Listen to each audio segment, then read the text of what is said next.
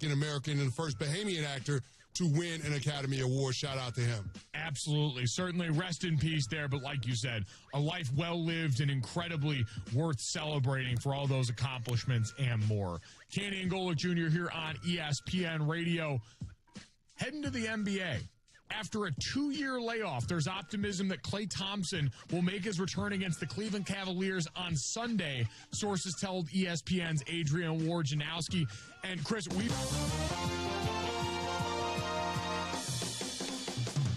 A cold trip on a Friday evening, but nonetheless, it's time for some high school hoops here on ESPN 101.5 AM 1570, KVTK.com, along with Vermillion Streaming. Tonight is a doubleheader as the Vermillion girls and boys take on the Parkston Trojans. Well, good evening, and hope you're staying warm to you and yours out there. It surely has been a cold week, and good news is it's going to be warming up next week, and also plenty of basketball that is going to be going on next week as well. We'll get into those details coming up throughout the broadcast this evening, but let's get into our pregame show and announcing our new pregame as well. This is the Core Insurance pregame show. Yes, that's right. Did you know Debbie Profrock and Russell Olson are independent insurance agents, independently working for you? That's right. The agents at Core Insurance have access to many insurance providers, which helps them find your competitive rates. Debbie Profrock takes over on January 18th. Otherwise, check them out today at the Core Insurance. Well, this is definitely going to be a huge matchup for both the boys and for the girls. While we have a quick sec, let's take a look at the boys game.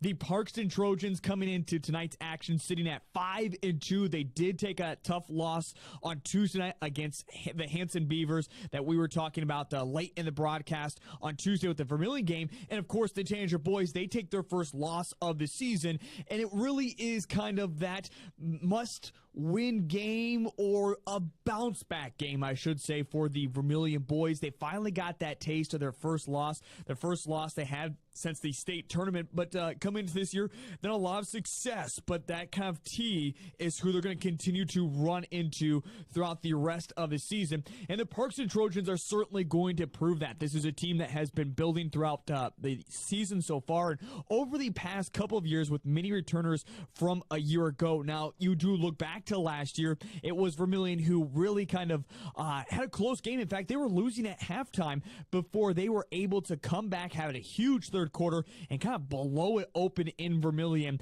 to get a big victory. But tonight, it certainly is not going to be that. And for the Vermillion girls, as we look more on this pregame show, head coach John Brooks said on Tuesday that he thinks T area is a number 5 team in the state. Now, where does he put the Parkston Trojans at? He'll answer that question a little bit later on. But this Parkston Trojans team, they lost Emma Yost. Otherwise, they have a lot of the same names back that they've had back for the past 3-4 years now. This team has been playing together on the varsity level since they were 8th graders and freshmen. They have taken their lumps. They have fallen down, they've gotten right back up, and right now the Parkston Trojans on the girls' side find themselves at 8-0 on the year, and also receiving votes inside Class A, and come inside the Region 5, which is right now one of the hardest. We'll be talking about that a little bit more coming up here on our pregame show, but it's phenomenal to see how good they have been, but they're not even towards the top when it comes to seed points. As I mentioned, we're going to catch up with head coach John Brooks here on the Core Insurance pregame show, and we'll also catch up here in just a moment with Coach Brooke of the Parkston Trojans, talk more about their season so far and how they have been building to a successful season. That is all coming up. Once again, this is the Core Insurance pregame show. There for you, ready for anything. That's the motto for your local Core Insurance agents, Debbie Profrock and Russell Olson. They offer a wide variety of insurance products such as auto, home, life, health, business, ag, and so much more. Request a free quote at coretrustbank.com/insurance. All right, head coach Brooke is coming up next of the Parkston Trojans, talking more about their season. That's on the way as you're listening to Vermillion versus Parkston on our pregame show here on ESPN Radio and Vermillion Streaming. In today's world, an experienced crew that works together matters. Well, look no more and turn your roofing needs over to Dave's Roofing, a crew that has been together for 10 years. Dave's Roofing does replacement and new construction shingling jobs, gets the jobs done quickly, most times in one day, and does excellent cleanup work after the job's complete. Call Dave's Roofing today for an estimate at 712-898-9579. Again, that's Dave's Roofing at 712-898-9579. And put your roof in the expert's hands of Dave's Roofing. Thread and Ink Vermillion is ready with all your Tanager gear. Check out their Tanager Pride and Tanager logo t-shirts. Thread and Ink has USD Coyote gear too. They custom print apparel, do built-to-order laser engraving, embroidery, promotional items, signage, and much more. Thread and Ink Vermillion is locally owned, and customers give them 5 stars on their Facebook page, so you know you can trust Thread and Ink to fill your order with the perfection you deserve. Good luck from Thread and Ink Vermillion. So why do teenagers play high school sports? My reason why is a sense of purpose. My reason why is to inspire others. One reason student athletes seldom mention is to get an athletic scholarship. They know that only 2% of all high school athletes are awarded a sports scholarship. So why do they play? My reason why is friendship. Tell us your reason using the hashtag #MyReasonWhy. This message presented by the NFHS and the South Dakota High School Activities Association.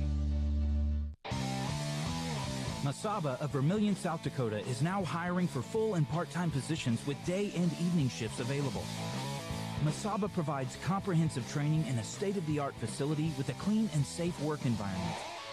We offer competitive starting wages and an interesting and fun work culture. If you are self-motivated, accountable, and eager to learn new skills, we would love to have you on our team. For more information, visit masabainc.com/careers.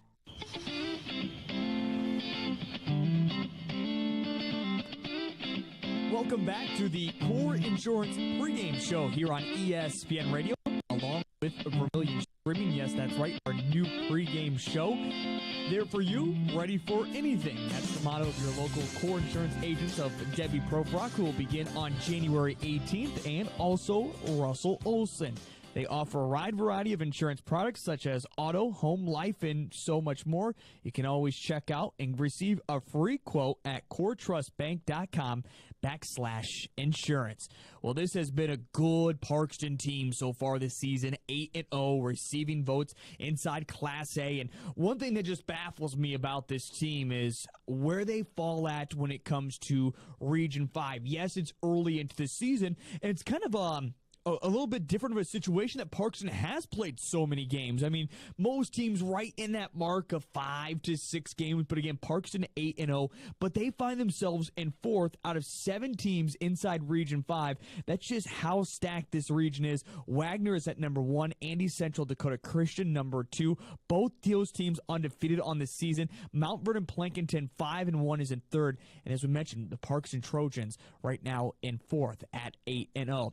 Now, earlier today, I was able to catch up with head coach Brooke Hornstman, and we talked about her season so far, the growth of these girls, and how much excitement there has been with the season and how they're going to continue to grow. Here she is on our pregame show. It's head coach Brooke of Parkston Trojans. Well, Coach, looking at your squad, of course, this has been a squad for the past few years that has been growing into something great for the school, for your team. Let's begin there. How exciting has it been able to watch these girls continue to play together as they get older and older and now building into the success that you knew was coming? You know, and it's exactly what you said. They're doing it together, and it's been a long time coming. You know, we've taken our lumps the last few years, but these kids are kids that have never quit, and that's been the fun part about coaching them. You know, when they're freshmen, it's like, oh, you know, they're taking some lumps, they're taking some tough losses. But it was one thing that they never got so down on themselves that they just quit. And that's been the nice thing this year is it's been somebody different for us every game, and the kids don't care who is having success, who's shooting the ball well, as long as the team is doing well, and they're just generally happy for each other. Did you feel like there was any added pressure going into this year, knowing that you've been building for so long, and the girls know it as well, like this is going to be maybe one of their years that they could make a run? Has that pressure been there so far, or has it been relaxed just knowing the talent is there? You know, this group is a different group of kids than I have ever coached before. They're so loose all the time before games. And when these kids were playing JV 2 years ago, it was one of the things that kind of drove me nuts about them because they never just cranked it up until they would take the court. And so, you know, they're always relaxed in the locker room. And we had a little bit different start of our season. We didn't have any open gyms before because our team qualified for state volleyball. Sure. So they had Sunday off, and then we started practice on Monday. So I think that has been beneficial, too. They've had postseason experience, you know, Sodak 16 last year in basketball, state tournament this year in volleyball, and they didn't have time to think about it before our season started. It was they go state volleyball on Saturday, Sunday off, hit the ground running on Monday. So there wasn't that time for all of that pressure to build on them, and I think that has really been beneficial for them. Certainly so, and that just talks about how much success, I mean, when it comes to high school, sports that you do extremely well do carry over into the winter and even into the spring season. As you talk about your season so far, it seems like, you know, you go through that, as some coaches would say, sometimes a preseason schedule. You don't see maybe some of your best, but you have recently hit the ringer with Viborg, Hurley out of Class B. You beat a good winter team, and just on Tuesday, you were able to beat another good Hanson team as well. How much have you liked having those 3 games back and finally kind of getting into swing of this new year? You know, it has been really good for us the last 3 games to face those teams. Last year, this was a time where we started out 4-0 last year, and then we dropped the next 4, so we ended up 4-4, and it was a tough stretch. This year, you know, we talked about just remaining true to ourselves. We go through the other team's scout and all of that, but really what it comes down to is can we execute what we need to get done for games? In these last 3 games, we've been able to do that. And like you said, they've been against 3 good quality basketball teams. Well, Allison, of course, has been phenomenal for your team for not just this year, but for the past several years. And looking at the rest of your squad, who else continues to jump out and continues to make strides so far this season? Like you said, Al has been very consistent for us, and she's just that kid that's always a constant. Last year, we lost Abby Hone to injury, to a knee injury, game 1 of the season, so we went without her most of the season.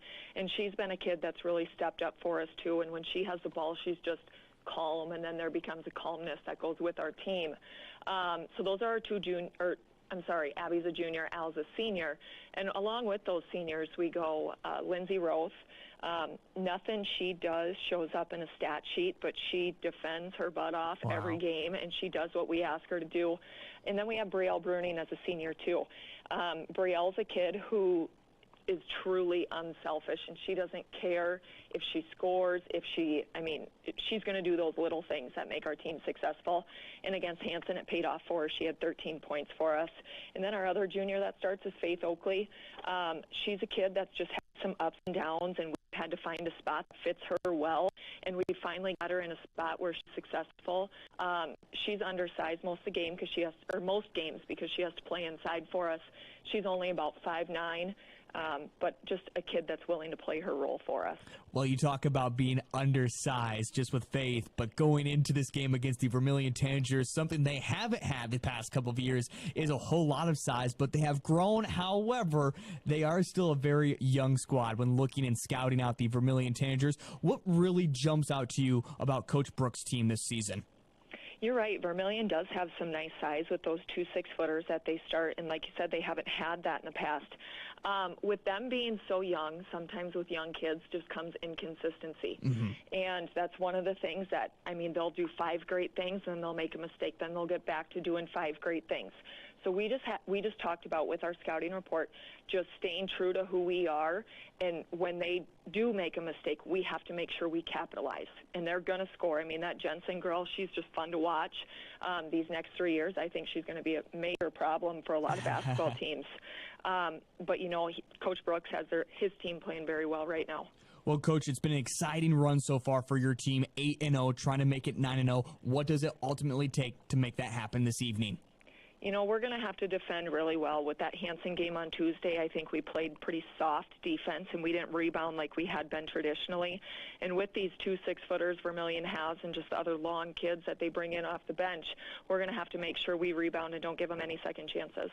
Paying a lot of respect to head coach John Brooks and his girls, but of course, Coach Brook, you have a great team as well. Look forward to a fun game. Coach Brook of the Parkston Trojans here on the Core Trust Insurance pregame show. In fact, we're going to step aside, and when we come back, we talk to head coach John Brooks as he pays a lot of respect to the Trojans as well, and how this is a big bounce-back game that the girls need tonight. Head coach John Brooks of the Vermillion Tanagers is on the way next.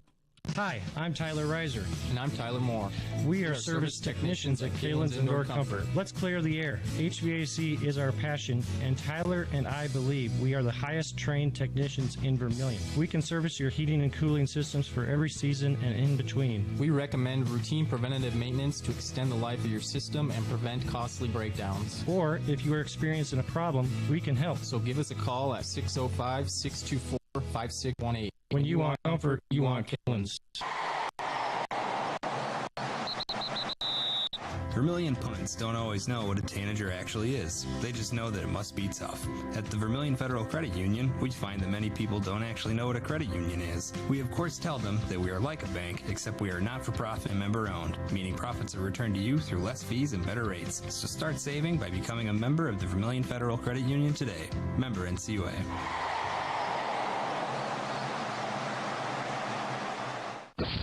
Todd's Electric, your full-service electrical contracting company. Todd's Electric services residential, commercial, agricultural, and industrial customers. From the simple service call to the most complex design building project, Todd's Electric has the expertise to do it right. Todd's Electric, helping you control all things electric, except for lightning. Todd's Electric. Go Tanagers.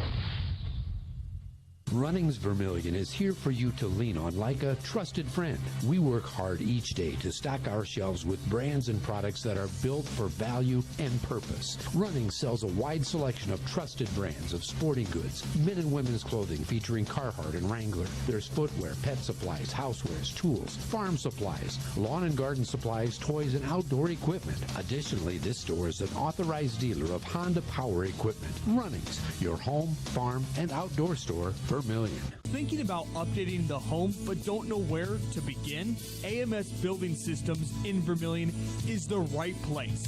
From custom homes, commercial buildings, and in-home designs, it's all about keeping it local. In fact, AMS has their own team of carpenters and utilized many local subcontractors. Visit amsbuilding.com to get your next project started today and check out their completed work. Eliminate the wait when your furnace or AC needs repair by joining the Larry's Heating and Cooling, Comfort Care, or Elite Care Clubs.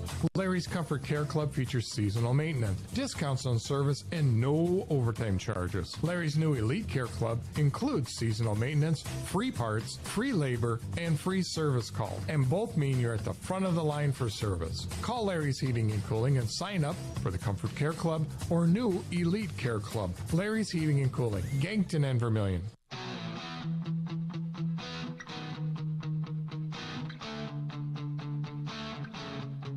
4-2 on the season isn't a bad way to begin, but the season does not get any easier as we're now into the year 2022.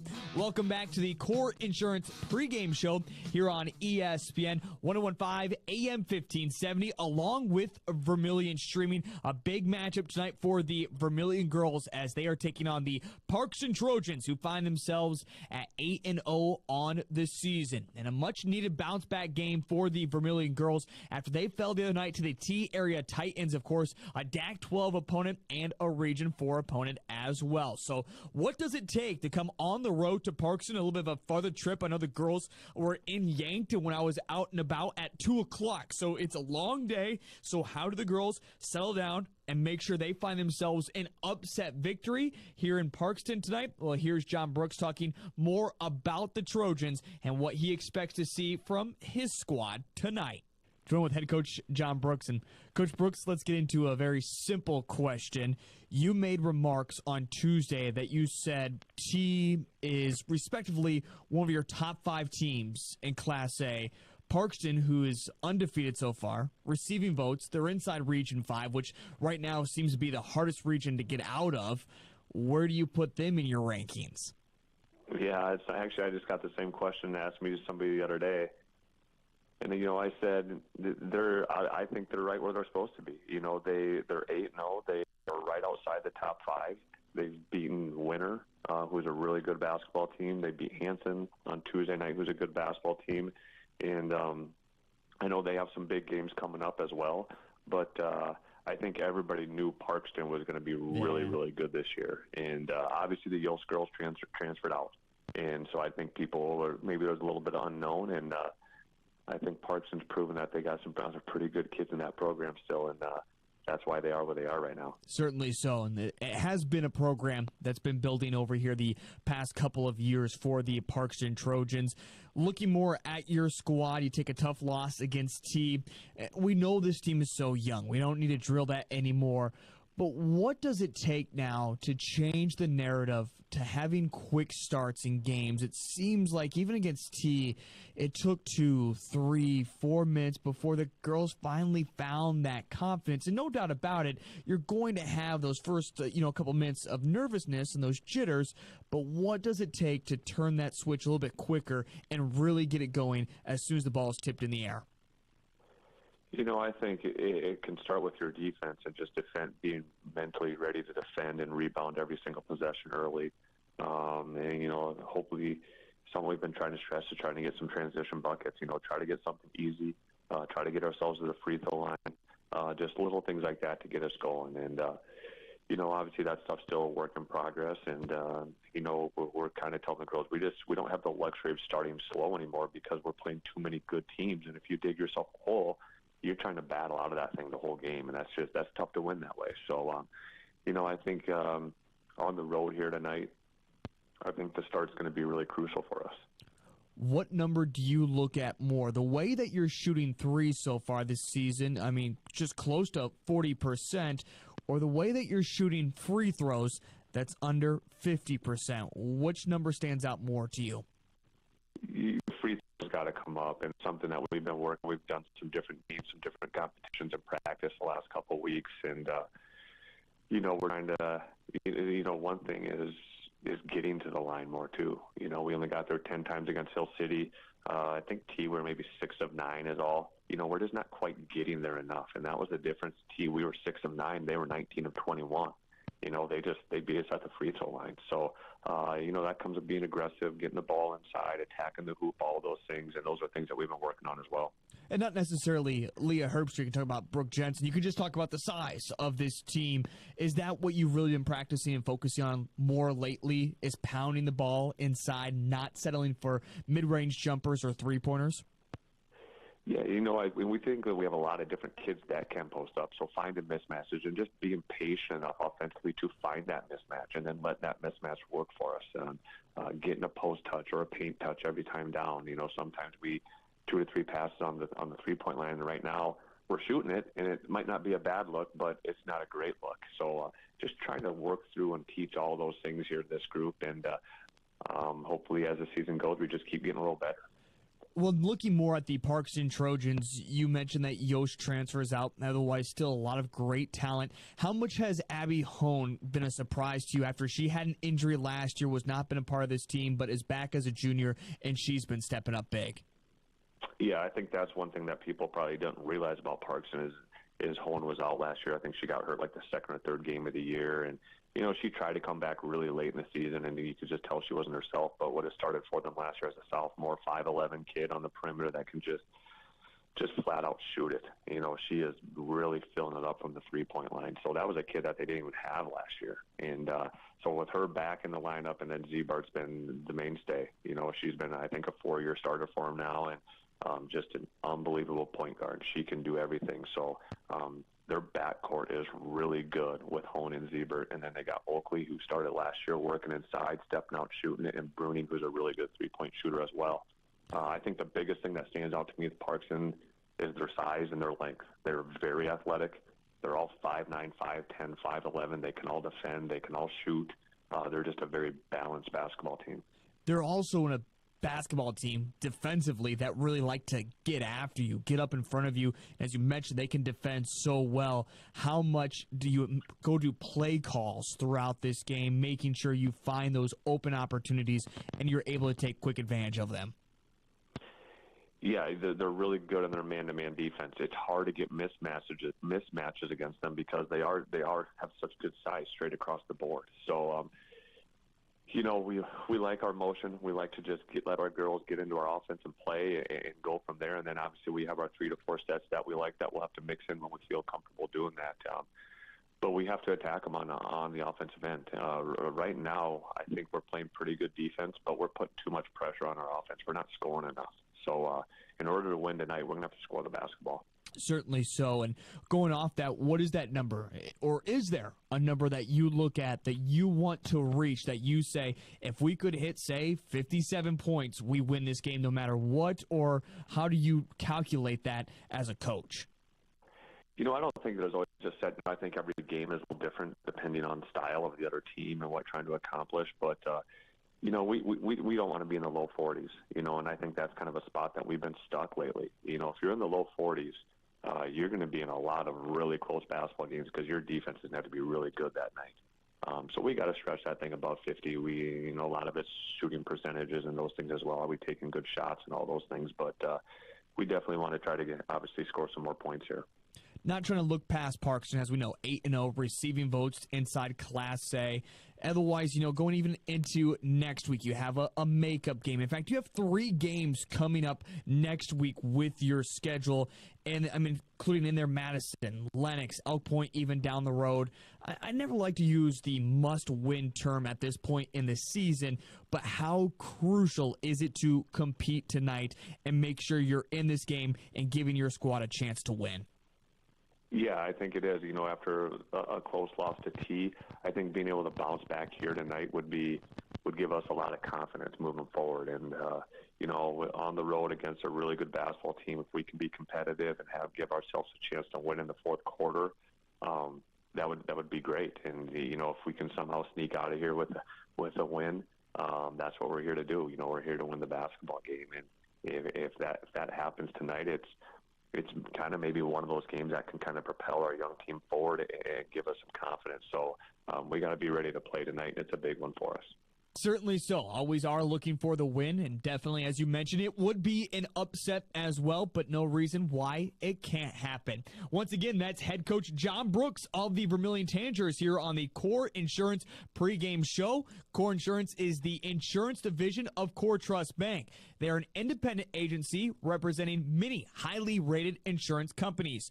Contact your local agents, Debbie Profrock and Russell Olson, for a free insurance review by visiting coretrustbank.com/insurance. We're going to step aside, and when we come back, we get you closer to the tip and our starting lineups. That's on the way here on ESPN 101.5 AM 1570, along with Vermillion Streaming. Need a new set of tires? Look to Carlson's Body Shop in Beersford. How about some accessories like WeatherTech floor mats, access roll-up truck covers, bed liners, remote car starters, and thousands of other products. Hey, you can look at everything at your convenience online, too, at carlsonsbodyshop.com. No wonder the song says, Bring it down to Carlson's Body Shop, your complete car care center. So much care, so close to home is more than just a slogan. Vermillion Medical Clinic is here for you. Their providers are committed to caring for you and your family. If you are feeling unwell, need a routine annual exam, or are seeking care from one of their specialists, you can rest assured you'll receive expert, compassionate care. Find out more about the services they can provide and schedule an appointment today by visiting VermillionMedicalClinic.com. So much care, so close to home. Peterson Machine in Beersford is your full-service quality John Deere dealer. From the latest John Deere combines and tractors to lawn equipment you can count on, Peterson Machine in Beersford will bring you the best value for your dollar, along with professional service and parts to keep you going. Check out the big selection of used equipment as well. Need a hard-working farm hand? Peterson Machine also carries a full line of Polaris ATVs and UTVs ready for the toughest jobs. No matter what the job, Polaris keeps you going. Check the full inventory at petersonmachine.com. Watching high school sports with Fuller Digital Solutions is convenient and free. Check out the Fuller Digital Solutions live stream on YouTube for area high school sports. Watch right from the comfort of your couch. And have you thought about advertising during the Fuller Digital Solutions live stream. Thousands of viewers could see your business. Email FullerDigitalSolutions@gmail.com if you're interested. Bringing live high school sports streaming to you, Fuller Digital Solutions. Look us up on YouTube. Birds like tanagers are great at falling out of the way to miss your car. Deer and other drivers are not. If you're in any kind of accident, bring your vehicle to Blaine's Body Shop in Vermillion. We repair your vehicle to pre-accident condition and handle the entire process from start to finish, including an accurate estimate and dealing with the insurance adjuster. So good luck to the tanagers, and if you're in an accident, bring your vehicle to Blaine's Body Shop. Blaine's Body Shop. Automotive collision repair. Midwest Ready Mix Equipment is your locally owned and operated ready mix company. Their specialty, 6x6 front discharge mixer trucks that allows for better placement of concrete and ease of use. Midwest Ready Mix Equipment offers the highest quality of concrete products and aggregates, and also a full-service dealer for low-down equipment featuring telehandlers, excavators, ASV track skid loaders for purchase or rent. Midwest Ready Mix Equipment, East Highway 50, Vermillion.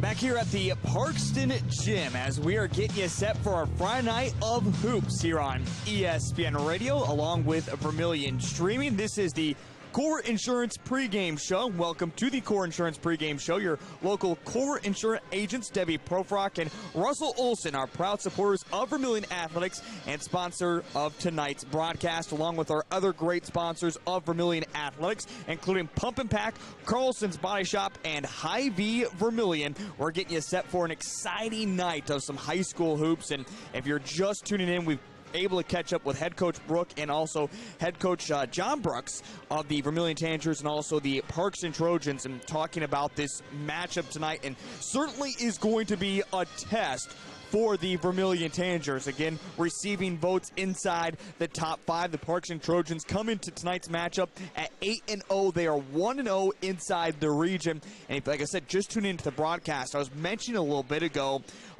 where is this Parkston Trojans team at 8-0? It seems so interesting that even inside their own region, and again, we go by regions, we look at the seed points, that's how you end up in the postseason. We're going to be seeded at playing other region teams. And right now you look at the Parkston Trojans 8-0, but they're only 4th inside Region 5 out of 8 teams. So they're right there in the middle of the table, and that's because they have other big games coming up by other teams in front of them, including Wagner, Andy Central, Dakota Christian. Both those teams undefeated so far in the season. Mount Vernon Plankinton's above at 5-1, and then Parkston is, again, as I mentioned, in 4th. Right behind them is Hanson, who they beat on Tuesday night right here in this gym, 49-45. So a lot is still going to happen for the Parkston Trojans. You just look at their schedule so far this season, and it all goes on those seed points. And when you have your first kind of 5 games of the seasons, when you combine all those teams' records together, there are a combined 10-23. It lowers those seed points, but again, getting big wins against Viber, Curley right after the Christmas break. Also, winner right before the New Year. As I mentioned, that win over Hanson,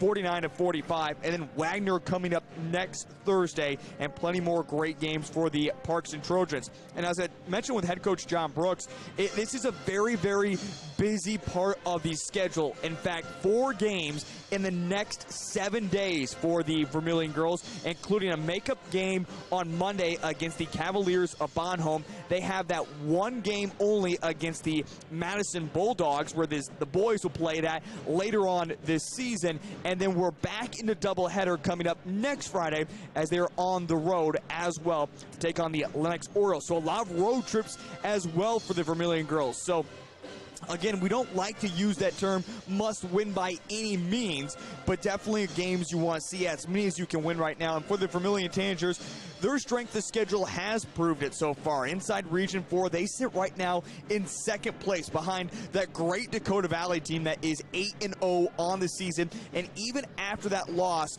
on Tuesday night against the T-Area Titans, as I mentioned, Vermillion still has a comfortable seed point lead at number 2, but you do expect the Titans to continue to climb up that ladder along with Elk Point Jefferson, who right now is in third place. Beersford down fifth, Lennox sixth, Canton seventh, and the new team to the region this year, the Parker Pheasants, right now in the 8th spot. And as we mentioned, a lot of great games going on around the state of South Dakota tonight, and look forward to all keeping up with those games. And then also for the boys' games coming up later on this evening, a lot of big games when it comes to the regions and also inside the DAC-12. The picture continues to get clearer and clearer. Of course, in those first few weeks of the season, you really don't know what to expect from teams. You see the first game jitters, you look at some records and say, well, maybe they're not that good, but then you see who they play. But things continue to become more and more clear, and definitely look forward to an interesting one. And while we have a quick chance, taking a look around the state of South Dakota, one big game we'll keep our eye on for the girls' action is Dakota Valley takes on Viborg Hurley tonight. Of course, Viborg Hurley is receiving votes to be inside the top 5 for Class B, and Dakota Valley right now is number 5 in Class A, and I expect them to keep moving up yet this season. And again, a great Dakota Valley team. Otherwise, a couple other inside the DAC-12. Elkton Lake Bent will take on Canton, and also Belfouche is in action. Beersford, the other big game we're watching, McCook Central Montrose, who's the Beersford Watchdogs, who they play tonight. All right, we're going to step aside for our national anthem, and when we come back, it's our starting lineups between the Vermillion Tanagers and the Parkston Trojans. That's on the way next here on ESPN 1015 AM 1570 and online at Vermillion Streaming and KVTK.com. You don't need an illness to need a doctor. You don't need to feel sick to feel better. You don't need to be unwell to get well. What you do need is a primary care physician or provider at Sanford Health. Better health care starts with regular wellness visits and a familiar face who knows you, your concerns, and your goals. We're here before you need us. We're here when you need us. We're here after you need us. We're here for you. Find your primary care physician or provider at sanfordhealth.org today. Hy-Vee makes grocery shopping easy with Hy-Vee Aisles Online. Just order online, schedule a pickup or delivery time, then leave the shopping to us. Download the new Hy-Vee Aisles Online app or go to HyVeeAislesOnline.com. It's easy to create and save grocery lists, shop sales, and get fuel savers. Plus, with Hy-Vee Aisles Online, pickup is free on orders over $30, and delivery is free with the membership. Save time. Shop online with Hy-Vee Aisles Online. You couldn't always play 9 holes while enjoying the view of the Lewis and Clark, or race the kids around an outdoor go-kart track. Every timeless institution, tradition, and thriving business was started somewhere by someone who had a dream and the passion to make it happen first. What will be your South Dakota first? Visit firstdakota.com/first. Member FDIC. Think about your home. What do you see? Do you see just 2 stories or the stories of your toddler's first steps? Now think about your car. Do you see an odometer reading or your kids reading in the back seat? Other insurance companies see just a house. They just see a car. But a State Farm agent sees what your home and your car really mean to you. So why not give them the protection they deserve? Call State Farm agent Dick Sunday in Vermillion, 605-624-3392.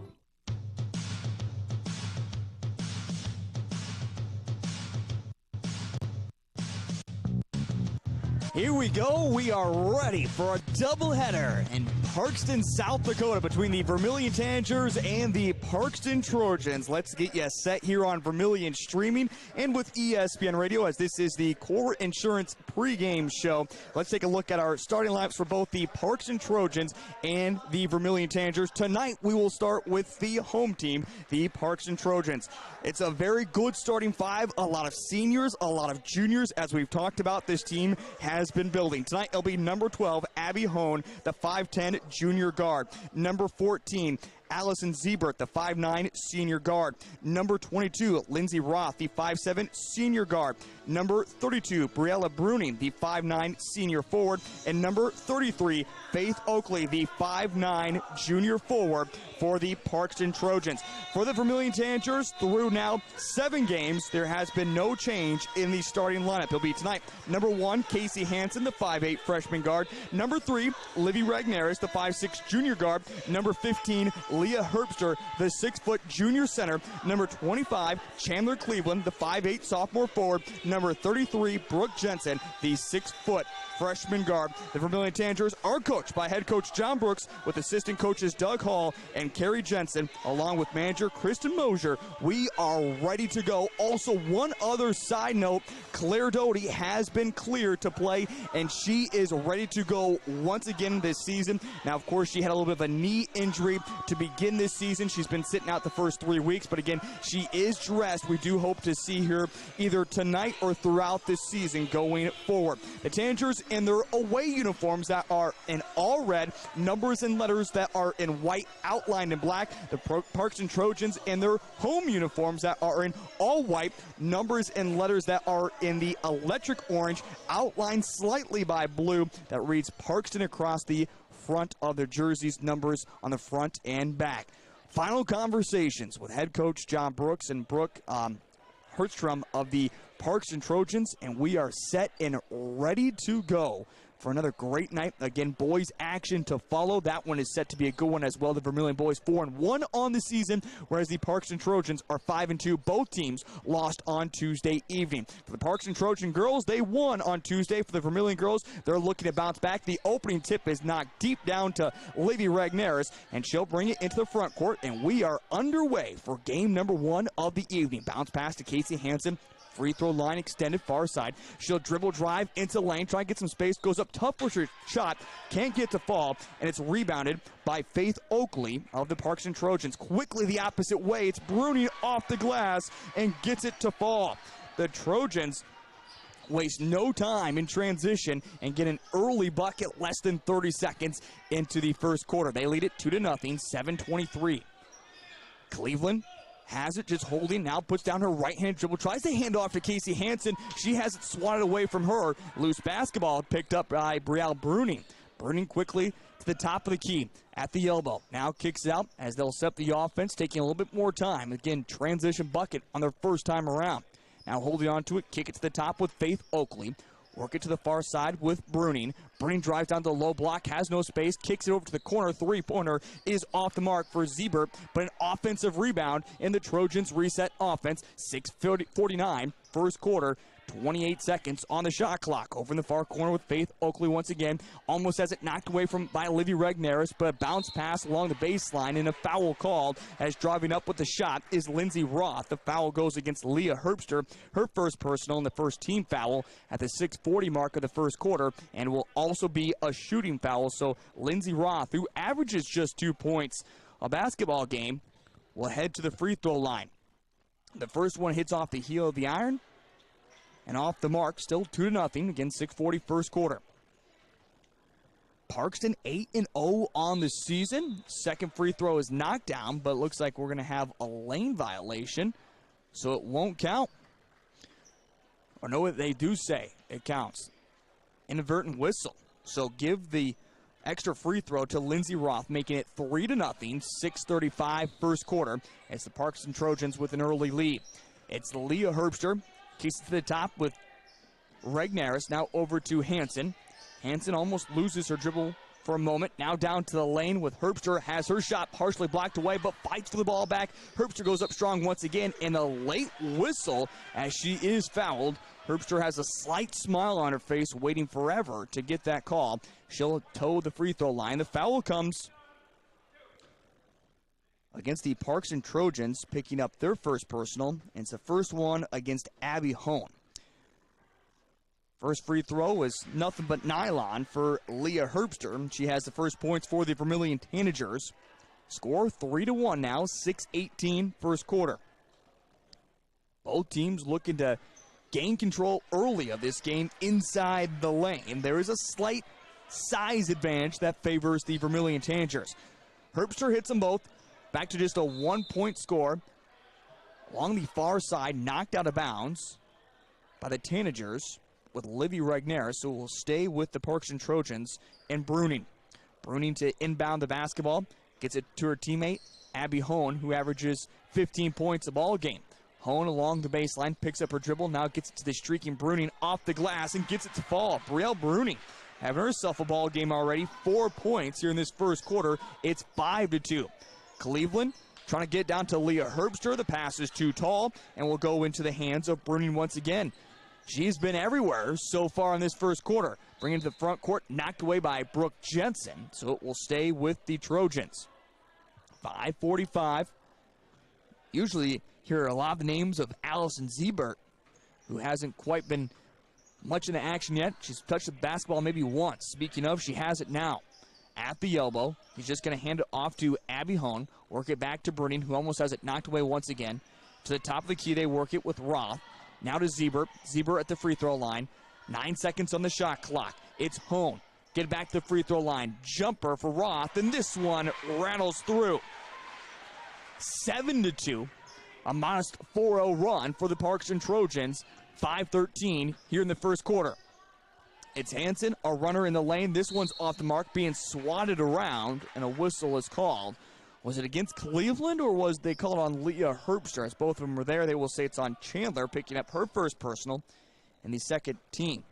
Again, Chandler Cleveland, been a staple for the past couple of years for the Tangers, but has not found her stroke yet offensively this season. Now a steal on the inbounds pass by Brooke Jensen. She goes up and easily lays it off the glass. 7-4 as that ends a modest 4-0 run that the Trojans were on. Bruning in the backcourt, guarded closely by Brooke Jensen, 33 versus 32. Still Bruning, as now Livy Regnerus crashes to help on defense. Now work it over to Oakley, trying to get it down to Roth. The ball is tipped in the air, though, by Brooke Jensen, and Vermillion comes up with the turnover. It's Hansen quickly up to Jensen. Pumps the brakes, kicks it back out to Livy Regnerus. Now over to Cleveland, holding it head high. Cleveland gets it back to Casey Hansen. Hansen, though, was off balance. She can't pull it down. It's Allison Ziebert the opposite way and able to lay it off the glass. Another quick transition bucket for the Parkston Trojans. They lead that category 4-0 tonight against the Tangers. Now Livy Regnerus has a ball tied up. No foul called on the reach-in. This will go against Faith Oakley, picking up her first personal and the second team foul. 9-4, 4:14 first quarter. We'll see a couple substitutions as Brooklyn Voss will check in for the first time tonight, and also Abby Hone will check out. And checking in will be Gracie Oakley for the first time tonight. Along the baseline, Regnerus kicks it deep to Hansen. Hansen drives inside the lane. Now back out to Herbster. She'll shoot the three and knock it down. No, they say her foot was on the line. It's only 2. But Leah Herbster, a quick 4 points here in this first quarter for her, as she struggled the other night against the T area Titans. Now back out, they work it with Faith Oakley to Ziebert. Ziebert puts down the left-handed dribble at the top of the key. Now tries to get inside the perimeter, but it's going to have it swatted away by Livy Regnerus. 2 girls dive to the hardwood to tie it up, including Leah Herbster along with Lindsey Roth. They do call a jump ball. Possession arrow favors the Trojans. 3:49 first quarter, 9-6. It's a 3-point lead for the Trojans. They've led throughout. Quick inbound, Ziebert three-pointer. Her shot was blocked away by Brooklyn Voss. The Trojans try to save it, but it goes straight to Livy Regnerus.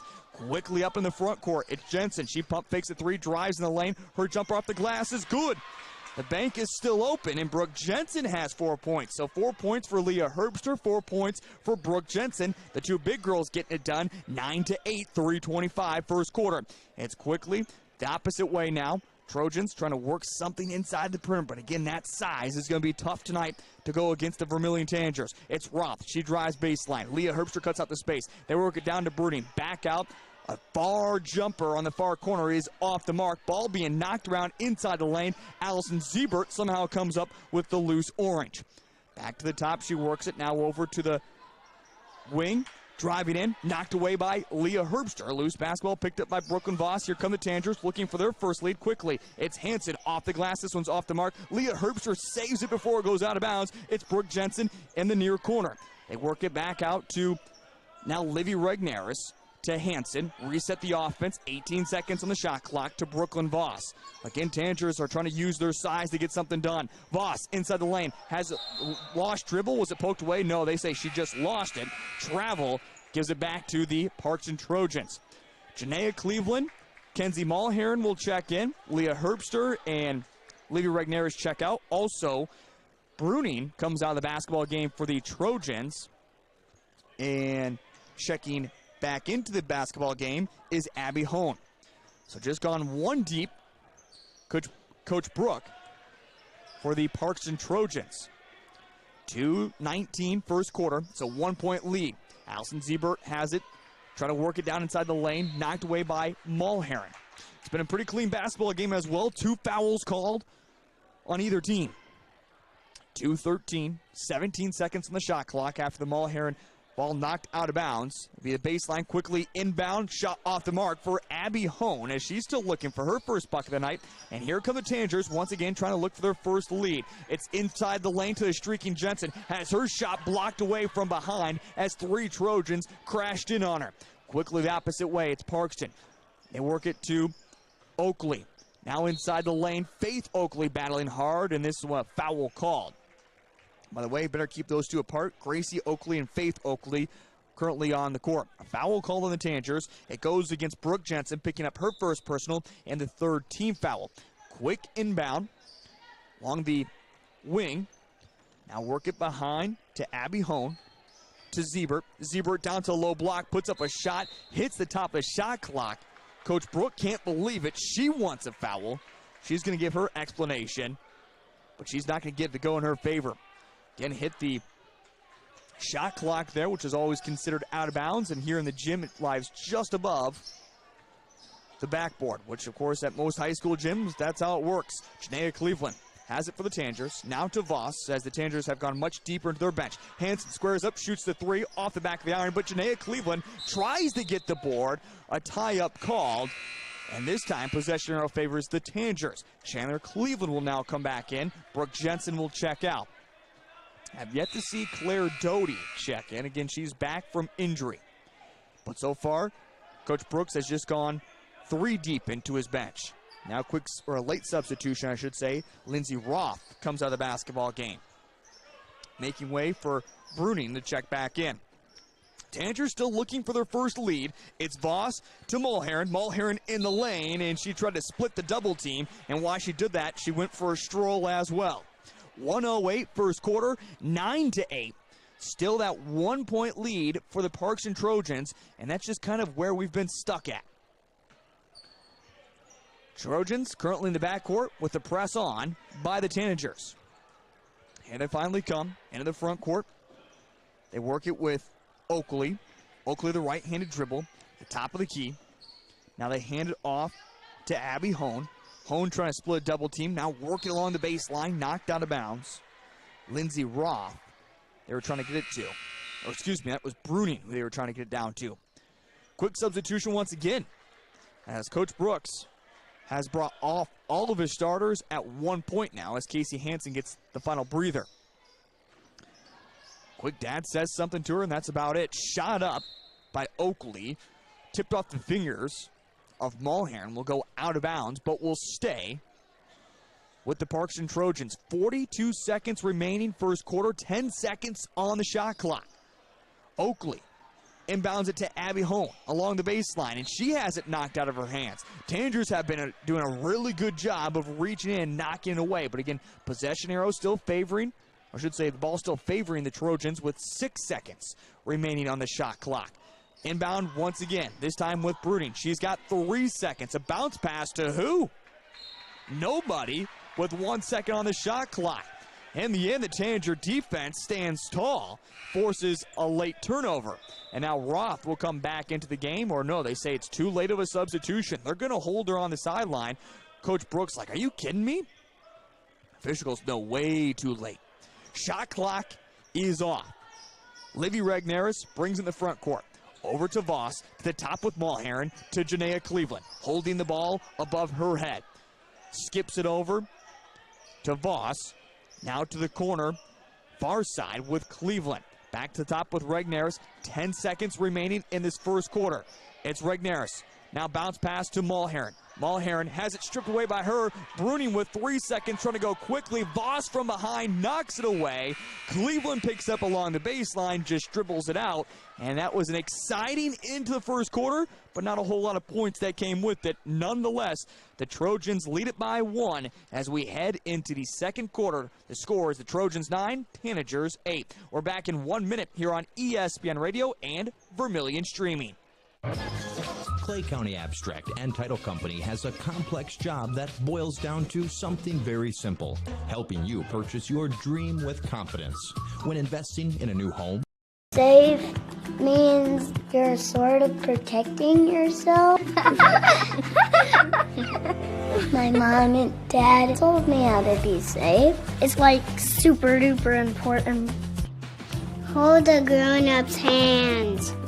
Put a helmet on because you might hurt your head super duper bad. Protect their future by protecting yours with your local State Farm agent, Dick Sunday. Need a new set of tires? Look to Carlson's Body Shop in Beersford. How about some accessories like WeatherTech floor mats, Access roll-up truck covers, bed liners, remote car starters, and thousands of other products. Hey, you can look at everything at your convenience online too at carlsonsbodyshop.com. No wonder the song says, Bring it down to Carlson's Body Shop, your complete car care center. Back here at the Parkston High School as we had some quick scores to put the first quarter to an interesting little stanza before things kind of went dry. A little bit of the defense started staying up for both teams. We find ourselves 9-8 right now. It's a 1-point lead for the Parkston Trojans and a jump ball called as the Trojans open up with the opening possession. It looked like Leah Herbster had stolen it away cleanly. John Brooks can't believe that was called a jump ball. Nonetheless, possession arrow does favor the Tangers.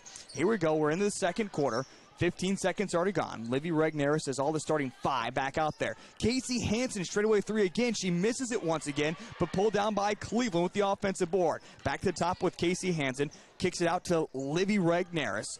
Regneris to Cleveland. Cleveland puts down the right-handed dribble, back to Casey Hansen, back down to the low block with Cleveland, trying to get it back out to Regneris, took a deflection on its way, but it worked. Cleveland to the top three-pointer. This one is just off the mark. It was halfway down. Brooke Jensen saves it, but it goes right to Lindsey Roth of the Trojans. 7-11, second quarter, still 9-8, as we're on more than a 3-minute drought for both teams in the scoring column. Now over to Roth. Slips through her fingertips, but she's able to collect. Bounce pass down to Oakley inside the lane. Oakley dribbles it off the knee of Herbster. Ball not called tied up this time, as walking away with it is the Trojans. A high pass slips again from Roth, and this time the Tangers come away with it. It's Cleveland. Back to Regneris as we're in the front court for Vermillion. Casey Hansen over to Leah Herbster on the free throw line extended. Back to Hansen. Back to Livy Regneris. To Cleveland. The top with Regneris once again. 18 seconds on the shot clock, just moving around the perimeter. The Tangers with now Hansen. Down to the low block, just outside the lane. Picks up her dribble, now to Jensen. 10 seconds on the shot clock for the Tangers. Roth almost knocked away. Jensen over to Cleveland. Pump fakes the three, drives in the lane. Jumper off the glass. She can't get the go, but an offensive rebound by Cleveland. Now to Herbster. Tangers will reset the offense. Head coach John Brooks gets out of his crouch and starts calling out the offensive play. It's Hansen inside the perimeter. Puts down the two-handed dribble. Now has to pick it up. Kicks it all the way across to Regneris. Down to Brooke Jensen at the block. Turnaround jumper. This one is off the mark. Loose basketball picked down by Lindsey Roth. Quickly the opposite way. Here come the Trojans. Now work it over to Bruning. Bruning along the baseline. Kick it to Oakley. Oakley goes up strong, and she gets it to fall. It's the first points for Faith Oakley. First points of this second quarter, and it's back to a 3-point lead for the Parkston Trojans. 11-8, 5:33, second quarter. Cleveland over to Leah Herbster, that far corner. To the top with Casey Hansen. The Tangers have yet to hit a three here in the ball game. In fact, either team has yet to hit a three. Now Casey Hansen over to Leah Herbster. And now we're going to get a foul called away from the ball.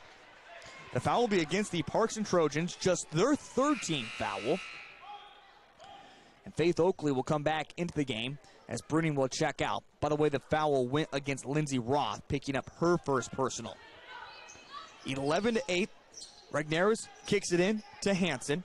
Hansen drives baseline, tries to get it back over to Regneris. She has to come in to collect it. Now bounce pass is going to be stolen away by Allison Ziebert. Ziebert, the right-handed dribble, switches it to her left. Kicks it across to the opposite side. Driving in, trying to get some space, going up tough, and a charge is taken.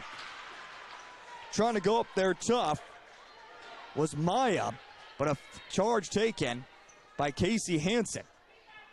And Maya will pick up her first personal foul and the 4th team foul for the Parkston Trojans. And now we're going to get a timeout from head coach Brooke Henstrom of the Parkston Trojans. We'll keep it right here. It's great to have you along as tonight's streaming and also on ESPN Radio is brought to you by First Dakota National Bank. Meet their banking dream team in Vermillion at First Dakota National Bank. Their banking team offers you the personal hometown banking service with a smile. Check out what they can do for you today, along with Slumberland, Larry's Heating and Cooling, and Murph's Appliance. We find ourselves 5:01 in the second quarter. The score is 11-8, just 2 points so far here in this second quarter from the Parkston Trojans. Vermillion has gone on that cold streak. Head coach John Brooks has now been over 4.5 minutes, in fact, since they last scored, dating back into the first quarter. Hansen will inbound it to Regnaris, and that's at least a good thing for the Tangers. They're still in it at this point. And again, offense has struggled. Bounce pass to Jensen, going to be knocked away by Roth. Quickly the opposite way, it's Faith Oakley. She puts up her shot and gets it to fall. Faith Oakley, all 4 points here in this second quarter. It's now a 5-point lead. The biggest lead that the Trojans have had was at 9-2 early in the first quarter. Now inside the lane, it's going to be tied up between Brooke Jensen along with Maya. Possession arrow. It's the way of the Trojans. 4:34, second quarter, 13-8. A 5-point lead for the Trojans. They're looking, Ziebert needs to get it in, and there we go. The 5-second call. And it will be a turnover and give it back to the Vermillion Tangers. Allison Ziebert was starting to panic there. So just inbounding or a timeout called, a turnover. So quickly back into Jensen, out to Livy Regnaris to Casey Hansen, into the lane with Jensen. She's double teamed, back out to Regnaris to Casey Hansen. Remember, the double team comes around. It means somebody has to be open on the perimeter. Back out to Leah Herbster. She thought about shooting the three, tries to force a pass over to Brooke Jensen. It goes out of bounds. Last touch by Lindsey Roth. And it seems like nobody really wants to take a shot right now for the Tangers. Something they faced on Tuesday night against the Titans. At moments they would have open looks, but just the confidence wasn't quite there. It's something Coach Brooks has been working on with his girls. Leah Herbster has it on the far wing. Bounce pass to Casey Hansen. She's double teamed and reaching in, another foul called. Was it against Allison Ziebert or against Maya this time? They will call it against Allison Ziebert, picking up her first personal, the 5th team foul. And the Tangers will inbound it along the Parkston baseline. So what the baseline reads, Leah Herbster's knocked over. She's still on the ground. Casey Hansen chucks it to the top of the key with Cleveland. And now we're going to get an official timeout as Leah Herbster on the inbound got tangled up in legs, fell to the ground, and she is just kind of crouching there right now, both hands on her knees, kind of holding her back as well. She will come out. Brooklyn Voss will come back into the game. Most girls wear kind of these white shoes. In fact, actually all the Parkston Trojan girls wear the exact same shoe. Kind of a funky look there, except for Brooklyn Voss. Just kind of this black and gray look. You can really tell who she is there on the court just by her shoes, or at least I can from the broadcast vantage point. Back into action here, 3:53. Second quarter, Brooklyn Voss has it. Did she go over and back? Yes, she did. I don't think she realized where she was at on the court. The official was right there on top of it. So a turnover for the Tangers, and they continue to struggle here in this second quarter. At the 3:45 mark, have yet to score, but still somehow just trail by 5. It's Ziebert. Fakes the handoff to Hone. Picks up her dribble now to Faith Oakley. Inside the lane to Maya. Back out to Lindsey Roth. Catch and shoot 3. This one is off the mark and rebounded by Voss. She lost it up in the air for a moment, but was able to gather. To Jensen. Underneath the Cleveland, but too high of a pass. A great open look there for the Tangers, but just can't complete the pass. And another turnover. 3:25. It's now been almost 8 minutes since the Tangers last scored in this game. 13-8, 3:23, second quarter. As the clock is running again, Parkston Trojans with Ziebert carrying across the 10-second line. Ziebert, the high right-handed dribble. Trying to get over to the corner, knocked away by Cleveland. Will stay with the Trojans. Janaea Cleveland back on the court. Livy Regnaris off. Abby Hone off. Bruning back into the game for the Trojans. Ziebert will inbound it quickly to Bruning, who just checked in the game. Using the left-hand dribble in the lane. The runner high off the glass. Can't get the fall. Offensive rebound. Maya goes back up. Her shot's blocked away. Then she loses it off the knee of Cleveland. Coach Brooke can't believe the call. She wanted a blocking foul there against the Tanagers. Nonetheless, the shot never hit the iron either. So 3:03 second quarter, 14 seconds on the shot clock as the Trojans have it with Zieber. Zieber drives to the top of the key. Now picks up her dribble to Lindsey Roth. Over to Oakley. Back to Roth at the top of the key with 3 seconds. To Zieber with 1, and they're not going to get the shot off in time. It's a shot clock violation. It's the second time, actually it's the first time the Tanagers have done that. The other time with 1 second, Bruni made a bounce pass to nobody and just went out of bounds. 2:44 second quarter. The Tanagers need some kind of points. Again, they have not scored yet in this second quarter. It's controlled with Cleveland to Casey Hansen. Hansen gets the screen from Jensen, uses it, jumper, knocks it down. Finally, the Tanagers score in this quarter, and again, only trail by 3, 13-10. That's how good their defense has been, but how much longer can they rely on it with this 8-0 Parkston Trojans team? Zieber, three-pointer. This one is well off the mark and rebounded by Cleveland. In fact, it just kind of went off the glass to her, and then she traveled. Chandler Cleveland has yet to find her stroke in this game tonight. Her shots have been off. She just seems like she's been rushed. And the thing is, that's just so uncharacteristic of Chandler Cleveland. Such a great basketball player. 2:10, second quarter. Quick inbound to to Hone. She goes up, misses her shot off to the left. Rebounded by Hansen. Quickly up to Brooke Jensen. Jensen back to Casey Hansen. Cleveland stays out there, and that's just how much respect that head coach John Brooks has for Chandler as well. Speaking of Cleveland, Janaea has it. And work around the perimeter, back to Janaea, over in the far corner, near side, or near court as we see it. It's with Hansen. Hansen 7 seconds on the shot clock. To Voss. Voss up in the lane. Her shot is blocked. No, foul called. And Brooklyn Voss will head to the free throw line. And for Brooklyn, coming off the bench, she has been pretty good so far this season from the free throw line. She is 9 of 13. In fact, she is the best free throw shooter for the Tanagers. And again, we talked about in our pregame show, it's a Tanager squad that just shoots 48% from the charity stripe. And with that, the commentator's curse takes effect. And Voss misses the first one.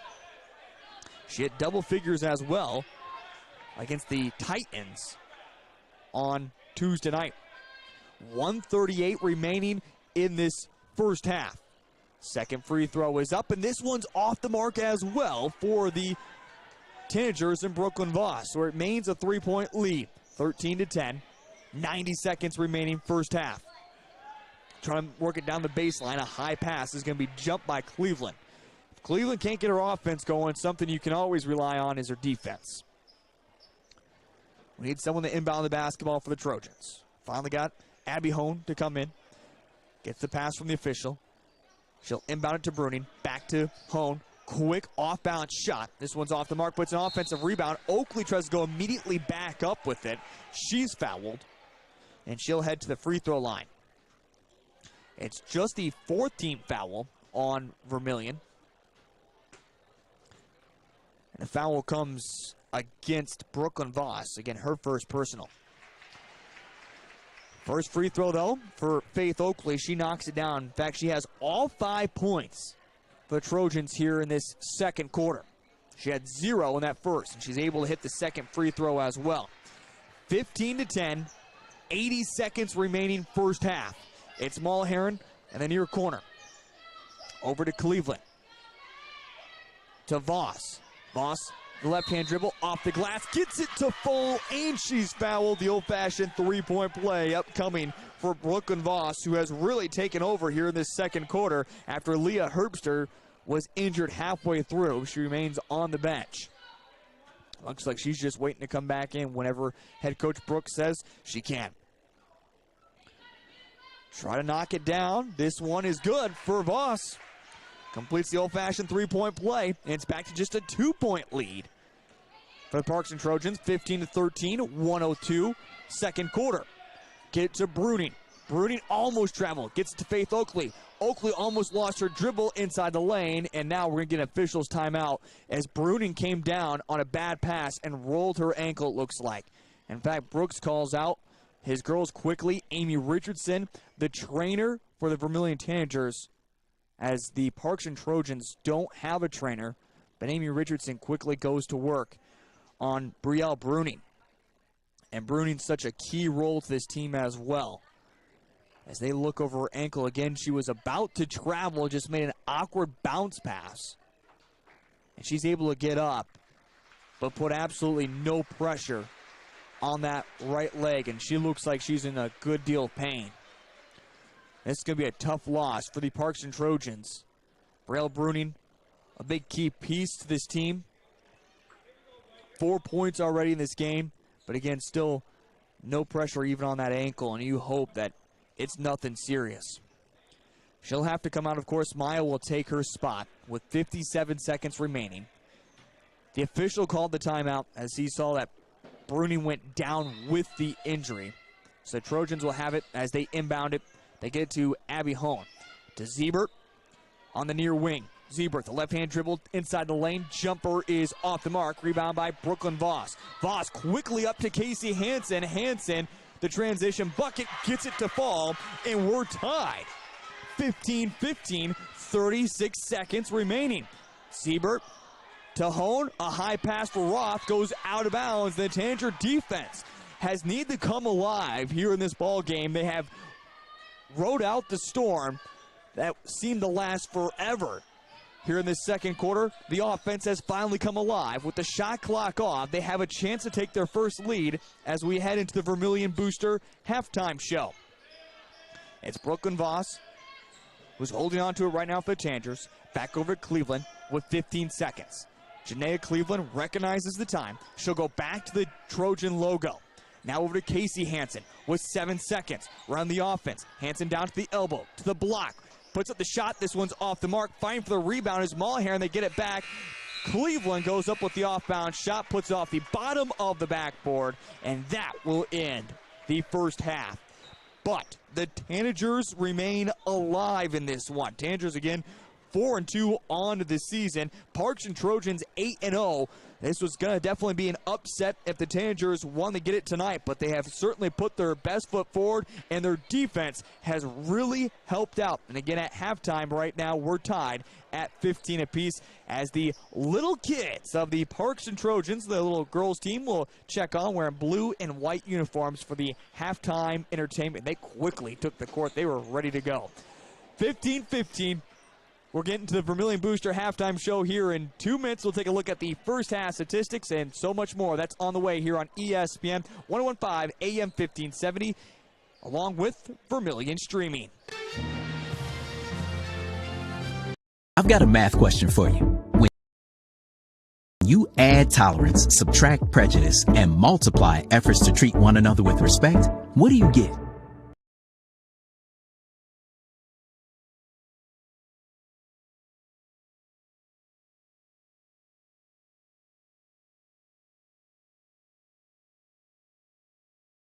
At Murph's Appliance in downtown Vermillion on Main Street. Machine in Beersford is your full-service quality John Deere dealer. From the latest John Deere combines and tractors to lawn equipment you can count on, Peterson Machine in Beersford will bring you the best value for your dollar, along with professional service and parts to keep you going. Check out the big selection of used equipment as well. Need a hard-working farm hand? Peterson Machine also carries a full line of Polaris ATVs and UTVs ready for the toughest jobs. No matter what the job, Polaris keeps you going. Check the full inventory at petersonmachine.com. Midwest Ready Mix and Equipment is your locally owned and operated ready mix company. Their specialty, 6x6 front discharge mixer trucks that allows for better placement of concrete and ease of use. Midwest Ready Mix and Equipment offers the highest quality of concrete products and aggregates, and also a full-service dealer for low-gun equipment featuring telehandlers, excavators, and ASV track skid loaders for purchase or rent. Midwest Ready Mix and Equipment, East Highway 50, Vermillion. In today's world, an experienced crew that works together matters. Well, look no more. Customize your washer for any load and wash the way you want. Industry-first innovation and design lets you remove the agitator to wash a bulky load that needs more space and easily swap it back in whenever you want. It's twice the wash action options and twice the washer you have at home.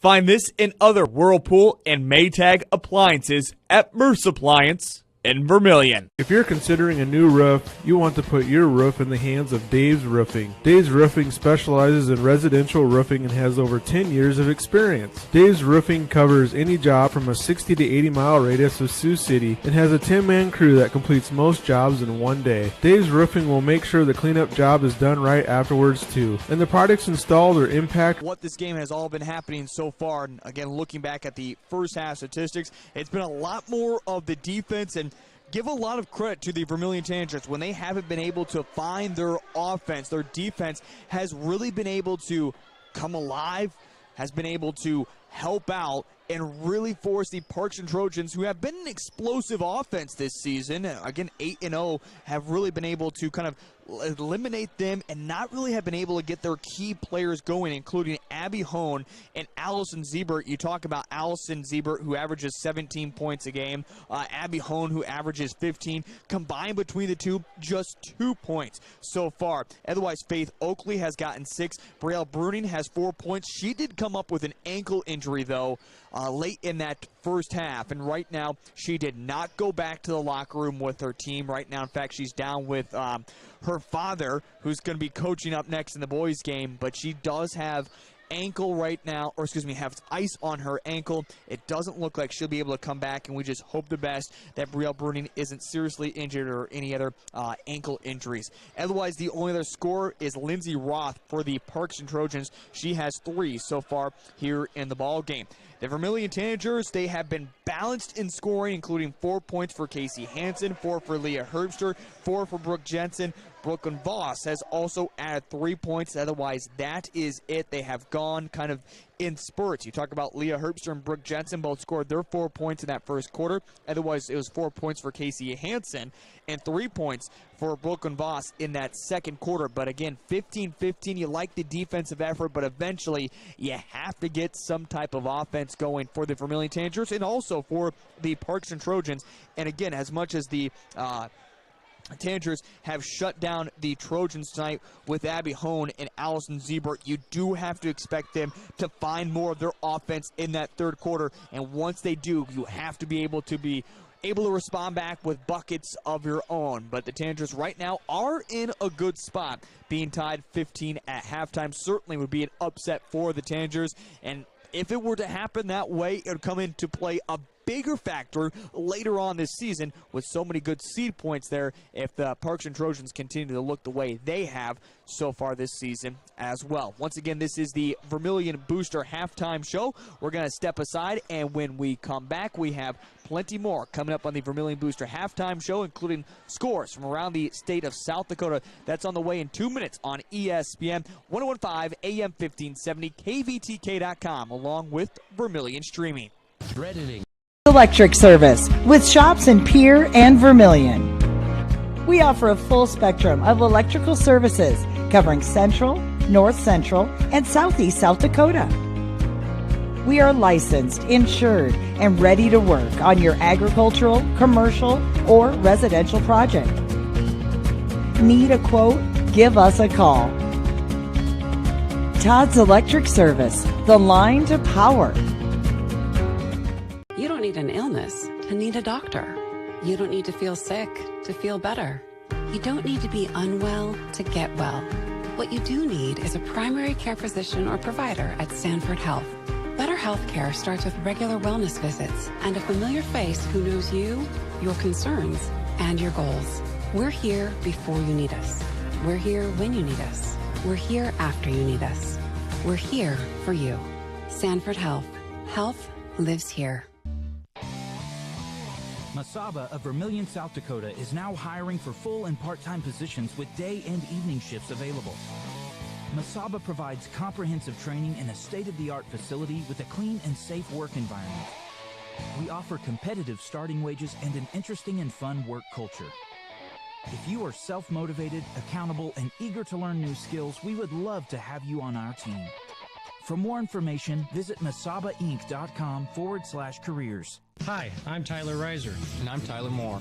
We are service technicians at Kalen's Indoor Comfort. Let's clear the air. HVAC is our passion, and Tyler and I believe we are the highest trained technicians in Vermillion. We can service your heating and cooling systems for every season and in between. We recommend routine preventative maintenance to extend the life of your system and prevent costly breakdowns. Or if you are experiencing a problem, we can help. So give us a call at 605-624-5618. When you want comfort, you want Kalen's.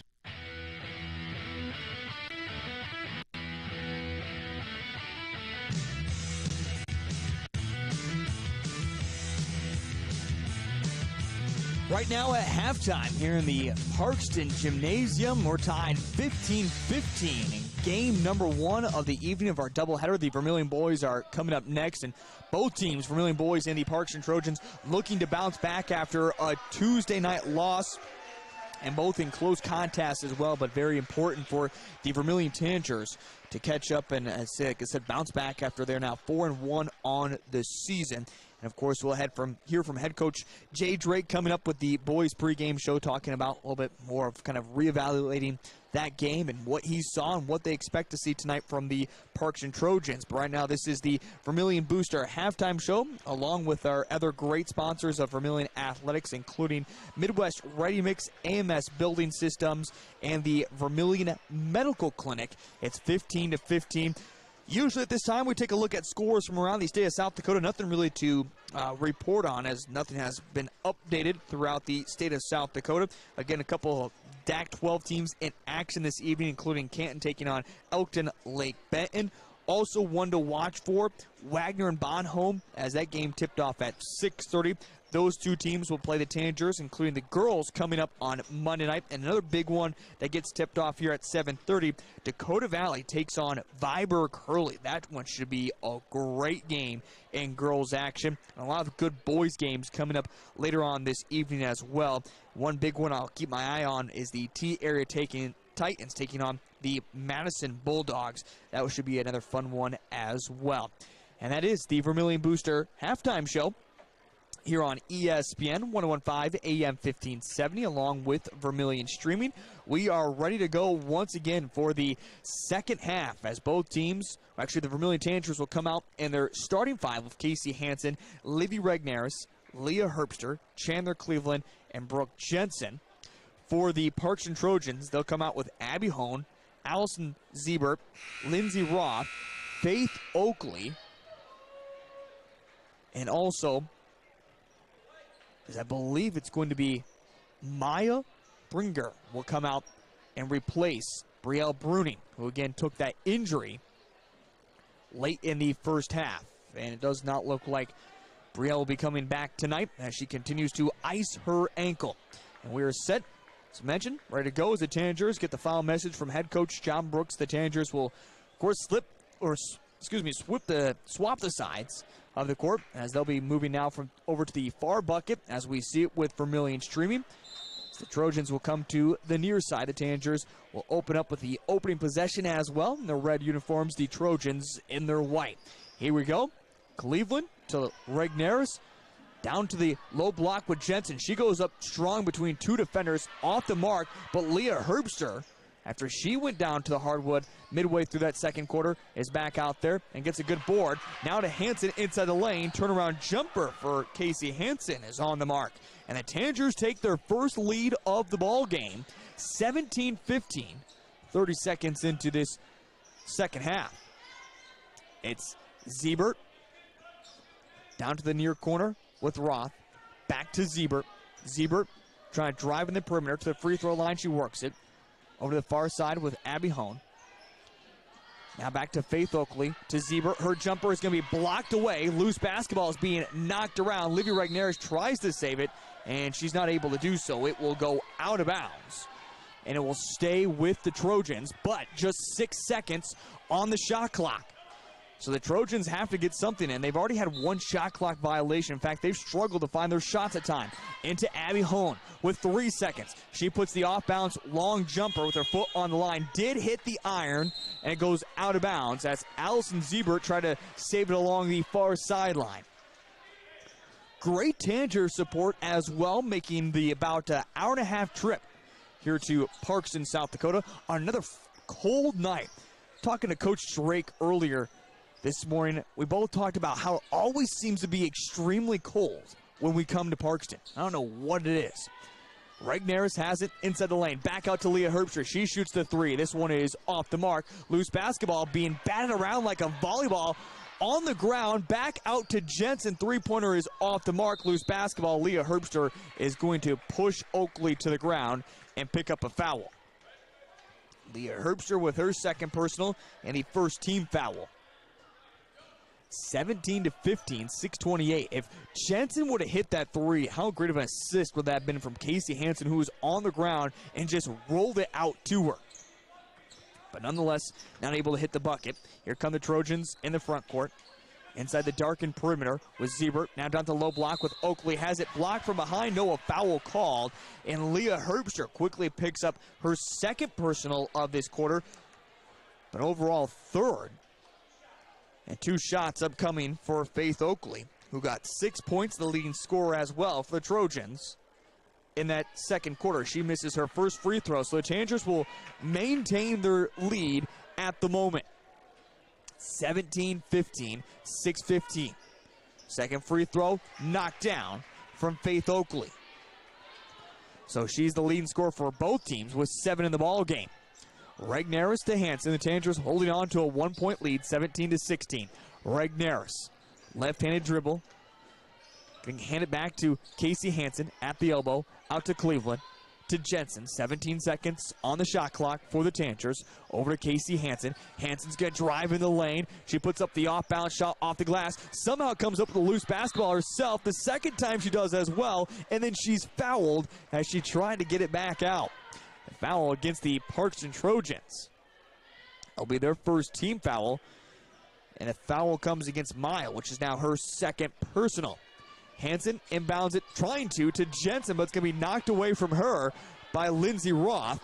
And here come the Trojans trying to take back their lead. 17-16, 5:37, third quarter. But it tie up on the ground. Hansen tried to make a pass. Two girls collide together and get knocked over. Officials blow the whistle. They call a jump ball, and possession arrow will keep it with the Trojans. Head coach John Brooks can't believe the call. 5:35, fresh shot clock with the jump ball called as well. They'll be honed to inbound it to Faith Oakley. Oakley gets bumped from behind. Oh no. Leah Herbster is going to be done for a while. She has now picked up her third personal of this quarter, fourth overall for the ball game. In fact, she has all 3 team fouls for the Tangers in this second half. And again, she will ride the bench for a majority of the basketball game as Voss, who does have 3 points already, given some big minutes in that second quarter, comes back in. 17-16. Down the low block, off-balance shot for Abby Hone. She misses it. A battle for the board, a jump ball called. Good call there by the official. Hone did look like she went over the back of Casey Hansen, but again, just a jump ball call. Tanger defense holds once again as the Trojans walk away empty-handed. Here comes Vermillion in the front court with Voss. Back out to Brooke Jensen. Neither team has yet to hit a three-pointer in this basketball game as well. That's kind of interesting.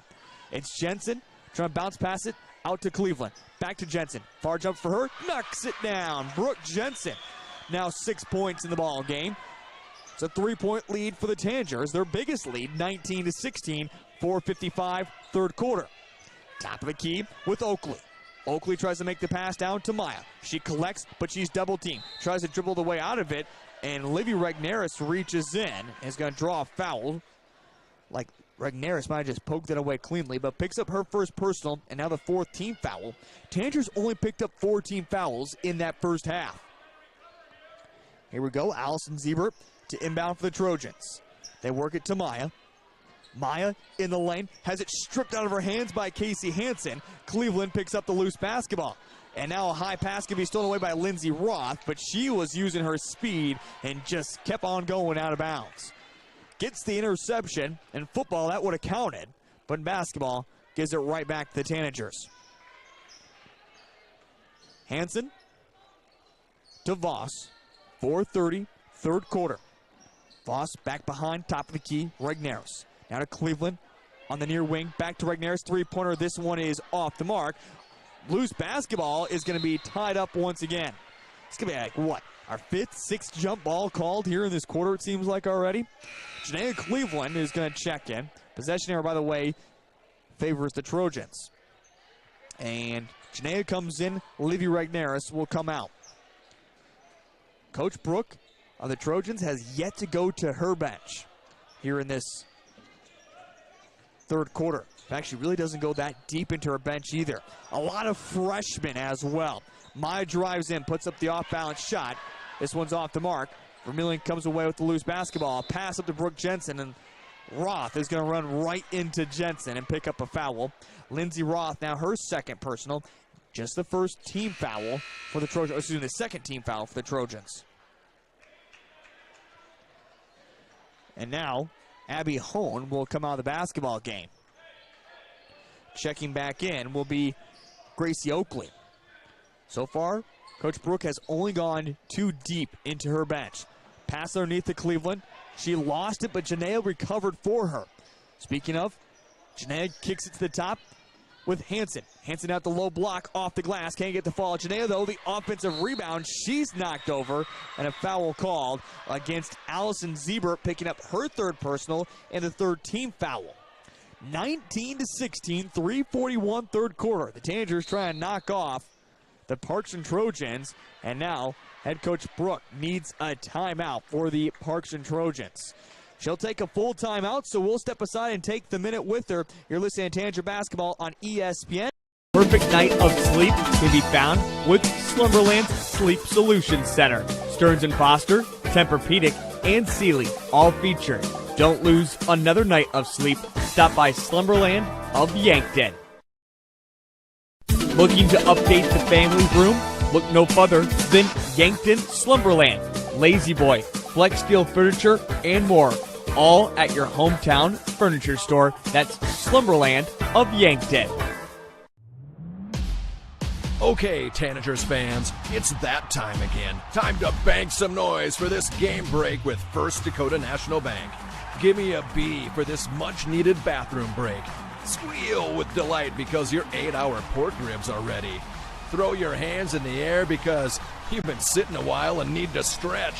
Bank some noise with us at First Dakota. Open a new account online today at firstdakota.com, member FDIC. For light, Todd's Electric. Go Tanagers. Back into action here. The Tanagers put up a shot and get it to fall, and a foul called. As heading to the free throw line will be Brooklyn Voss, the second time this evening that she has been able to hit a shot and get the and one called. And Brooklyn Voss, now with 5 points in the ball game, has come up big so far, replacing Leah Herbster, who's riding the bench with 4 personal fouls. And Voss connects on the old-fashioned three-point play. The Tanagers now lead it 22-6. By a 6-point margin, the biggest lead of the basketball game. In fact, the Trojans have only scored 1 point here in this third quarter. It's been the defense, now the Tanagers, that have continued to wither a storm, and the offense has finally gotten going. Now Janaea Cleveland is going to pick up her foul, her first of the evening, the 5th team foul, and that does worry you slightly for Vermillion. Comes down to free throws. Late in the fourth quarter, the Tanagers have struggled from the free throw line. Quick inbounds to Faith Oakley off the glass, and she's able to connect. Faith Oakley now 9 points in the basketball game, all 3 points for the Trojans in this third quarter from Oakley.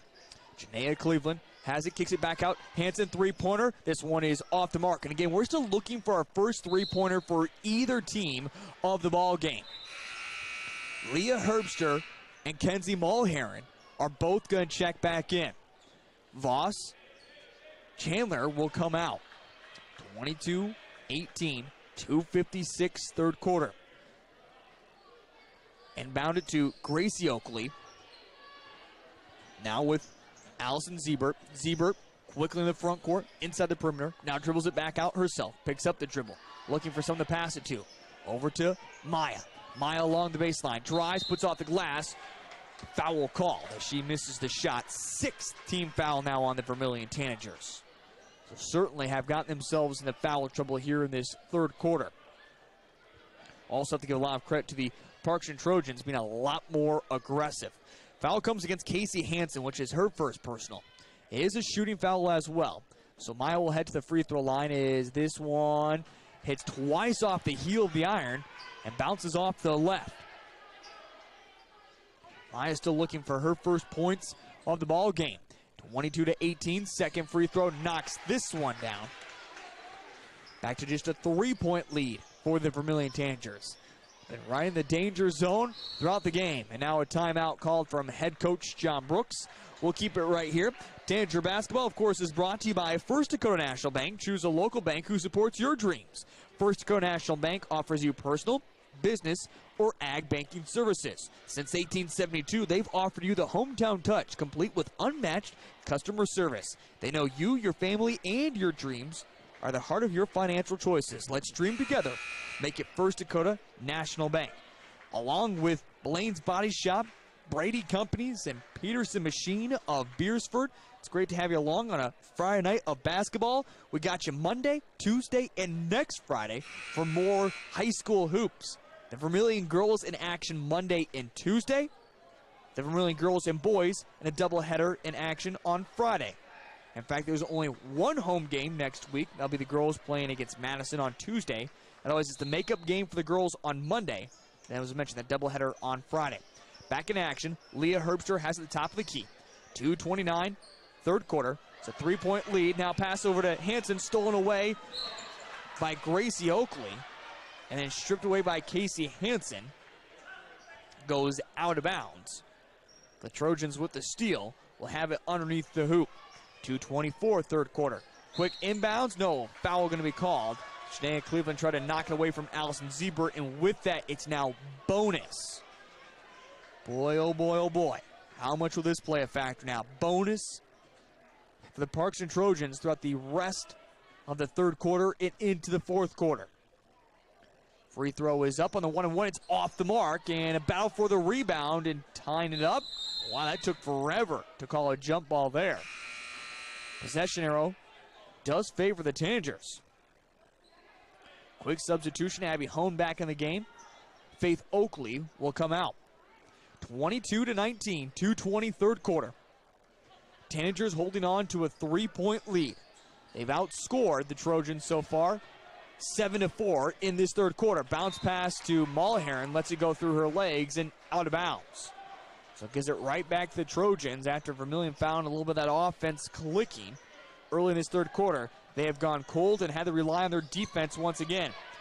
Picking up the dribble is Gracie Oakley, trying to get out of trouble. Passes it to Abby Hone, who is still looking for her first points of the basketball game. She averages 15. It's Hone drive down to the low block, leaves her shot off the side of the backboard, gets back her own board, and then a foul called. And it is a shooting foul, so Abby Hone will be going to free throw line looking for her first points. The foul is called on, I believe, was that Leah Herbster? It is on Leah Herbster as she will foul out of the basketball game. That is number 5 for her. She'll finish with 4 points in the ball game. First free throw is up, and this one is off the mark for Abby Hone. And Brooklyn Voss and Livy Regneris will check back in. Again, Leah Herbster and Brooke Jensen will come out of the ball game. 18 fouls already. Abby Hone finally connects on a free throw, her first point of the game. Back to just a 2-point lead for the Tanagers. 22-20, 1:48 third quarter. It's controlled along the far side, near side with Livy Regneris. Switch play over to Janaea Cleveland to the top with Casey Hansen. Back to Regneris, 20 seconds to the shot clock. Down to Voss. Voss back out to Hansen. Over Janaea Cleveland. Pump fakes the 3. Bounce pass to Voss. Voss out to Regneris. 12 seconds. Regneris along the baseline. Bounce pass to Mulheron. Going to be stolen away by Gracie Oakley. Then Mulheron reached in. She draws a foul on herself. Mulheron picking up her first personal. The 19th foul. And more bonus upcoming. We might even reach double bonus for the Parkston Trojans before we even get to the fourth quarter. And again, that is where we could have a chance at this one. Finishing tonight is from the free throw line. Upcoming, Gracie Oakley trying to get her first points of the evening. First free throw is through. 22-21. And a chance to tie up the ball game for the Parkston Trojans. Second free throw. This one's up, and this one is off the mark. So Vermillion somehow still maintains a lead. 22-21. 80 seconds remaining here in the third quarter. It's Janaea Cleveland. A bucket is huge right now for the Tangers. Regnaris over to Janaea Cleveland, to Regnaris. Back to Hansen, who thought about shooting the three. Inside the perimeter, jumper is off the mark. Battle for the rebound, being knocked around. Finds the arms of Allison Ziebert. Here come the Trojans trying to take back the lead. Ziebert, the right-handed dribble, inside the darkened perimeter, and it's going to be tied up. No, reach-in foul called on the Tangers. That is now number 10, double bonus. The rest of the way, every foul called against the Tangers. Somehow as well, Leah Herbster is the only one in foul trouble. Otherwise, no Tanger has more than 2. But double bonus. And we're not even to the fourth quarter. First free throw is knocked down from Allison Ziebert, and with that, we're tied. 22-22, 53 seconds remaining here in this third quarter. Second free throw is connected for Allison Ziebert. She has 4 in the ball game. And it's back to a 1-point lead for the Trojans in double bonus. That's going to be a huge factor in that fourth quarter. Hansen squares up, shoots the three. This misses everything. We're still looking for our first three-pointer of the game as well. Neither team has connected. In the front court, it's Abby Hone. Over to Ziebert. 6 seconds that separate the shot clock from game clock. It's Ziebert down to the low block, puts up her shot, and no, she is fouled from behind. And here comes 2 free throws once again. Just for sake, I'll keep track of how many times Vermillion fouls in this second half. Even though it's double bonus, it doesn't matter. It's number 11 if you're curious. 29 seconds remaining, third quarter. Again, free throws upcoming for Allison Ziebert. First one is up and good. So all 3 of her points have come from the free throw line here in this third quarter, where she is 3 of 5. Second free throw is up, and she connects on that one. And to a 3-point lead, 25-22. Livy Regnaris into the front court. Pass over to Cleveland, to Mulherrin. Again, Tangers can hold for the last second shot. Into Voss. Voss underneath the hoop. Puts up her shot. She can't finish it off, but she is fouled. Just the 5th team foul on the Parkston Trojans. Foul against Maya, which is now her 4th personal. I believe looks like they might keep her out on the court for now. But also they talk about Brielle Bruning, who was injured in that second quarter. Trojans just don't go very deep into their bench. In fact, Maya will stay out there on the court right now for the Trojans. No substitution made. Voss hits the free throw, now giving her 7 for the ball game. Second free throw, she hits them both, now 8 for the ball game, including 5 in this third quarter. Tangers trail by 1, 25-21. In the backcourt still. Trojans have to do something with it. Finally get to Ziebert. Ziebert over to Maya. Jumper way off the mark. Jensen with 2 seconds. She'll put up a 3-quarter heave. This will miss everything. And that is the end of the third quarter. It's going to be an interesting last stanza. It's a 1-point lead for the Trojans, but 10 team fouls. Double bonus already for the Trojans as well. We'll see how much that plays a factor. The fourth quarter coming up here in 60 seconds on ESPN Radio. Pump and Pack told me to keep this video simple, so I don't need to tell you about the great selections on drinks. You probably already know he has a South Dakota DMV now kiosk to renew your license plates. Snacks, too many of those to even mention. Oh, and when you fill up that Pump and Pack, Kevin gives a portion of the money back to a charity. I guess I really don't know what to talk about. Simple enough. Pump and Pack in Vermillion. Let's be real. You have a business to run, people to pay, money to make, and a life to balance. Good thing you also have First Bank and Trust. With our cash management solutions, you can issue payroll, accept payments, and manage cash flow, all while tapping into some of the best fraud prevention tools available.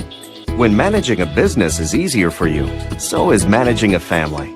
First Bank and Trust. Real banking, real easy. Member FDIC, Equal Opportunity Lender.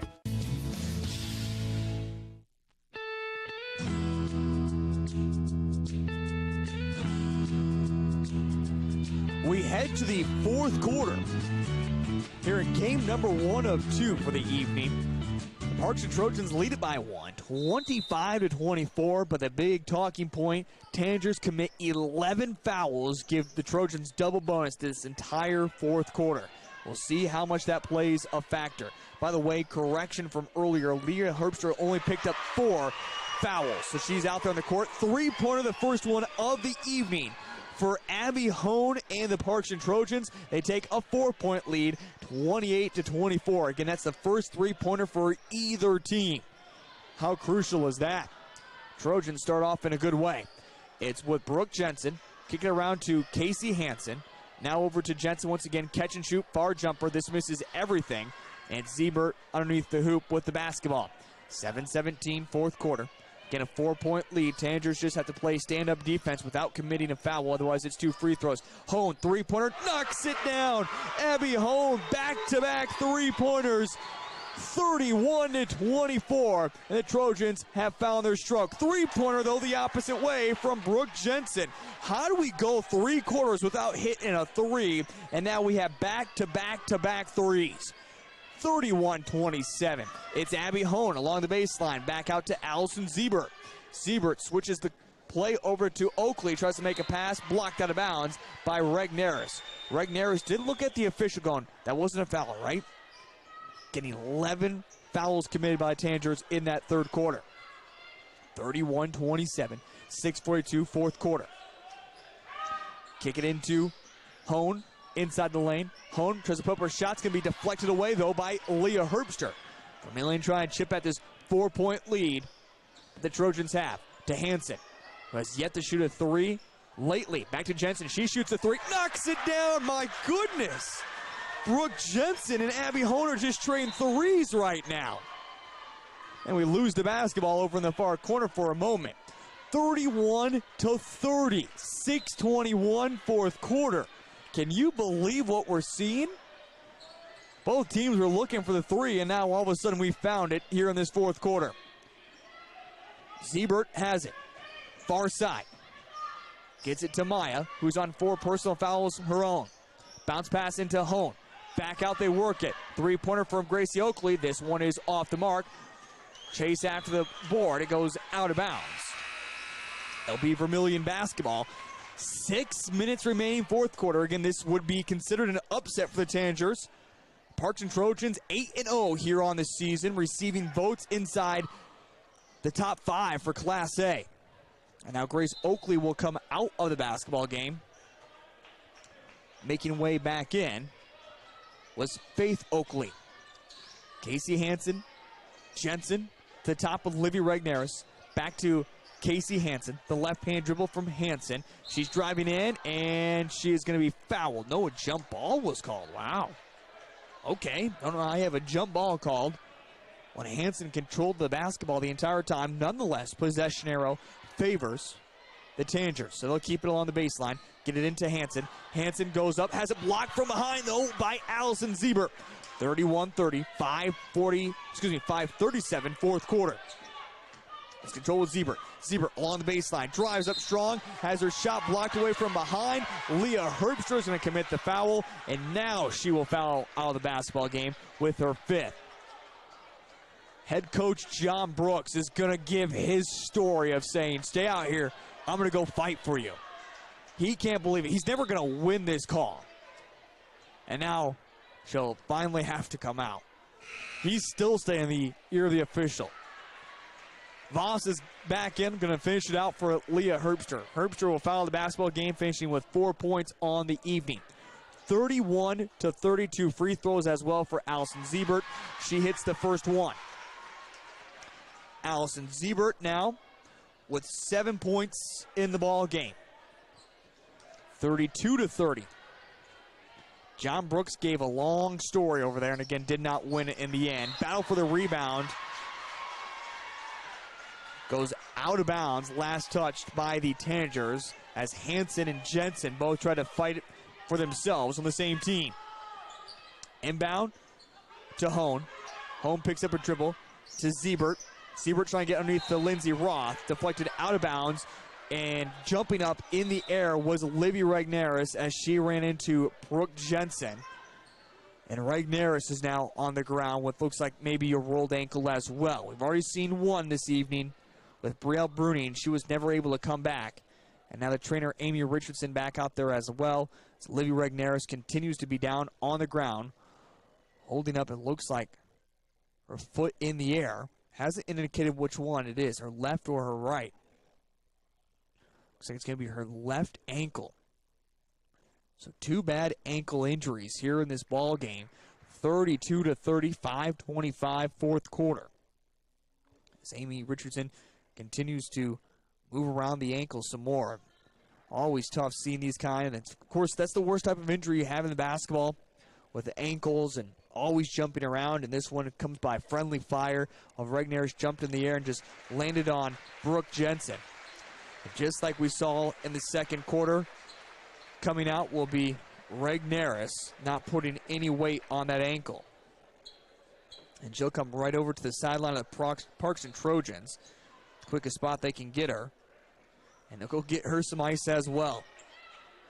Amy Richardson does continue to look at Livy Regnaris. Well, we're back ready to go once again. 32-30, quick inbounds to Faith Oakley. Her shot is blocked away. Loose basketball going to be tied up inside the lane. Trojans will retain the basketball with a fresh shot clock as well. 5:20. Fourth quarter, 32-30. Oakley to inbound it. Gets it over to Siebert. Siebert to now Maya. Back to Faith Oakley on the near side. Down to Maya. She lost it for a moment.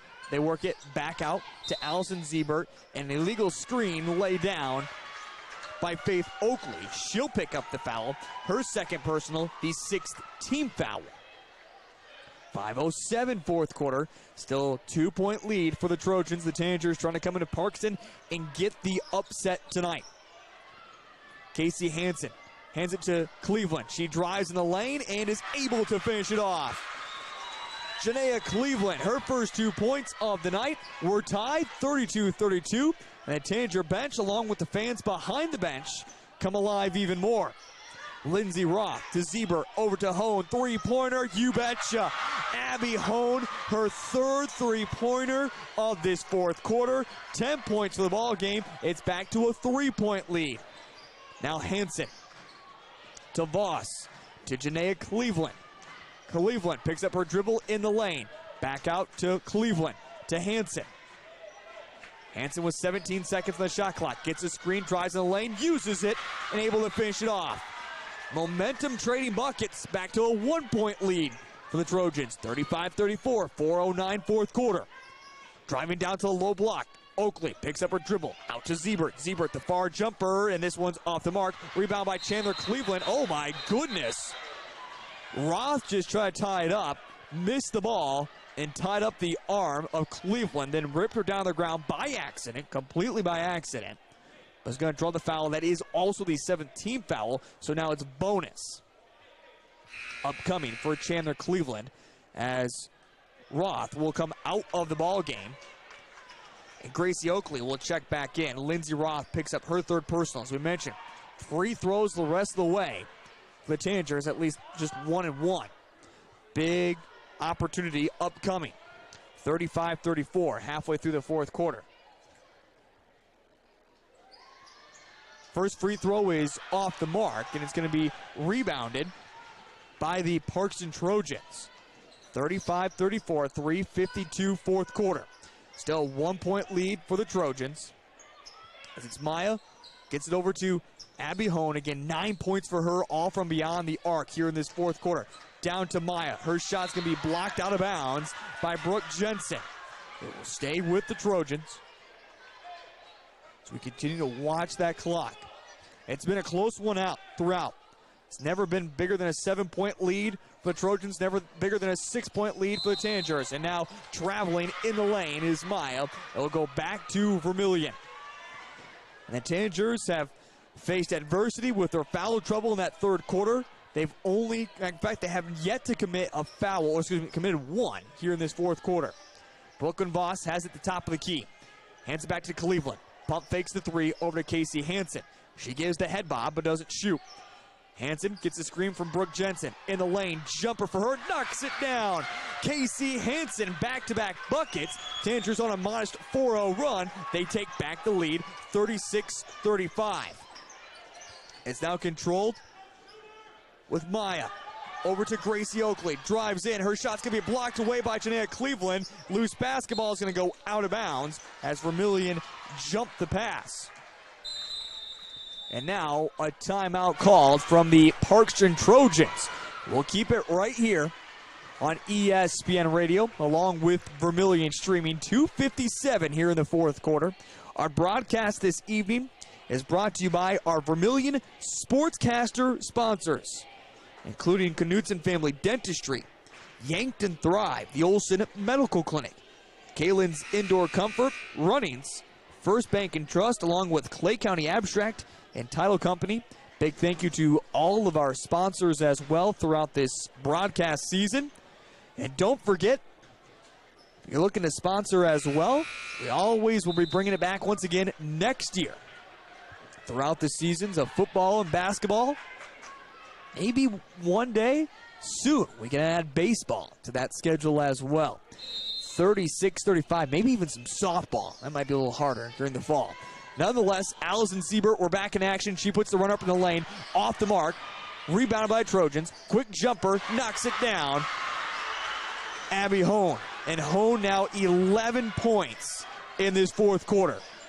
She has kept the Trojans alive herself. Casey Hansen over to Janaea Cleveland. Back to Hansen.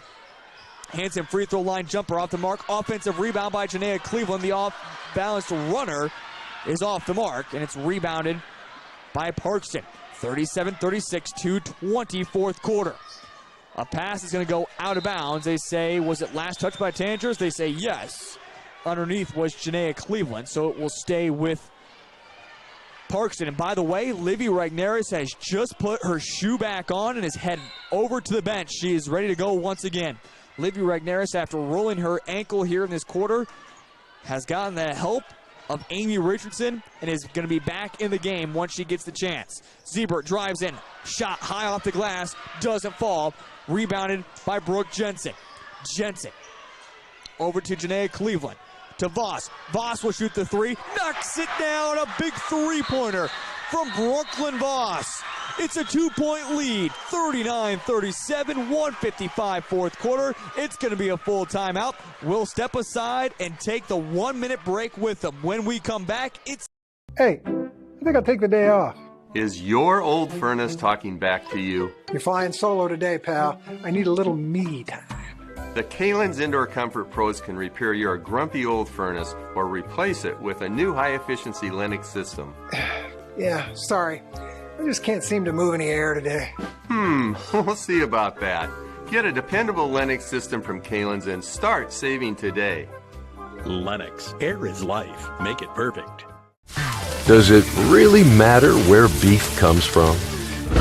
Meet the facts. Fact: Hy-Vee Choice Reserve beef comes from the Midwest. So you get only the highest quality beef raised on family farms here in the heartland. Where do the other guys get their beef? We're not sure either. Get the facts at meetthefacts.hyvee.com.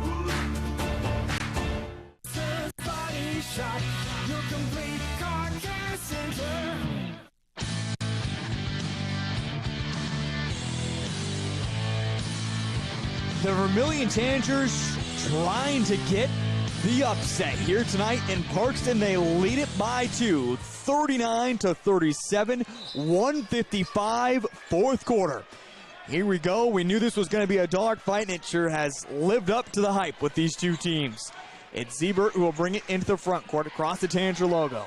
Still Allison Ziebert, worked it to Abby Hone, who's got 11 points in this fourth quarter. 12 for the ball game. Now back to Allison Ziebert. She's going to be triple teamed underneath. They work it back out to Maya. She gets the open look, will drive. Her shot's blocked away by Chandler Cleveland. Janea with the loose basketball brings in the front court for Vermillion. Under 90 seconds. Trying to extend this 2-point lead to Voss. Tries to force a pass back out. It's going to be knocked away by Abby Hone, and the Trojans have it. Trying to either take back a lead or tie it up. Overtime could be on the horizon. It's controlled with Oakley. Underhand pass to Hone. Tanager bench is into it. So are the Trojans. A shot off the glass is off the mark for Gracie Oakley, and a tie-up of the ball inside the lane. Or was a foul called? They call a foul instead from the knees of Maya, and she is going to foul out of the basketball game. Maya will foul out with her 5th personal foul, the 8th team foul. She'll finish with just a point tonight.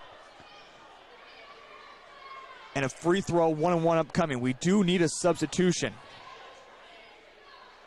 Coach Brooke is really talking to Lindsey Roth here, giving her big instructions. And here we come. Not for sure what exactly it was, but Maya comes out. Again, she fouls out of the basketball game. Lindsey Roth is now in. 39-37, 59.9 remaining in the basketball game. The 1-and-1 from Jensen. She hits the first. Brooke Jensen, 7 points in this fourth quarter. 13 for her in the ball game. Second free throw upcoming. This one is off the mark. Battle for the rebound. It's loose. It will be saved along the baseline by the Trojans. Still in the backcourt, it's Allison Ziebert. Ziebert brings it across the Trojan logo. Allison Ziebert using the right-handed dribble. Now picks it up, looking for someone to pass it to. Gets it down to Faith Oakley inside the perimeter. Back out to Allison Ziebert. Ziebert trying to battle tough against Janea Cleveland. Almost loses her dribble. Has to pick it up. 10 seconds on the shot clock. Allison Ziebert's looking for someone to pass to, and Coach Brooke calls a timeout for the Parkston Trojans. She goes, I don't know, how many do I have left? A 30 or a full? Let's see what she uses. You know what? Let's just keep it right here. Let's keep it right here, 40-37. With 32 seconds remaining in the ball game, we reframe this one back up. It seemed like in the opening couple of minutes of this, it was going to be an easy win for the Parkston Trojans. At one point, had a 9-2 lead. In fact, Vermillion went on over a 7-minute run from the first quarter until late in the second quarter without even scoring a bucket.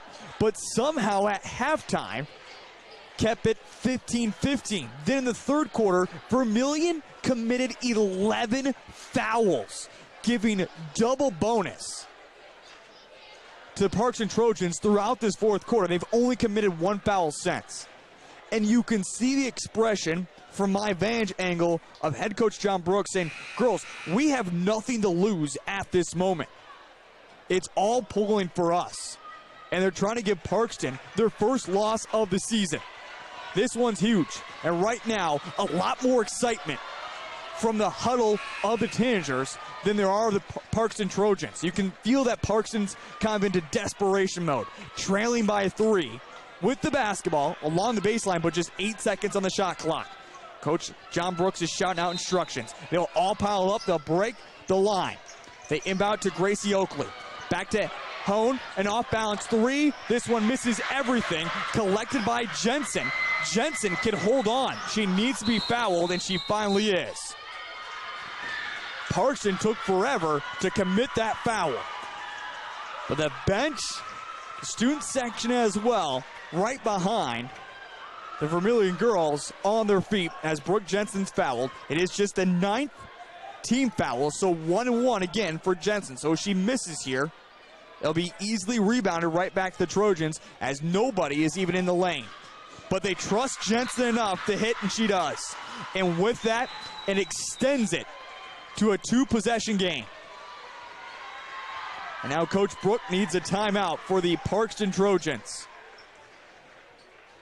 41-37. You can certainly say John Brooks has probably aged a couple of years tonight. But if he gets out of here with the win, He'll sure feel young again, at least for that bus ride home. And the bus ride feels a little bit warmer on a very, very cold night. 41-37. And don't forget, I would expect the boys' game to be just as exciting. Parkston Trojans 5-2, Vermillion 4-1, both looking to bounce back after a Tuesday loss. Both teams are also waiting in the corners to get on the court. Coach Brooks has used more than 30 seconds. Officials come in and say, you got to get this going. They break it up. Brooke Jensen on the 1-1. She connect on the first. Her second one is upcoming. 41-37. Second free throw is up, and this one's good. And also the drums going, it sounded like, which is not allowed. And now a pass going to go out of bounds. Last touch by Janaea Cleveland. Nonetheless, Brooke Jensen hit a free throw with drums growing in the background. 42-37. Cannot have any additional noise besides screaming and shouting inside gym. And now we're going to get a turnover on the Trojans, as it looked like Abby Hone stepped across the inbounds line. So it gives it back to Vermillion with 19 seconds. Inbound it to Casey Hansen, and she's fouled immediately by Oakley.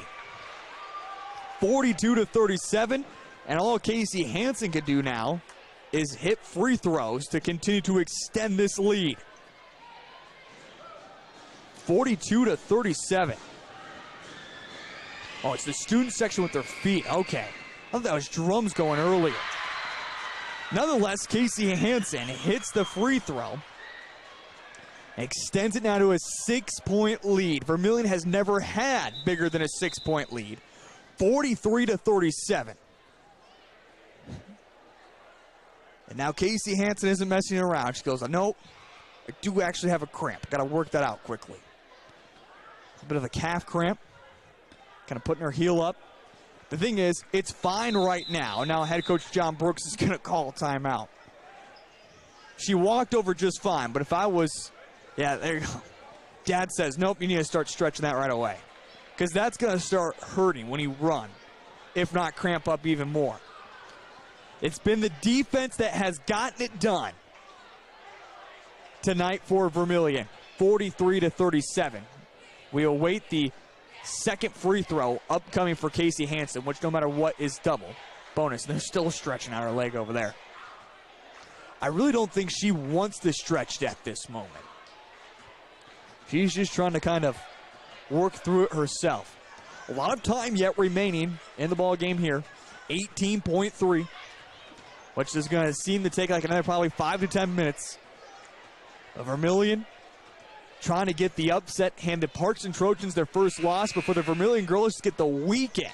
And they won't even get the weekend off before they have game Monday, Tuesday, and next Friday. Definitely going to be a busy schedule for them. 4 games in 7 days for head coach John Brooks. A makeup game for the Bonhomme Cavaliers was able to be made up on Monday. 43-37. The double bonus, second free throw upcoming for Casey Hansen. She's still shaking out that leg a little bit. Here we go. To extend it to a 7-point lead. This one is off the mark. Try to quickly go. Zieber taking her time though. 12 seconds. Now to Grace Oakley. They get to Abby Hone. The off-balance 3. This one's off the heel of the iron. Offensive rebound by Gracie Oakley. Bounce pass to nobody. It will go out of bounds. And with 2.7 remaining in the ball game, the Tanagers just need an inbound, and they will get the upset. Janaea Cleveland will get it into Casey Hansen. They'll let her dribble it out. She'll just hold it out. And Vermillion with the upset tonight in Parkston by the final 43-37. It looked bad at times. Defense had to stand tall. 11 fouls committed in that third quarter, but somehow the Tanagers managed through a storm and get a huge victory tonight over the Parkston Trojans and walk away victorious, now moving to 5-2 on their season. Again, handing Parkston Trojans not only a loss, but a key injury to Brielle Bruning as well. We wish her the best and hopefully a speedy recovery with her ankle injury. Your final, once again, 43-37. We're going to take a minute break, and when we come back, It is the Core Insurance pregame show of the boys as they look to bounce back against the Parkston Trojans. Hard isn't for the weak-hearted. You're the first one to punch in and the last one to clock out. Every project, every day. Your hobbies are no different. Miles of scouting, hours of planning, one split second with everything on the line. Can you trust your equipment? Work or play, Runnings has the gear you need to be the first one out there and the last one to leave. The farm, the field, or even at home, Runnings has what you need. Fuller Digital Solutions started small, but now we're growing as FDS provides live streaming coverage for over 20 schools across 3 different states on our Fuller Digital Solutions YouTube channel. Subscribe to get notified when we go live for your school events. Big events are captured live, and your business can get noticed with advertising during our live streams. Local talent and camera operators are encouraged to contact us too for future employment. No experience necessary. We will train. For information about advertising or working with Fuller Digital Solutions, email us and follow us on Facebook. Polaris ATVs and UTVs ready for the toughest jobs. No matter what the job, Polaris keeps you going. Check the full inventory at petersonmachine.com.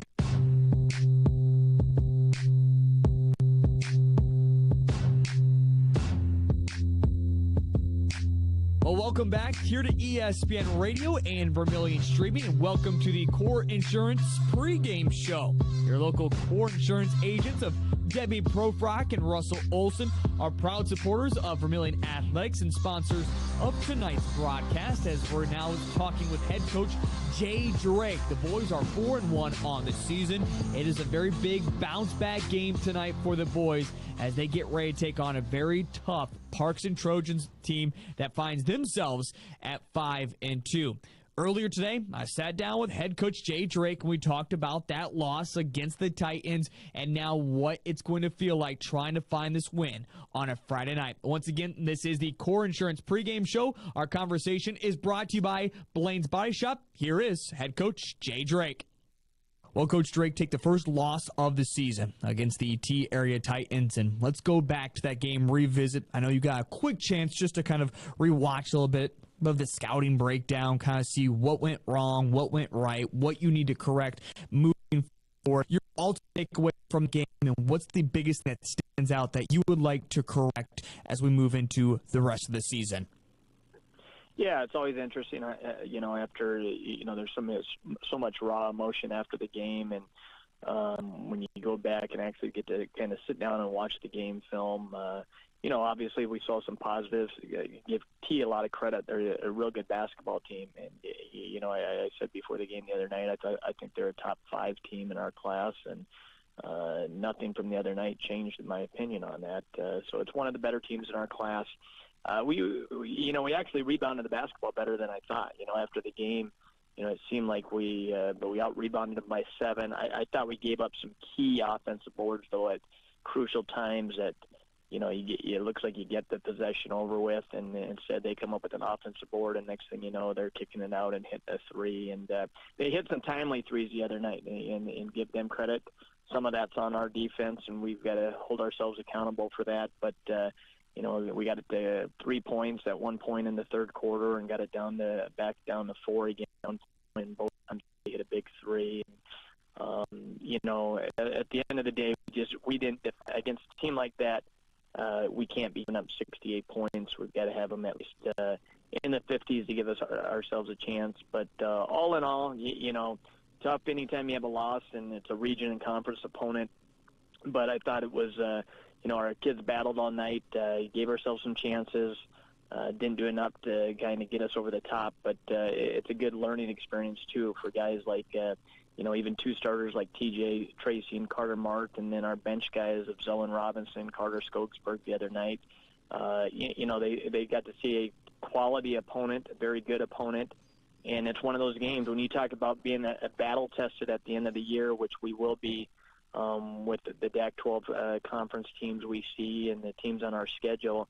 But like we had talked going into the game the other night, we had played 4 games where we had kind of controlled and had big leads in the second half. And for our guys like TJ, Carter, Zolan, and Carter Skogsberg the other night, Carter Martin, Carter Skogsberg, to playing that type of game where the T kids, they've had some experience coming back, but they got some new kids as well. But they had played in 3 games already with Del Rapids, Sioux Falls, O'Gorman, and Dakota Valley. That they had seen kind of that type of game and what it's going to take to be on top in those games. And so a good experience for our guys. And now we just got to carry some of that. You learn from it and move forward. Something I mentioned during the broadcast to fans out there, and I don't know if they were able to see it on the video or not, you used, like football, a play card sheet, and I know that's what it is. You're calling out plays. You're looking at what T does. I know head coach Drew Weber of T also does that quite a bit as well. Is that something we're going to continue to see throughout this season, or is that just kind of a one-time experience for you? No, it's probably more of a nervous habit and stuff. We've had one for several years now and stuff, but the other night, in a perfect world, as a coach, you'd rather not have to ever kind of pull that thing out or anything. But I've noticed myself late last year and even this year early on here, just kind of having it out. And I think you'll see a lot of coaches around. Some reminders. We have some different offensive sets and just some set calls, but kind of looking through it and seeing what we haven't used, what might work, tinker with some things just to be able to look at some stuff. So, and again, looking back, I mentioned at the game the other night, probably some things that we actually have on there that we didn't look at, and we maybe tinker or look at next time in that kind of situation.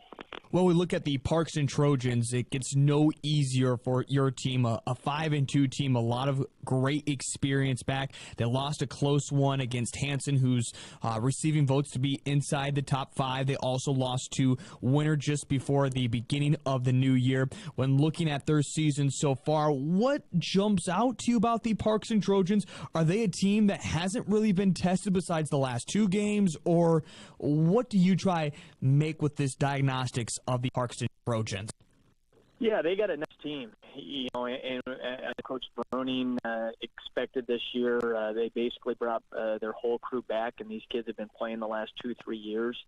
And, they've kind of hovered around 500 the last few years, and they thought they'd be able to take the next step with everyone coming back. So they got off to a nice start, 5 straight wins to start the year. They've lost their last 2, but like you said, 2 straight up. They played a week ago to a 5-point game, and it was come back the whole way. And Winter's, obviously, like you said, a very good basketball team, one of the few Class A teams that's still undefeated. And Winter had a real nice, right before the break, had a real nice win against West Central. And we've seen what West Central's done with beating Sioux Falls Christian and beating Del Rapids the other night. But Winter led West Central by 17 at one point. So that right there, just Parkston playing Winter straight up. Parkston's physical. It's nothing fancy. Coach Bruning does a good job with them. They're going to lean on you, bang on you a little bit on both ends of the floor.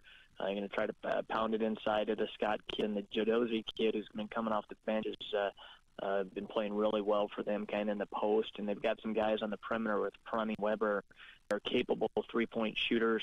Can't give them looks out there. And like anything, if they knock a few down, it kind of opens up the inside game as well because it spaces the floor a little bit more. And they always, the defending man and zone and kind of mix it up throughout the game. So they're a sound team.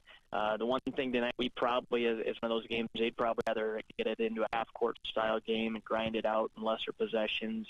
And, it's probably more of an advantage if we can get the game going up and down for us. Well, we talk about going up and down, and as you mentioned, size in there a little bit as well. Is that another big factor you look at to get an advantage in this game tonight? Yeah, the Scott kid's a good-looking kid inside for them at about 6'3", 6'4". The Jodozzi kid I mentioned, he's actually an undersized post at 6'1", that we've got to be able to handle those guys. But, even on the perimeter, and Jake's doing a better job, Jake Jensen, of attacking the basket. Obviously he can shoot the 3, but getting into the paint and scoring in the paint for us. And, we always talk for our group, we've got to be able to play inside out, and whether that means post touches for Nick, obviously he's got to have his hands on the ball. And he's been doing a good job in the post, making some very nice post moves and scoring around the basket But when we say inside out, we're also talking about dribble penetration, attacking the paint, getting there with dribble penetration. Maybe we can score in there, dump it off to a big guy, or just kick out to shooters. But if we can attack inside and and the other thing, it gets you to the free throw line some. It creates other opportunities there. But that kind of opens up the perimeter game for us, and hopefully it leads to some good looks out there, and then you got to have some kids step up and knock them down. It's so early in this season, just 4-1, but with a Parkston team 5-2, and as you mentioned, you know what's coming ahead inside the DAC-12, inside Region 4. I don't want to use the term a must-win game, but how important is it to win a game like this with so many seed points later on in the season on the line? Right, and we talked to our guys about that yesterday, just the urgency. You try to stress that to kids, but the urgency of understanding this is a very good opponent we're going to play. You can't look at what's happened in recent years when we've played them. We are going to have to go over there. We're going to have to play well. 2 years ago we went over there and we had a team, that went to the SODAC 16 was 17-6, and we go over there and a lot of these Parkston kids were playing, as sophomores and stuff, but they led us 26-20 at halftime, and we were really struggling. Luckily, we had a huge third quarter, but you can't play the game thinking, hey, we'll make a run at some point. It's got to be the same approach every night, and if we don't do that, we're going to be in trouble. But for our guys, when we talk about the urgency, obviously coming off our first loss, it's nice to get back in the gym and play a game and hopefully get a win. But if we don't play well, all of a sudden you could be looking at a second straight loss. But then we have a gap. This was our one kind of last gap here.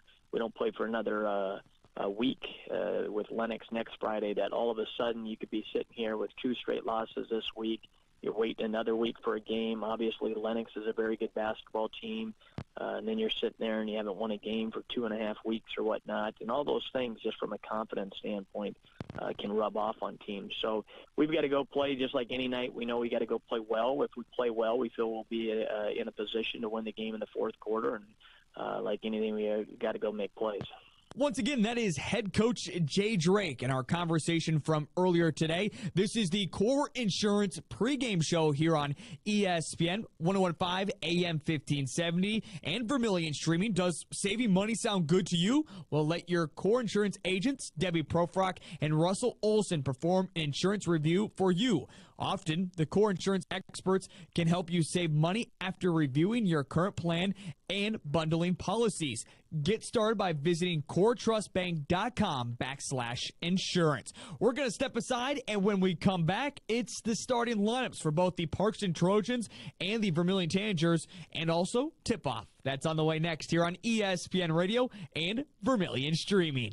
Watching high school sports with Fuller Digital Solutions is convenient and free. Check out the Fuller Digital Solutions live stream on YouTube for area high school sports. Watch right from the comfort of your couch. And have you thought about advertising during the Fuller Digital Solution live streams? Thousands of viewers could see your business. Email fullerdigitalsolutions@gmail.com if you're interested. Bringing live high school sports streaming to you, Fuller Digital Solutions. Look us up on YouTube. Birds like tanagers are great at flying out of the way to miss your car, deer, and other drivers are not. If you're in any kind of accident, bring your vehicle to Blaine's Body Shop in Vermillion. We repair your vehicle to pre-accident condition and handle the entire process from start to finish, including an accurate estimate and dealing with the insurance adjuster. So good luck to the tanagers, and if you're in an accident, bring your vehicle to Blaine's Body Shop.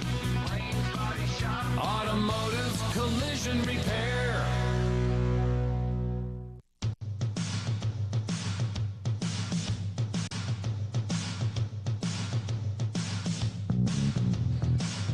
Well, hopefully the heart rate has come down just a little bit after a great girls game with the Vermillion girls getting the upset tonight over the Parkston Trojans.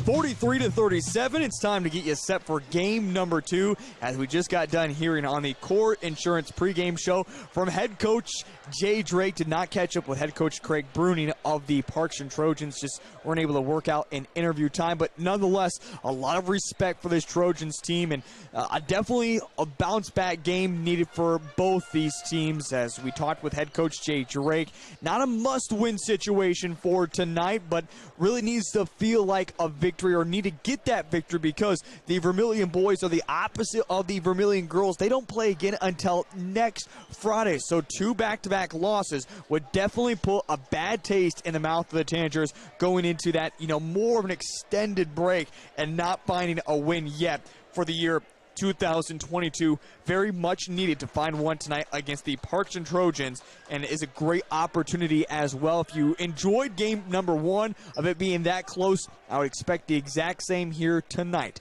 against the Trojans and the Vermillion Tanagers.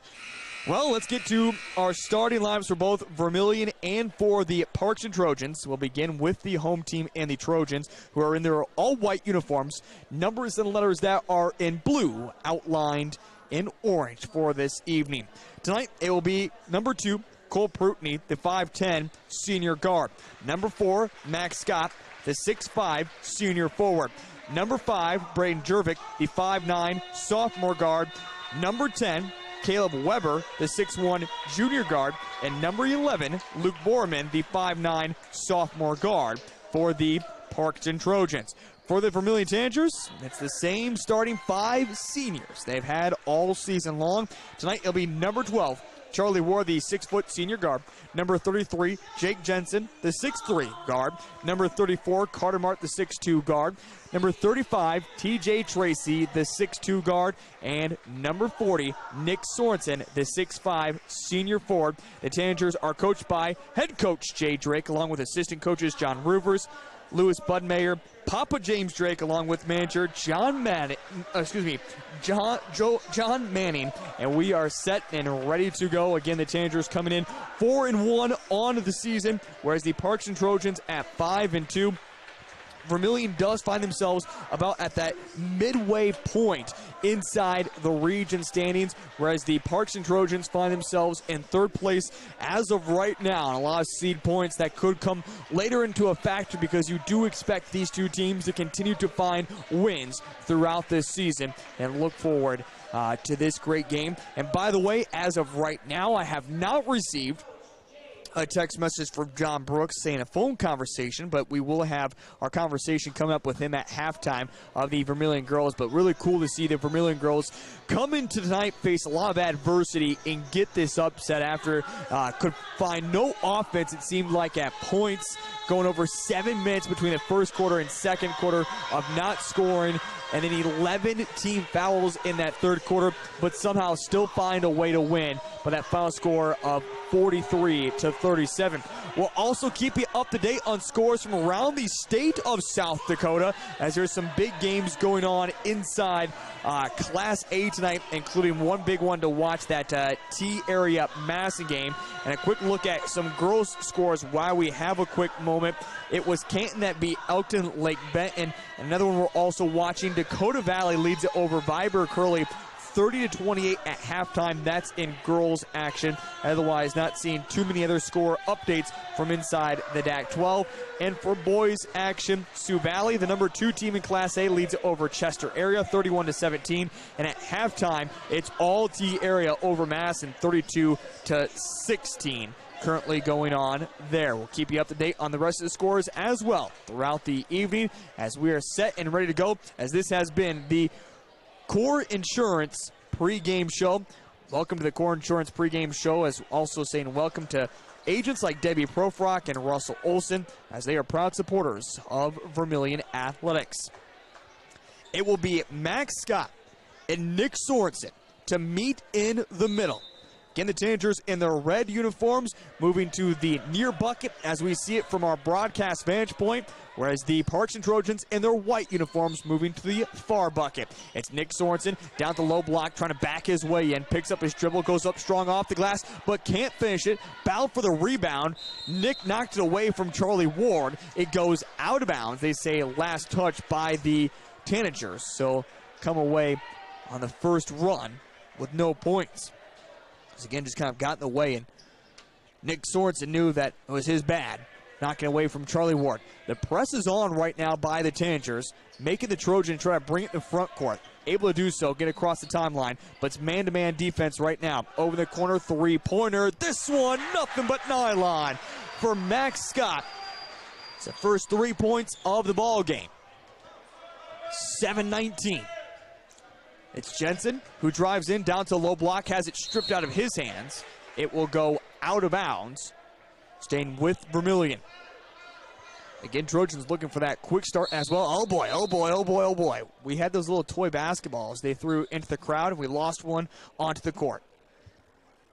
We got it back. We're good to go again. Back in action. Down to Charlie Ward inside the lane. Goes by a double team and gets his shot to fall.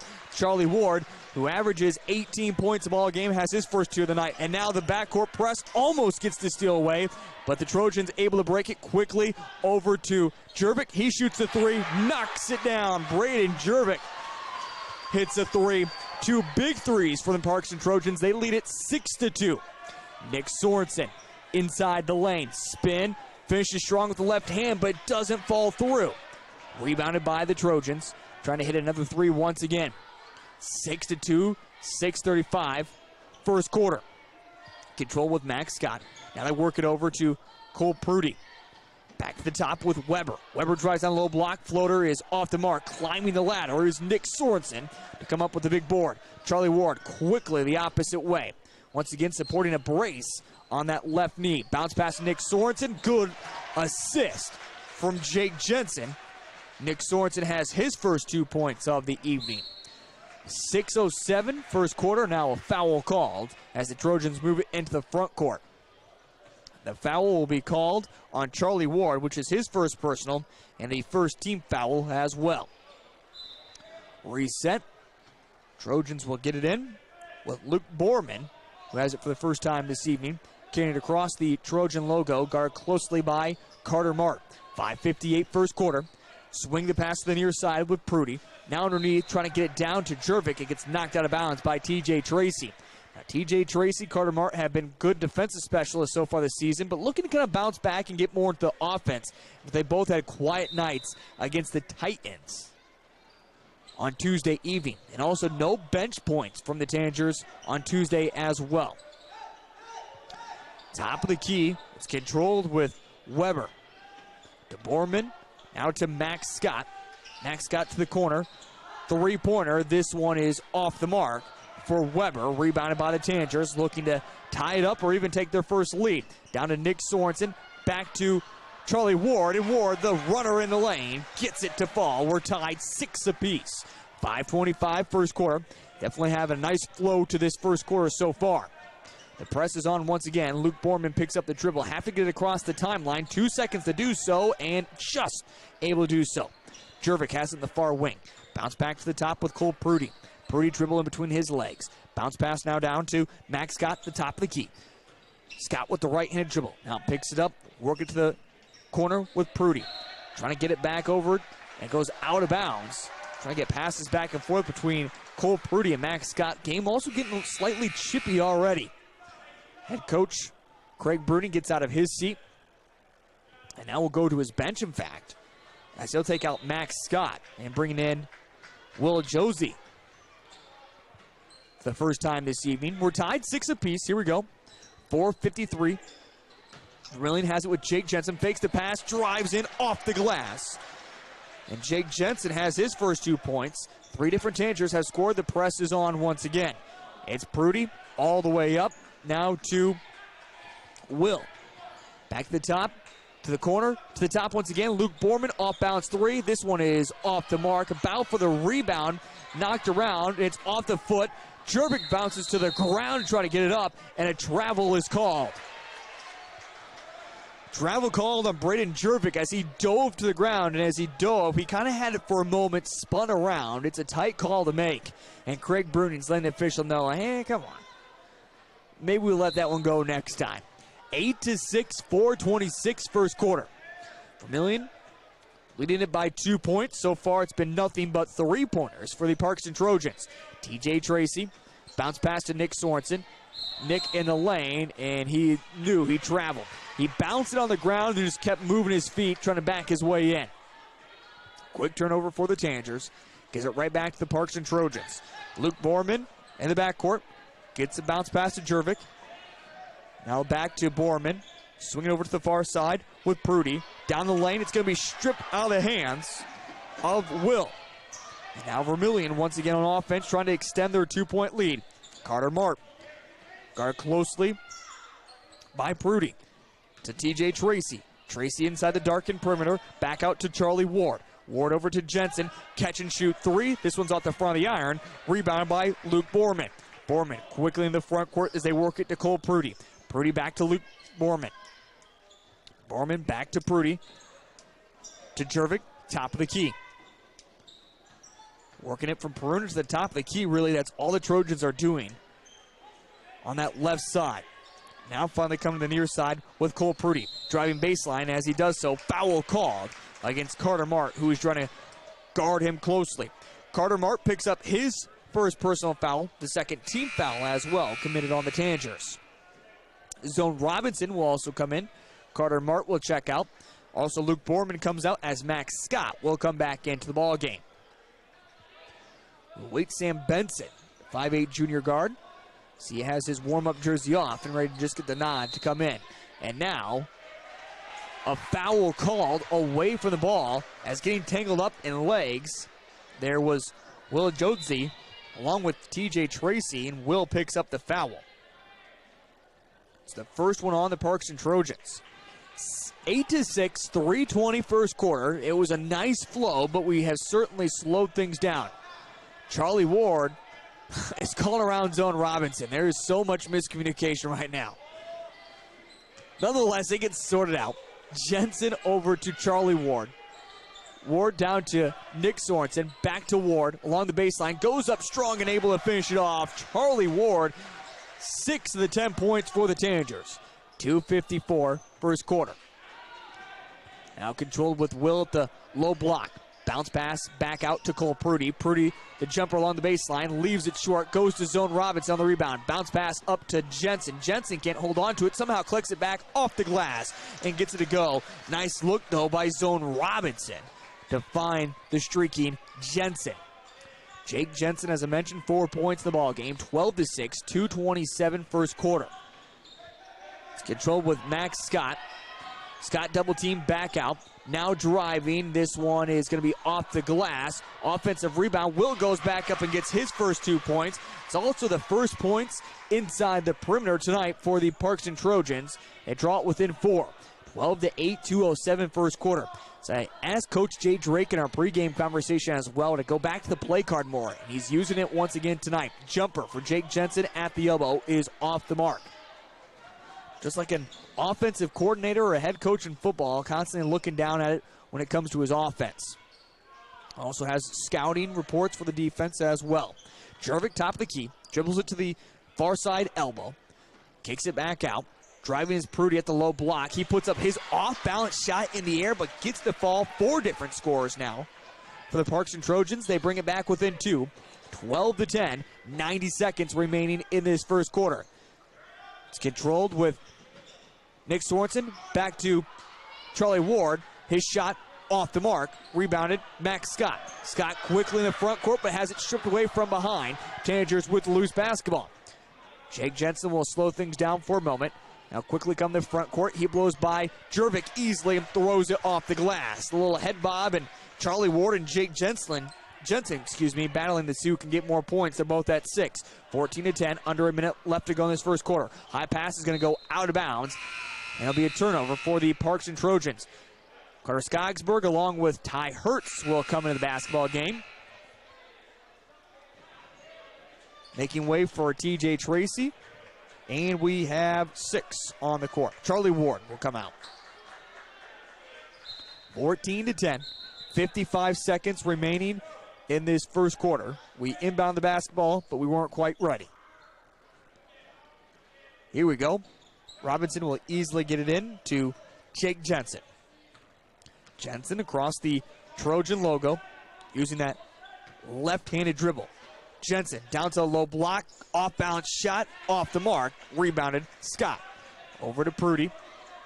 Prudy to cross the timeline, picks up his dribble, back to the top with Max Scott. Over to Luke Borman, just outside the top of the perimeter. Now to Weber, holds it above his head, bounce pass to Luke Borman, jumper for him, doesn't connect, and rebounded for Zone Robinson. 18 seconds and ticking. Let's bring it into the front court now will be Jensen. And here goes Jay Drake, literally just called out what we're going to run. Here we go, 7 seconds. Let's see if it works.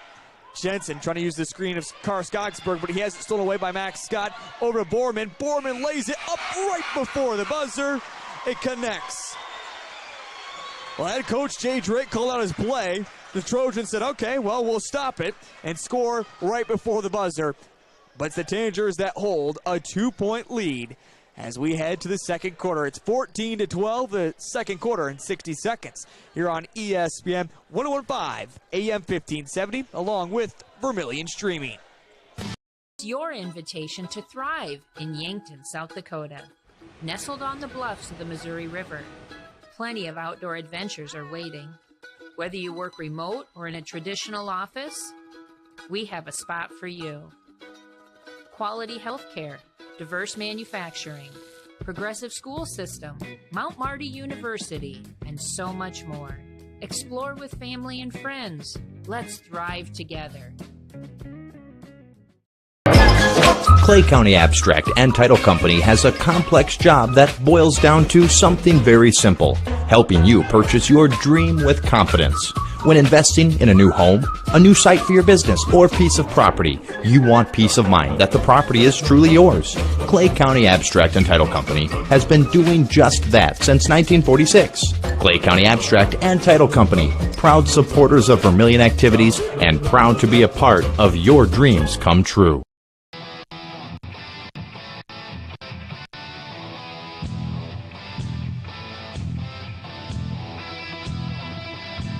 Here we go. We're ready for the second quarter where the Vermillion Tanagers hold a 2-point lead.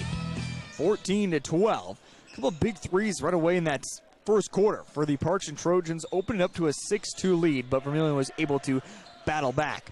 Max Scott has it along the baseline, tries to make a pass along that baseline. It's tipped in the air by Carter Mart, and Vermillion comes away with the basketball. Quickly up to Jake Jensen. He throws it too strong off the heel of the iron and rebounded by Parkston. Quickly the opposite way, trying to take a charge in the lane. Charlie Ward does so against Max Scott. Scott will pick up his first personal. That green pen doesn't work. Second team foul. 14-12, 7:28. Major, we're going to have to find that later. Craig Brent, don't worry about it now. Oh, did it bounce back to me? Okay, cool. Found my green pen. Doesn't work anyways. Carter Mart will inbound the basketball. Gets it to Jake Jensen. Jensen will bring it across the front court. Down to Nick Sorensen. Back out. Catch and shoot three. Bingo! For Charlie Ward, he now has 9 points in the basketball game. Again, averaging 17 coming into tonight's contest. 17-12. Biggest lead for Tanagers have been by 6. Max Scott at the elbow, inside the lane, jumper for him, leaves it short, but a rebound for the Trojans, and then a reach-in foul on Carter Mart, picking up his second personal on the third team foul, and Zone Robinson will come in the game as Jensen will check out for a breather. 17-12, 6:59 second quarter. Jervik will inbound for the Trojans, gets it right in front of him to Caleb Weber. Back over to Jervik. Jervik trying to get some separation. They swing it from perimeter to perimeter, or I should say from side to side. Back to the top now with Scott. 25 seconds in the shot clock. Plenty of time for the Trojans to set up their offense. Back up to Scott. He'll shoot the far three. This misses everything. It seems like right now the Trojans are just settling for threes. As they opened up with two big ones, they have not been able to connect really since. Ward fakes out his defender, jumper. This one goes halfway down and back out, and then a bow for the rebound and a foul called underneath as TJ Tracy bounced for the offensive board. The foul against Max Scott, which is now his second personal and the third team foul. And Cole Prudy will come back in, and it will be coming out of the basketball game. Luke Borman also. Sam Benson is in, and coming out Caleb Weber for the Trojans. So Vermillion will inbounce it to Robinson. Bounce pass to Nick Sorensen. Sorensen inside the lane. The hook shot. Can't get the fall, but rebounded by Zone Robinson. Trying to get the pass to Charlie Ward. Goes off his shoes and out of bounds. And now, one official said Vermillion basketball, but the near official did correct him and say, nope. That will be Trojan basketball. 17-12, 6:15. Second quarter, it's Benson. A high pass over to Cole Prudy. Prudy now to Max Scott. Max Scott trying to find his way. Double team. Now kicks it back out. Bad pass to Benson. To Prudy. Three-pointer for him. This one's left short once again. Again, constant threes by the Trojans. They just can't hit. Vermillion just needs to open this one up now. To Carter Mart. Drives baseline. His space is caught by two Trojans. Back to Ward. Floater in the lane for him. Gets it to go. Charlie Ward with that double figures on the night. 11 points in the ball game. 19-12. This is what Vermillion needs. Just keep extending it more and more. Cole Prudy over Jervik. Bounce pass is going to be stolen away by Carter Martin. TJ Tracy somehow got to Zone Robinson. Tangers won a foul as well, as Tracy was just being laid on there. Sorensen to Robinson in the lane, off balance, and travel called. Zone just can't find his rhythm yet this evening. Now head coach Craig Bruning will want a timeout. The 5:23 mark of the second quarter. Our score right now at this mark, 19-12. Vermillion, they lead it by 7 points. Vermillion broadcast here on Vermillion Streaming and ESPN Radio are brought to you by First Dakota National Bank. Meet their banking dream team in Vermillion at First Dakota National Bank. Their banking team offers you the personal hometown bank service with a smile. Their goal is always to provide you with the great customer service and to listen to your needs. Also, tonight's broadcast brought to you by Dakota Realty, Todd's Electric, and Masaba of Vermillion.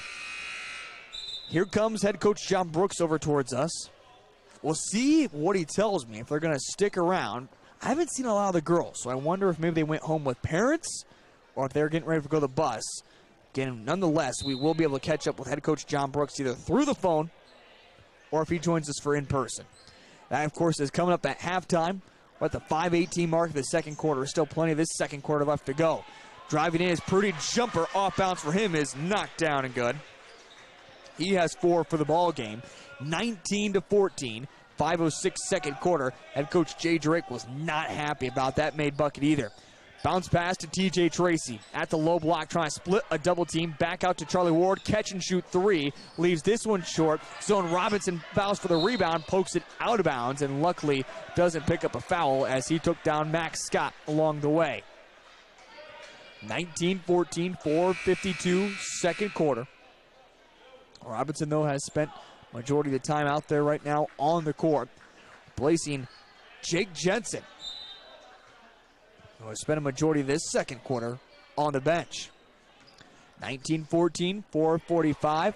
Second quarter, pass to Robinson, to Prudy, knocked away by Robinson, goes out of bounds. Seems to be everywhere right now. They say it was outlast on Cole Prudy. They do, so Zone Robinson, his effort pays off this time.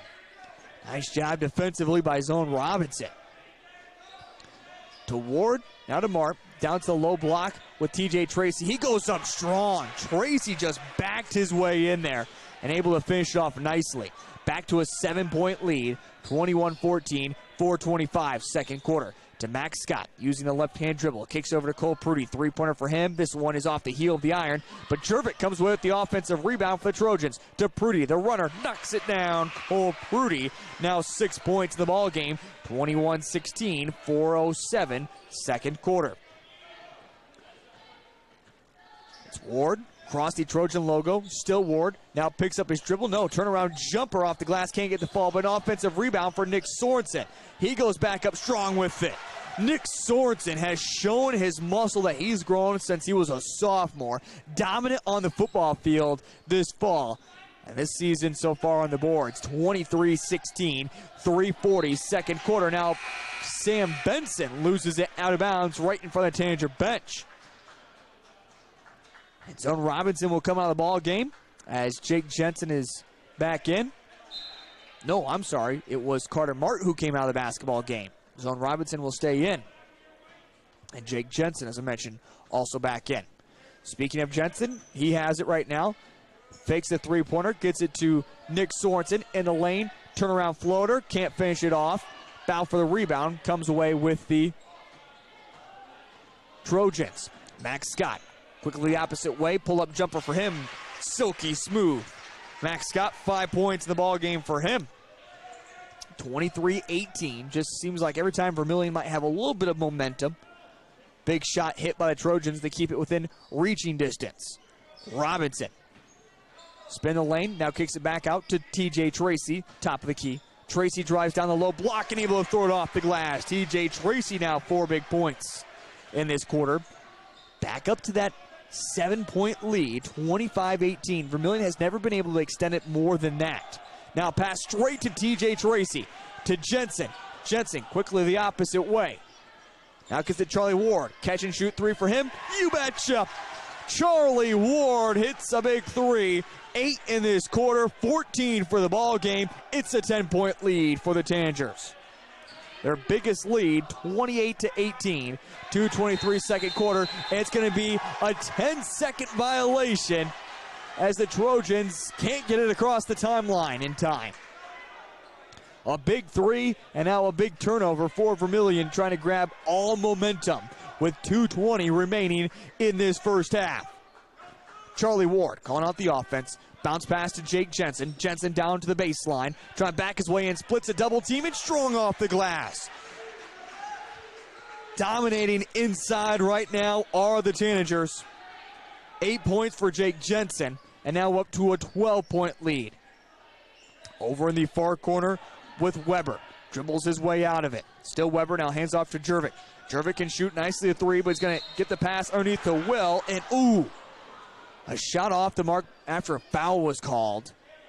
And Will comes down hard, landing on TJ Tracy, bringing a foot down right below. It looked like Tracy, well, below the belt. Let's just call it that. A foul they do give on Braden Jervik, picking up his second personal. A fourth team foul as well on the Trojans. Again, Will was the one that came down on TJ Tracy. Tracy does take a spot on the bench as well. Few chuckles as well on the bench. Carter Skogsberg is back in. Jensen will hand it off to Charlie Ward. Charlie dribbles it to the free throw line, extended far side. Back to Jensen, back to Ward. Catch and shoot three. Bingo! Charlie Ward hits the three. They do call a foul underneath the bucket. Do count the three-pointer, though, from Charlie Ward, which now gives him 11 in this second quarter, 17 for the ball game. And I don't think they've clocked it yet. Head coach Jay Drake wants an explanation to why the foul happened. Or no, they didn't count the three. Or are they? One official said count the bucket. They have not put it on the board yet. Oh, they're calling it a two now. All right, Charlie Ward drives in. So just two. Ward has 10 points for this quarter. They finally count the bucket as well. 106 second quarter. It took them forever to change it as well up there. 60 seconds. Trojans have it. In the corner, back to the top. Driving in, shot off balance, no good for Luke Borman.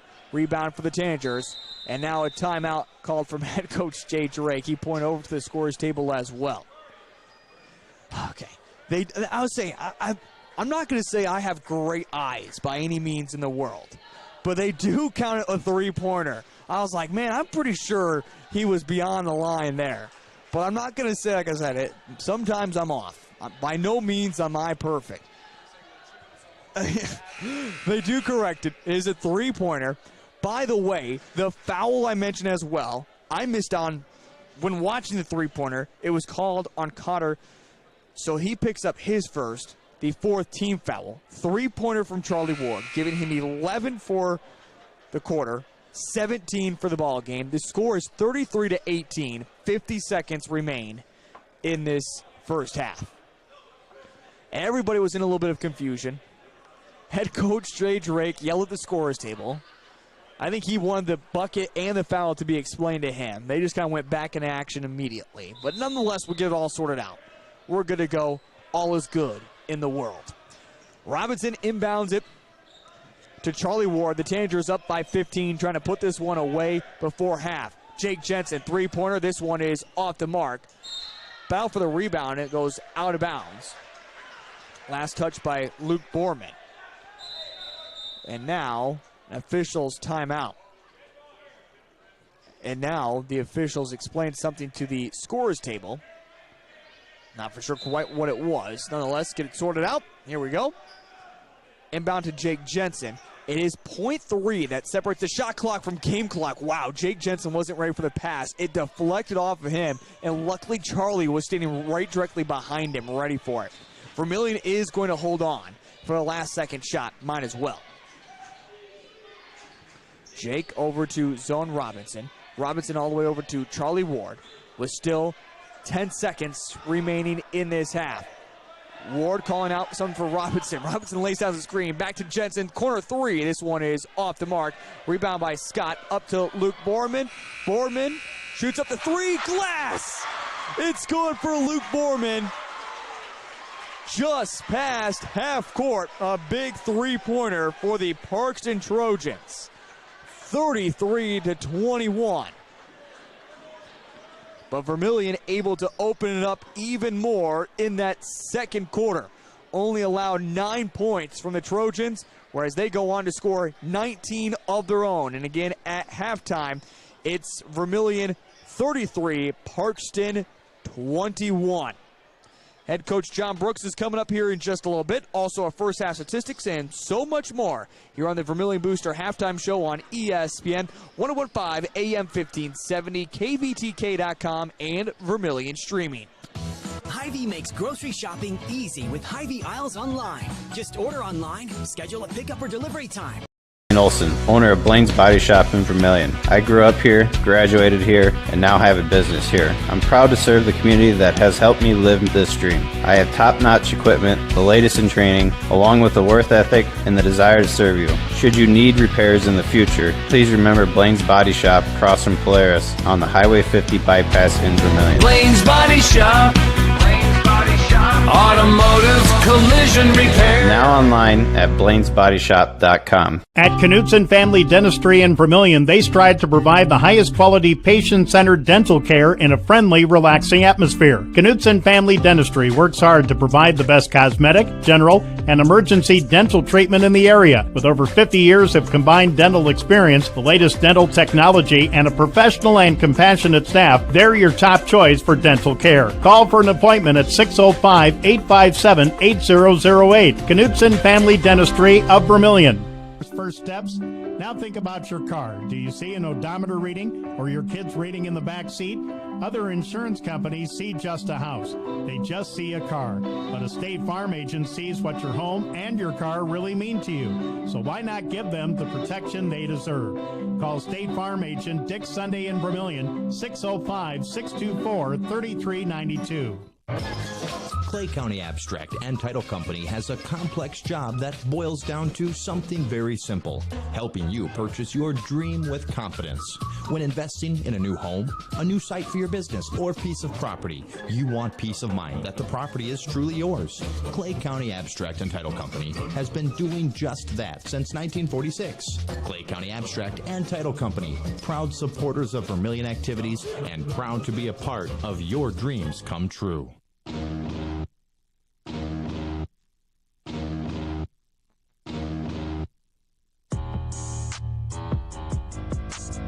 It's the Vermillion Booster halftime show here on ESPN 1015 AM 1570 and online at KVTK.com. As right now at halftime, it is the Vermillion boys that lead it over the Parkston Trojans, able to pull away a little bit more in that second quarter as well. Right now at halftime, 33-21. We'll talk more about the boys' game here in just a moment. But right now, joined on the Vermillion Booster halftime show, at least the man of the night as of right now. He's able to get the upset with his Vermillion girls. That's head coach John Brooks. And Coach Brooks, I know you're about, 31, 32 years old. How much more did you age tonight, especially after not being able to find offense in that first half? You commit 11 fouls into the third quarter.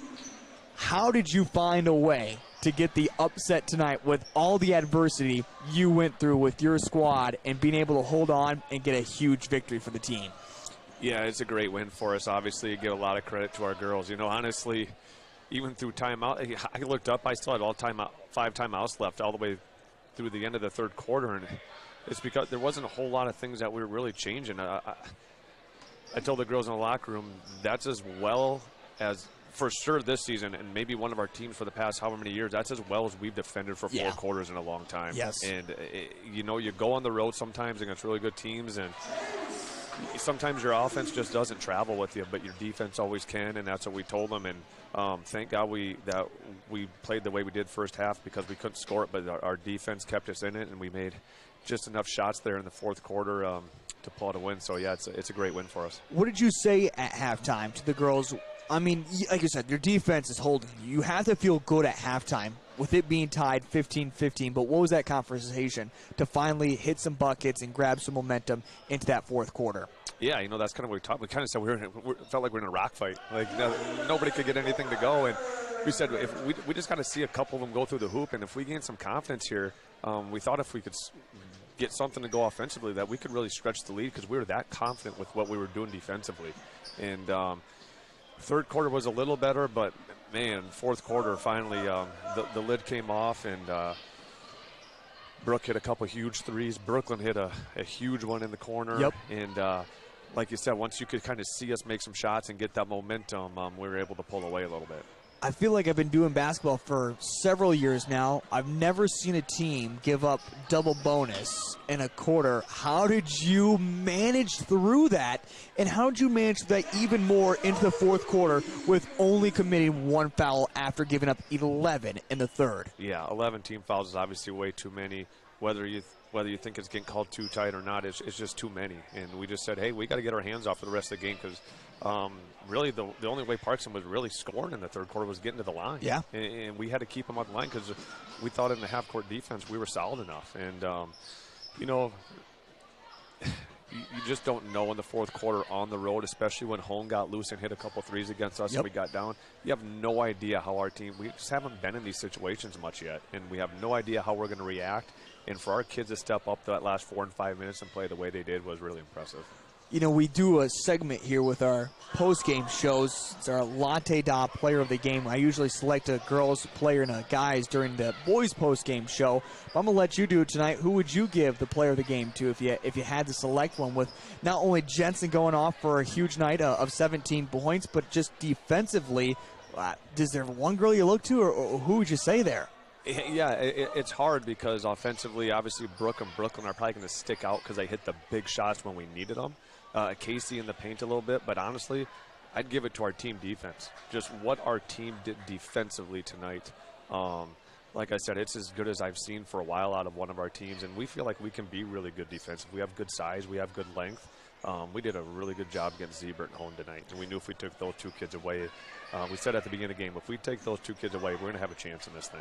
What does it look like now for your weekend plans with a game Monday, game Tuesday, and a game Friday? I mean, this is definitely a tough one to recover from. So what's the next 48 hours look like for your squad? Well, we just had that conversation in the locker room, and I said, you know, it's one of those things where I really don't like bringing kids in on the weekend. I mean, we yell at them 5 days a week. They're going through games. We're in a grind. They're high school kids. They need time away from us. They need the weekend to recover and do their own thing. So they made me a promise that they would be fully ready to go on Monday at this makeup game after I told them that we were giving them the weekend off. So we're going to give this thing a shot. We're going to get some rest this weekend. We're going to give them the weekend off. We're going to come back on Monday, and they got one chance to prove themselves. And they get that only one chance. By the way, Coach, Dakota Valley did pull away, as you mentioned, against Viborg Curly. They won 71-55. So the Panthers remain undefeated. I know you were looking for that score. Coach, the man of the night for now. You go enjoy your weekend as well. We'll catch back up with you on Monday, all right? All right, thanks, Steve. There he is, head coach John Brooks on the Vermillion Booster halftime show on ESPN Radio, along with Vermillion streaming as the Vermillion girls get the upset this evening over the Parkston Trojans by that final score of 43-37. One heck of an effort from the girls and one heck of a coaching effort from head coach John Brooks. But you just expect that from Coach Brooks nowadays. We're going to step aside for a quick minute, and when we come back, we recap the boys' first half and the second half. Comes up in that 1 minute here on ESPN Radio and Vermillion streaming. Let's be real. You're on the go. Your time is valuable. You like things easy.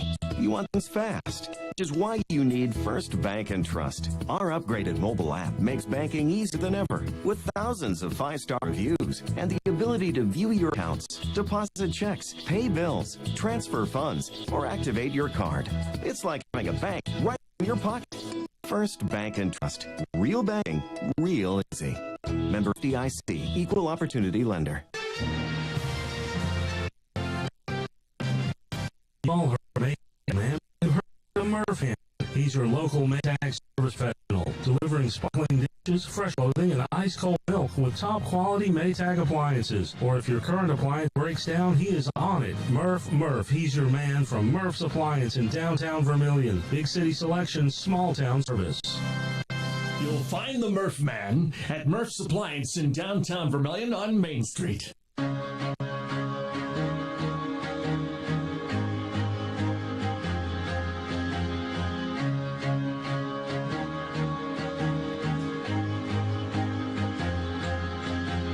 It's the Vermillion Booster halftime show here on ESPN 101.5 AM 1570, along with Vermillion streaming as we take a look back at the first half of the Vermillion boys game. Vermillion and Parkston, it was a close one in that first quarter. In fact, Vermillion held on to a 2-point lead, 14-12, and also a late three at the buzzer from Luke Borman drew it just a little bit closer for the Parkston Trojans. Otherwise, right now at halftime, it is the Vermillion Tanagers that lead it 33-21. Big in part because of Charlie Ward. He has certainly got his stroke going from beyond the three-point line. 17 points here in the ball game. Otherwise, Jake Jensen, 8 points, just 4 points otherwise from Nick Sorensen and TJ Tracy. Carter Mart, the only star not to score, and still no bench points yet tonight for the Vermillion Tanagers. Their defense has also been good, allowing just 5 scores. Balanced from the Parkston Trojans. Cole Prudy leads the way with 6 points, 5 from Max Scott. Braden Jervik hit a 3 right away to begin the game. As we mentioned, Luke Boardman hit that 3-pointer right before the buzzer. He has 5 in total and 2 points as well for Will Jojic, and that's the only scoring tonight for the Parkston Trojans. Both teams are gathered with their head coaches, Craig Bruning right in front of the Parkston Trojan bench. Vermillion with head coach Jay Drake more in the lane here inside the gym. We'll also be switching sides as we see it a little bit, as well as Vermillion will now be attacking the far bucket, as Parkston will be here at the near bucket as we get ready for the second half, as that was the Vermillion Booster halftime show. Both teams come back out in their starting 5 of Cole Prudy, Braden Jervik, Caleb Weber, Luke Borman, as well as Max Scott. For the Vermillion Tanagers, back out in their starting 5, Charlie Ward, Jake Jensen, Carter Mart, TJ Tracy, and Nick Sorensen. We're back underway. 3-pointer from Charlie Ward as he knocks it down to open up the scoring immediately. 20 points now for him in the ball game. That matches his season high as well. And a quick foul the opposite way. 36-21. The foul called on TJ Tracy, his first personal and first team foul. 36-21. Back up to a 15-point lead. It's the highest lead the Tanagers have had. Luke Borman, bounce pass to Weber. Weber back behind him to Max Scott. Back to Luke Borman. Borman puts down the dribble at the elbow, tries to make the pass. It's tipped away and stolen away by TJ Tracy. Tracy is going to go to the rack, and he is fouled as he goes up with the shot. He'll head to the charity stripe to shoot 2. See if we can't get you some more scores, at least in girls action, as a lot of games have been updated, and a lot of them have gone final in Class A. As mentioned with head coach John Brooks, that big one with the Viber Curly in Dakota Valley, as Dakota Valley remains undefeated, now 9-0 on their season. Crazy, they're already almost halfway done with their season. We're just into the new year. Tracy knocks down the first free throw. Second one upcoming, and he leaves this one short. Gets back his own offensive rebound and is able to finish it off. How about that for TJ Tracy? Misses the free throw, but able to cash in for an extra two. 39-21, now an 18-point lead. To Prudy. Prudy drives in. His underhand shot good, and Nick Sorensen fouls Cole Prudy. And Prudy will head to the free throw line, trying to complete the old-fashioned three-point play. Nick Sorensen commits his first personal foul as well. And now a timeout from head coach Jay Drake. 39-23. Let's take a look at scores from inside the DAC-12 and also the Region 4. Canton defeats Elkton Lake Benton tonight, 65-47. So we mentioned Dakota Valley gets the win over Viber Curly, 71-55. And also Beersford beats McCook Central Montrose, 52-40. Other games of interest, Wagner took down Bonhomme, 59-24. John Brooks, of course, takes on the Lady Cavaliers coming up on Monday. That's going to help out just a little bit as well for John Brooks, knowing that the Cavaliers also played this evening. Back in action after the quick timeout. Free throw upcoming for Prudy. He puts it up and is able to knock it down. Get a timeout from head coach Jay Drake after his squad's already given up 2 team fouls 60 seconds into this second half. Doesn't matter how much the Tanagers are winning by. Right now it's a 15-point lead. Jensen knocks over Jervik. No foul called, and Jake Jensen is easily able to get in the lane and finish it off. Now giving him double figures for the night with 10 points. 41-24, 6:35 third quarter. Luke Borman over to Jervik.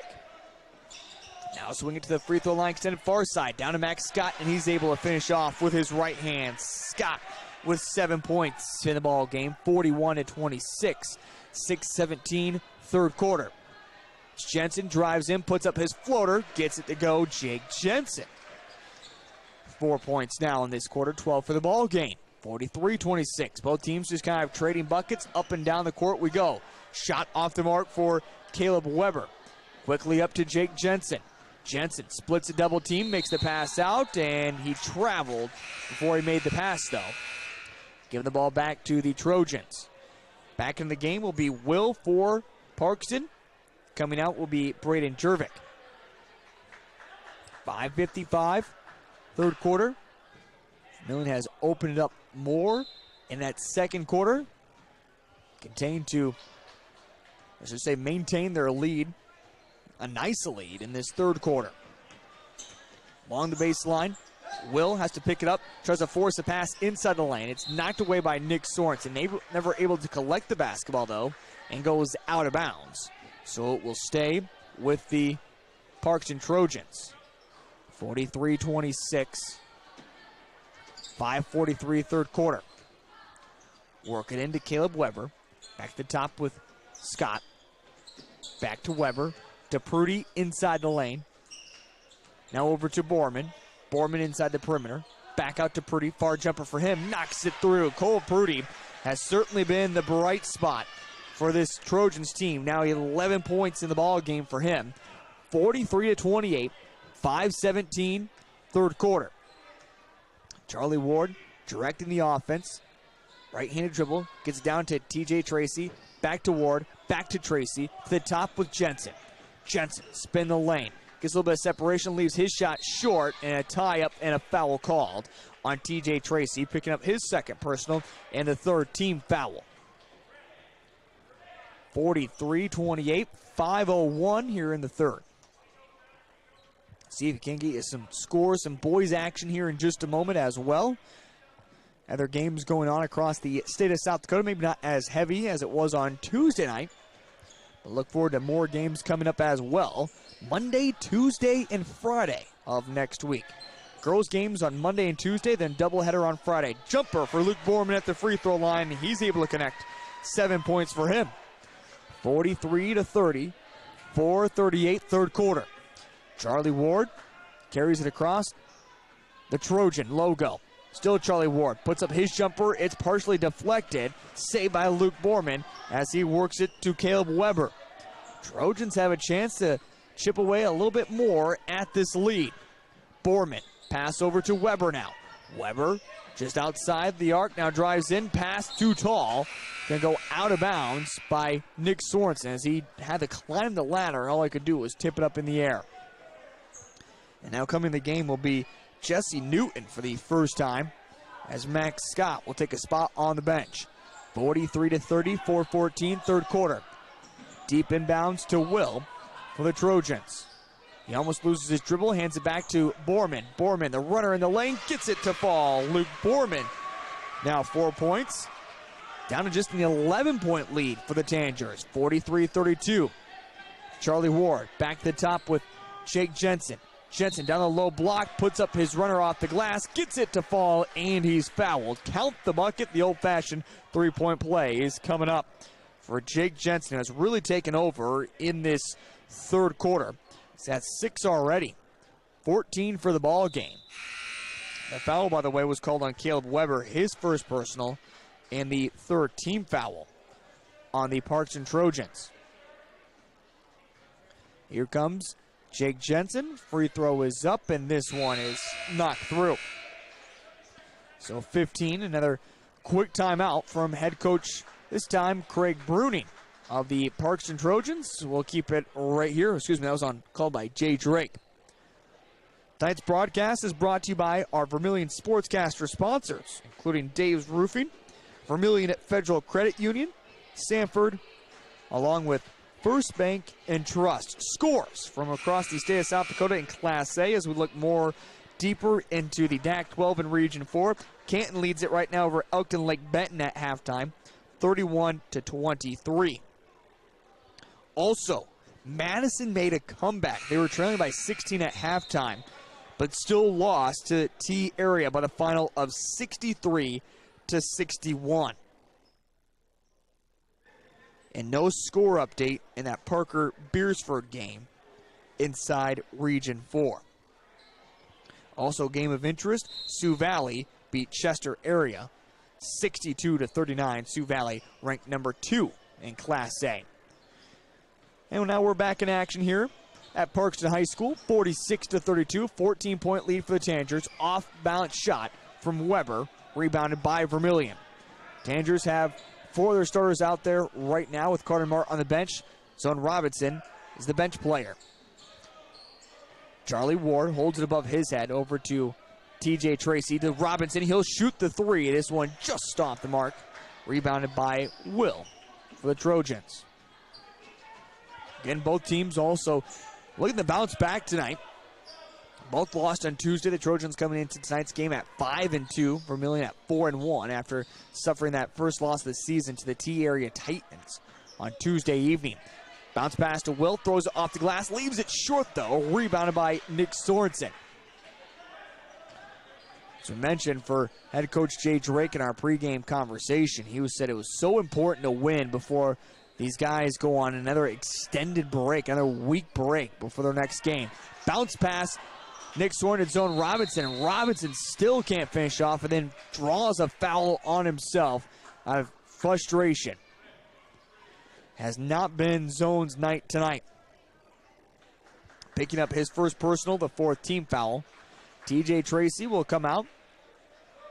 Skogsberg will check in. Carter Skogsberg, 46-32. Quick other substitution. Cole Prudy back into the ball game as Newton will come out for the Trojans. 2:44 here in the third quarter. It's 46-32. Borman across the timeline, picks up his dribble, finds Prudy, bounce pass down to Scott, and it goes out of bounds. Last touch by Scott. So we mentioned otherwise, girls games coming up on Monday, Tuesday of next week. Vermillion girls on the road against Bonhomme before they're back home against the Madison Bulldogs. Three-pointer for Robinson. This one is off the mark. 46-32, 2:15, third quarter. Borman over to Prudy. Certainly slowed down here a little bit more into the dwindling minutes of the opening frame, second half.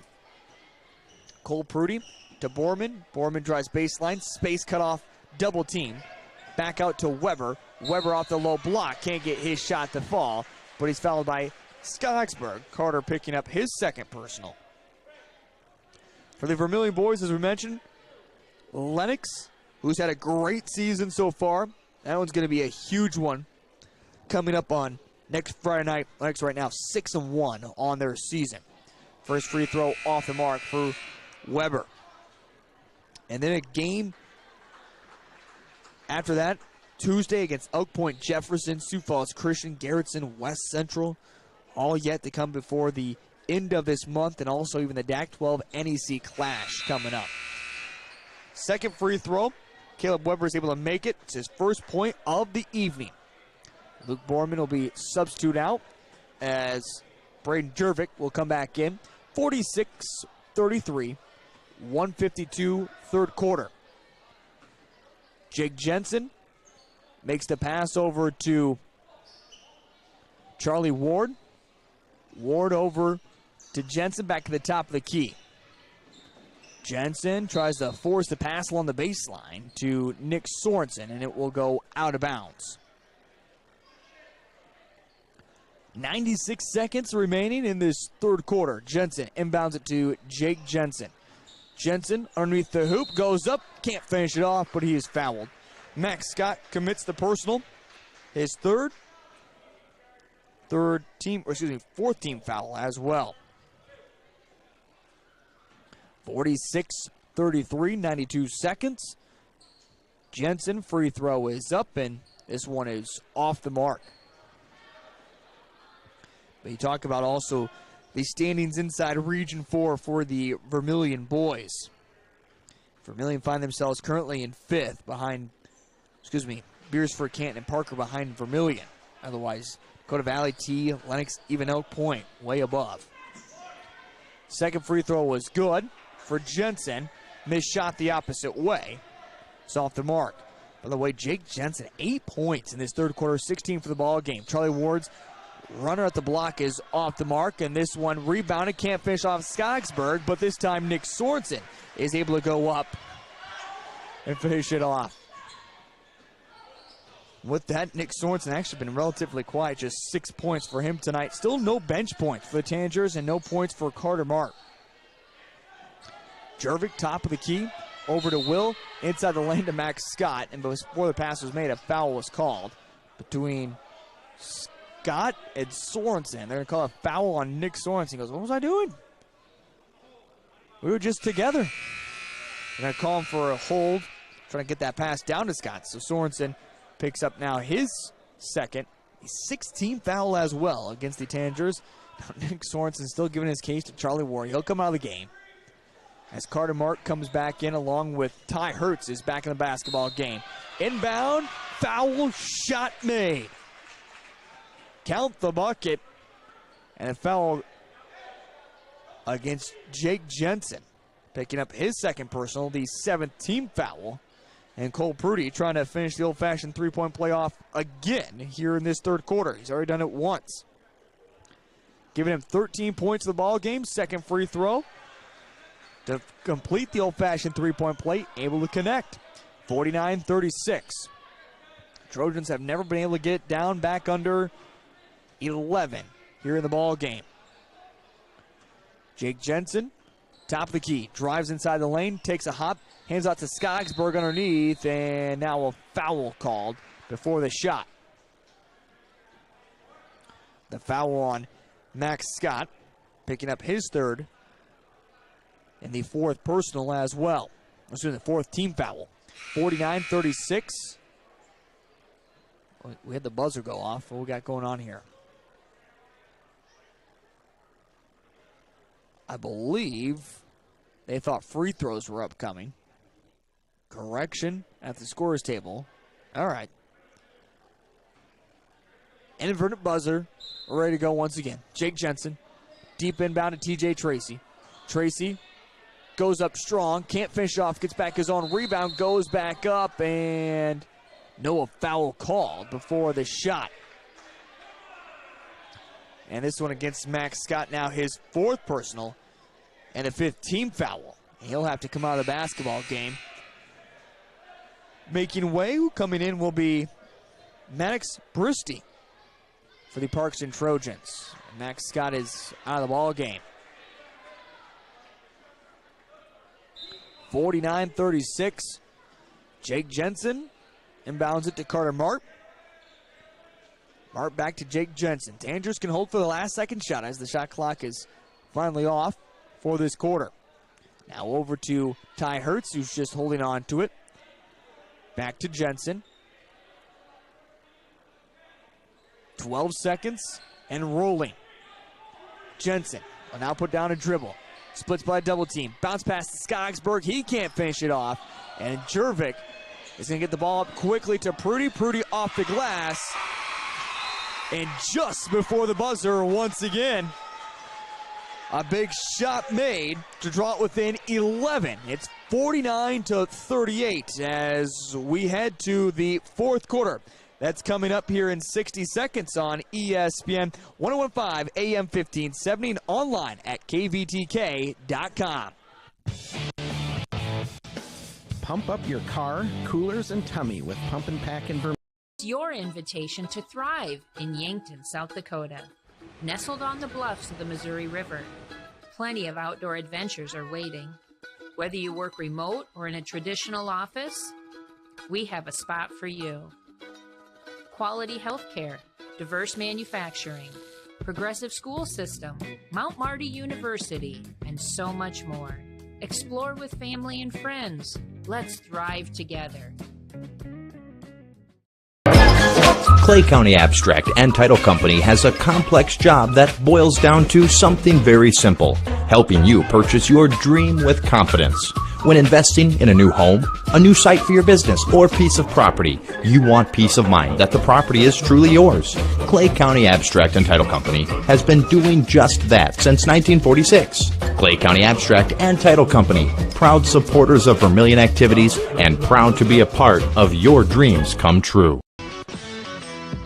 Here we go as we begin the 4th quarter. It'll be Jervik who makes the pass over to Cole Prudy. Prudy loses his footing. Loose basketball picked up by Tangers with Charlie Ward. Ward quickly up to Jake Jensen. Jensen able to finish it off the glass, and he continues his great scoring. Now 18 points for the ball game. Here comes Jervik into the front court. Now working to Prudy underneath, and this one is Max. That's off the mark. Jervik trying to make the shot. He can't hit it, and it's going to be a foul called against Nick Sorensen and the Tangers. Vermillion still not happy with the hustle. And Nick Sorensen now picking up his 3rd personal, the 8th team foul as well. So it is bonus upcoming for Braden Jervik. Again, a 1-1 opportunity. Sorensen with his 3rd personal. Jervik awaits the free throws here. First one on the 1-and-1 is up and knocks it down. Braden Jervik now with 4 points in the ball game. 51-39. The Trojans still haven't been put away quite yet. It seems like they've been quiet for some time, but they did put up 17 points in that 3rd quarter after being held to just 9, including a buzzer beater 3. And Jervik's able to hit both free throws. 5 for the ball game. Charlie Ward, quick 3 the opposite way. Misses this one, but offensive rebound, or I should say collect the ball underneath, is TJ Tracy. Then he's fouled, and he'll head to the free throw line. It's now the 6th team foul on the Parkston Trojans. And the first one that is going to go against Max Brissett of the Parkston Trojans. TJ Tracy, the first free throw, he leaves this one short. Tracy, by the way, 7 points for him in the ball game this evening. The only starter not to score is Carter Martin. Again, Vermillion, now through the T game, and this game here tonight has yet to get any bench points. Second free throw, this one is good. 8 points now for TJ Tracy. 52-40, 7-13 fourth quarter. It's Jervik. Jervik dribbles it along the baseline, puts up his shot. This one is off the mark, rebounded by Nick Sorensen. Quickly the opposite way. It's Charlie Ward off the glass, off balance, and good. Charlie Ward now with 22 points in the ball game. Cole Prudy has in the front court for the Trojans, 54-40, 6:43 fourth quarter. Prudy guard closely by Jake Jensen, loses his dribble, it goes out of bounds. Last off of Prudy. Well, as we mentioned, big looking for that victory tonight for the Vermillion Tangers as they find themselves 5th inside Region 4, even though they are 4-1. And it's log jammed towards the top of the region. That's what makes it so tough. You have Dakota Valley right now 6-0 on their season. T area 2-2, but they've played some of the best teams in the state. Nick Sorensen has it the low block, turnaround off the glass, good for 2. Otherwise, you have Lanks, who you knew was going to be a good team this year. They've been building for the past couple of years.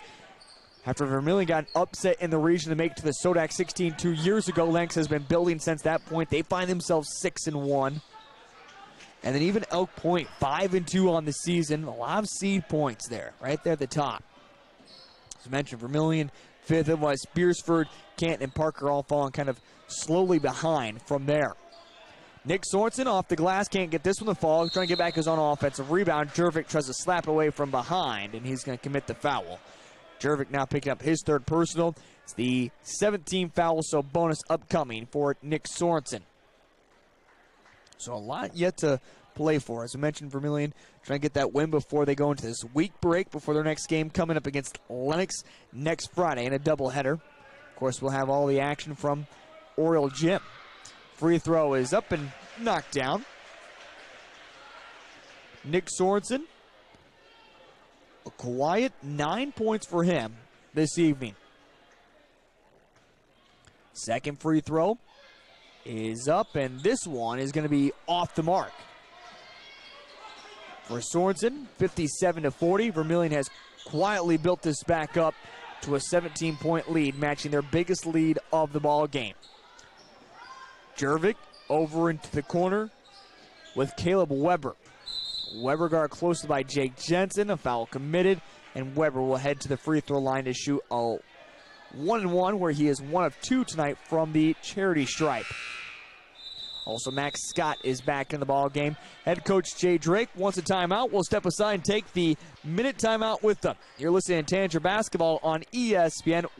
Olson, owner of Blaine's Body Shop in Vermillion. I grew up here, graduated here, and now have a business here. I'm proud to serve the community that has helped me live this dream. I have top-notch equipment, the latest in training, along with a work ethic and the desire to serve you. Should you need repairs in the future, please remember Blaine's Body Shop across from Polaris on the Highway 50 bypass in Vermillion. Blaine's Body Shop.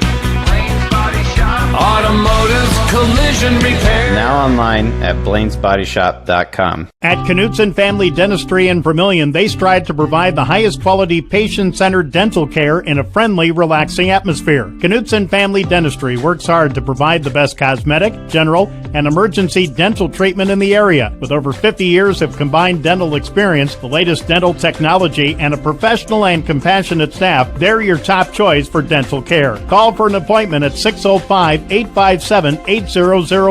Knutson Family Dentistry of Vermillion. Thread and Ink to fill your order with the perfection you deserve. Good luck from Thread and Ink, Vermillion.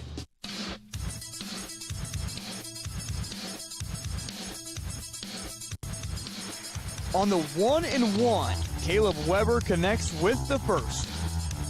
57-41, 5:33 fourth quarter. It's been a good night for the Vermillion Tangers here in Parkston. The girls getting upset earlier this evening, and the Vermillion boys right now holding on to a 15-point lead after the second made free throw from Caleb Weber. 57-42, 5:23 fourth quarter. Jake Jensen drives in the lane, able to finish it off once again. You can certainly tell Jake Jensen, a key role player last year, now has 20 points in the ball game. In fact, the only other one leading him right now is Charlie Ward with 22. Carter Mart, a rebound for the Tangers after the missed shot. Quickly opposite way. It's Jensen. He traveled. Wow, looked like he caught and passed right away. Doesn't get the go. So it'll be a turnover. Parkston with the basketball, 59-42. Great to have you along here on ESPN Radio and Vermillion Streaming. Don't forget, we'll also catch up with head coach Jay Drake on our First Dakota National Bank post-game show. Definitely an interesting question here to ask him about his bench play. We'll see them come in a little bit later. Max Scott off the glass and good for 2. But Vermillion's bench for the game on Tuesday night and right now in this moment have yet to score a point. It's been all 5 seniors. In fact, only 4 have scored tonight. Jensen bounced past to Nick Sorensen, and Nick Sorensen easily off the glass. And it looks like the Trojans have called it all but good defensively. 61-44. And now, head coach Craig Bruni wants a timeout. We'll step aside and take the timeout with them. 61-44. We're back in 60 seconds here on ESPN. Vermillion is ready with all your Tanager gear. Check out their Tanager Pride and Tanager logo t-shirts. Thread and Ink has USD Coyote gear too. They custom print apparel, do built-to-order laser engraving, embroidery, promotional items, signage, and much more. Thread and Ink Vermillion is locally owned, and customers give them 5 stars on their Facebook page, so you know you can trust Thread and Ink to fill your order with the perfection you deserve. Good luck from Thread and Ink Vermillion. Masaba of Vermillion, South Dakota is now hiring for full and part-time positions with day and evening shifts available. Masaba provides comprehensive training in a state-of-the-art facility with a clean and safe work environment. We offer competitive starting wages and an interesting and fun work culture. If you are self-motivated, accountable, and eager to learn new skills, we would love to have you on our team. For more information, visit masabainc.com/careers.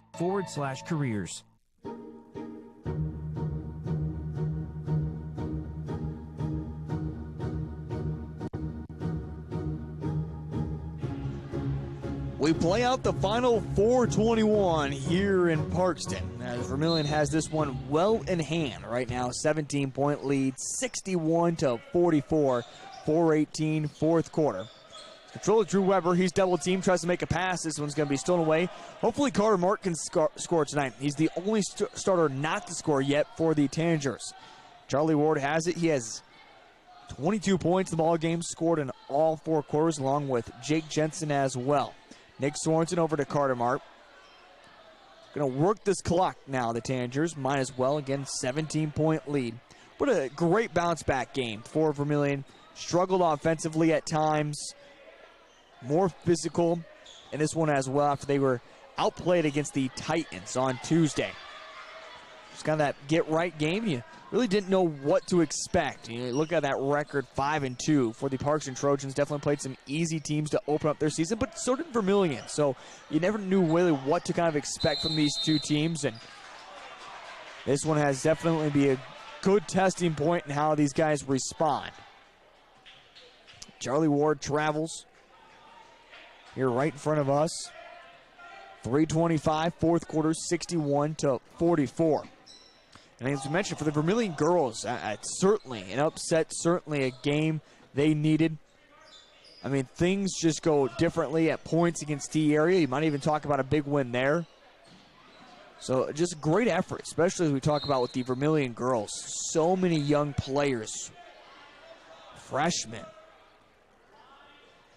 You know, mix in a few juniors, but those girls just continue to grow and certainly going to be an exciting team next year. But right now, definitely building something special at 5-2, and it's going to be an interesting next week for the girls. They have games Monday, Tuesday, and Friday.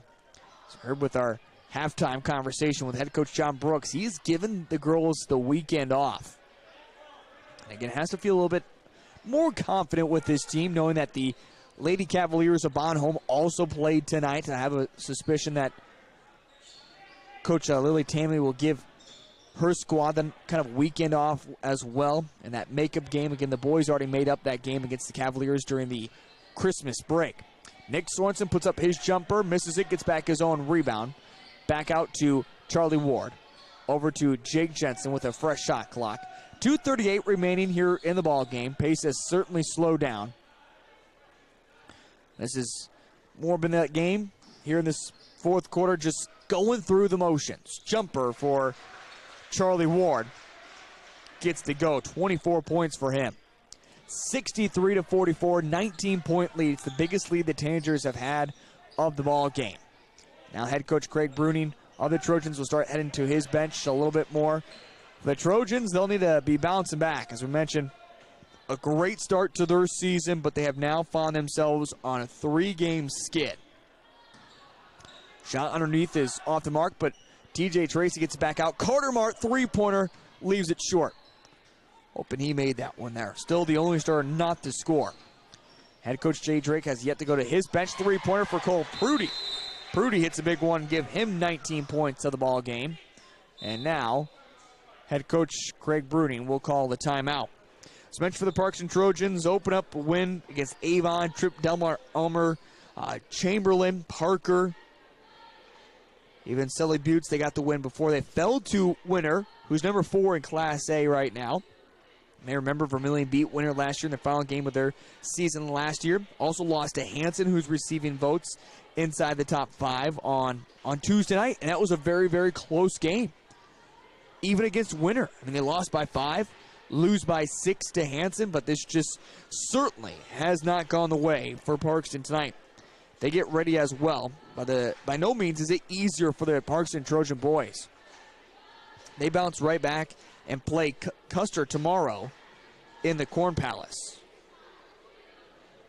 So that one's definitely going to be a little bit of a task. That's part of the Sacred Hoops Classic that has 5 games going on.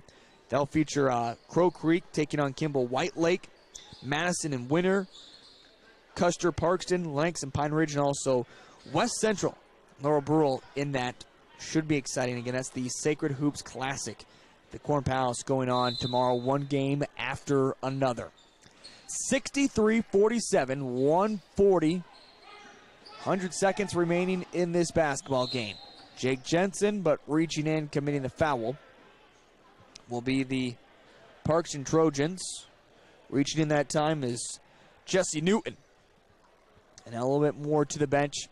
Jay Drake will bring in his bench players here in just a moment. Ty Hertz is ready to check in at the buzzer. He will come in. Charlie Ward will come out. And with that, Charlie will finish with 24 points on the evening. In fact, leading all scorers. Again, Ty Hertz on the court. Jake Jensen, the 1-and-1, hits the first one. And here comes the rest of the bench. Jake now 21 points. The rest of the bench is now onto the court, including something cool to see. Wyatt Gestring is on for the first time this season, as he wasn't able to get in the first few games, but making his first appearance of the year onto the court. Great to see him onto the court. Again, just a junior. 64-47, second free throw. So we'll wait, see if Jake Jensen can't hit the free throw. Puts it up, and he does so. We'll stop for a moment, get the final substitution out there. As checking in will be Connor Rorick for the Tanagers. 65-47, an 18-point lead. As we'll see if maybe one of the bench players can't score to finally end this streak. It's controlled with Sam Benson. To the top they work it now with Brissett for the Trojans. Newton three-pointer. This one's off the heel. Battle for it. Benson gets the offensive board. Back up he goes with it. Can't get it to fall. And it's going to be rebounded for the Tanagers with Ethan Kerner. Orrig to the top now with Carter Hansen. Back out three-pointer. This one misses everything for Wyatt Gestring. 1 minute remaining here in the ball game. Trojans into the front court with Newton. Now on the baseline, and a foul is called. No, loses it out of bounds. Was Brissett, the 6'1" sophomore forward. 53 seconds, and now rolling once again as we're back in action. 65-47. Ty Hertz over to Connor Rorick. Kerner moving around the perimeter to Gestring. Rorick at the top of the key.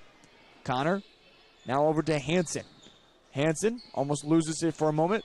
Corner to Rorick, three-pointer, and for him, knocks it down. It's the first bench points the Vermillion Tanagers in now 2 games. Wow. 68-47, 21-point lead, their biggest lead they've had of the night. Now ball goes out of bounds. Stop the clock for just a moment. Inbound this one and finish it off. But nonetheless, Vermillion comes to Parkston, and they're able to get 2 big wins tonight. Quick inbounds, quick shot up, knocking it down was Reed Richner there. 68-49. And Vermillion were able to hold this one out with Carter Hansen. As tonight, the Vermillion boys get the win 68-49. The Vermillion girls get the upset tonight, 43-37. It's a cold road trip, but it's much warmer when you can get 2 big victories here in Parkston. Again, your final for boys action, 68-49. The First Dakota National Bank postgame show comes up in 2 minutes here on ESPN 1015 AM 1570, KVTK.com, and along with Vermillion streaming. Don't go anywhere. Hi, I'm Tyler Reiser. And I'm Tyler Moore. We are service technicians at Kalen's Indoor Comfort. Let's clear the air. HVAC is our Most new systems today, it's important to remember to maintain the warranty. You need to show proof of service. Things that you can expect from Larry's Heating and Cooling Comfort Care Club are prompt, timely service, 2 maintenances, and respect. If you ever have an issue, from Lennox to Carrier, and everything in between, we're there for you. For any inquiries about our pricing, feel free to call us at 1-800-491-9461. Anytime, any day. We're a little bit different here at Vermillion Federal Credit Union. See, unlike banks, we're a member-owned not-for-profit institution, meaning members like you are the owners, and the profits are returned through better fees and lower rates. Hey, you, down in front. And since our members are our owners, we exist to serve you and make sure that you're as comfortable as possible here. So come on in and act like you own the place, because you do. Open your free checking account today. Vermillion Federal Credit Union. And industrial customers. From the simple service call. Whether you're in the market to purchase a new home, or your family is growing and you need to sell your existing home, or you're a student moving to an apartment, Dakota Realty and Property Management has home listings for families as well as apartments. Being locally owned and with over 150 years of combined experience, they have the connections to find the home that will fit you. Go to Dakota Realty and Property Management at 125 East Cherry Street, Vermillion, because they like what they do and they will work for you. Dakota Realty is a proud supporter of Vermillion Athletics. Vermillion Medical Clinic is your trusted hometown healthcare provider. Family medicine, 10 visiting specialists, Vermillion's only pediatrician, and expanded convenient care hours. Because illness and injury don't keep office hours. Vermillion Medical Clinic. So much care, so close to home.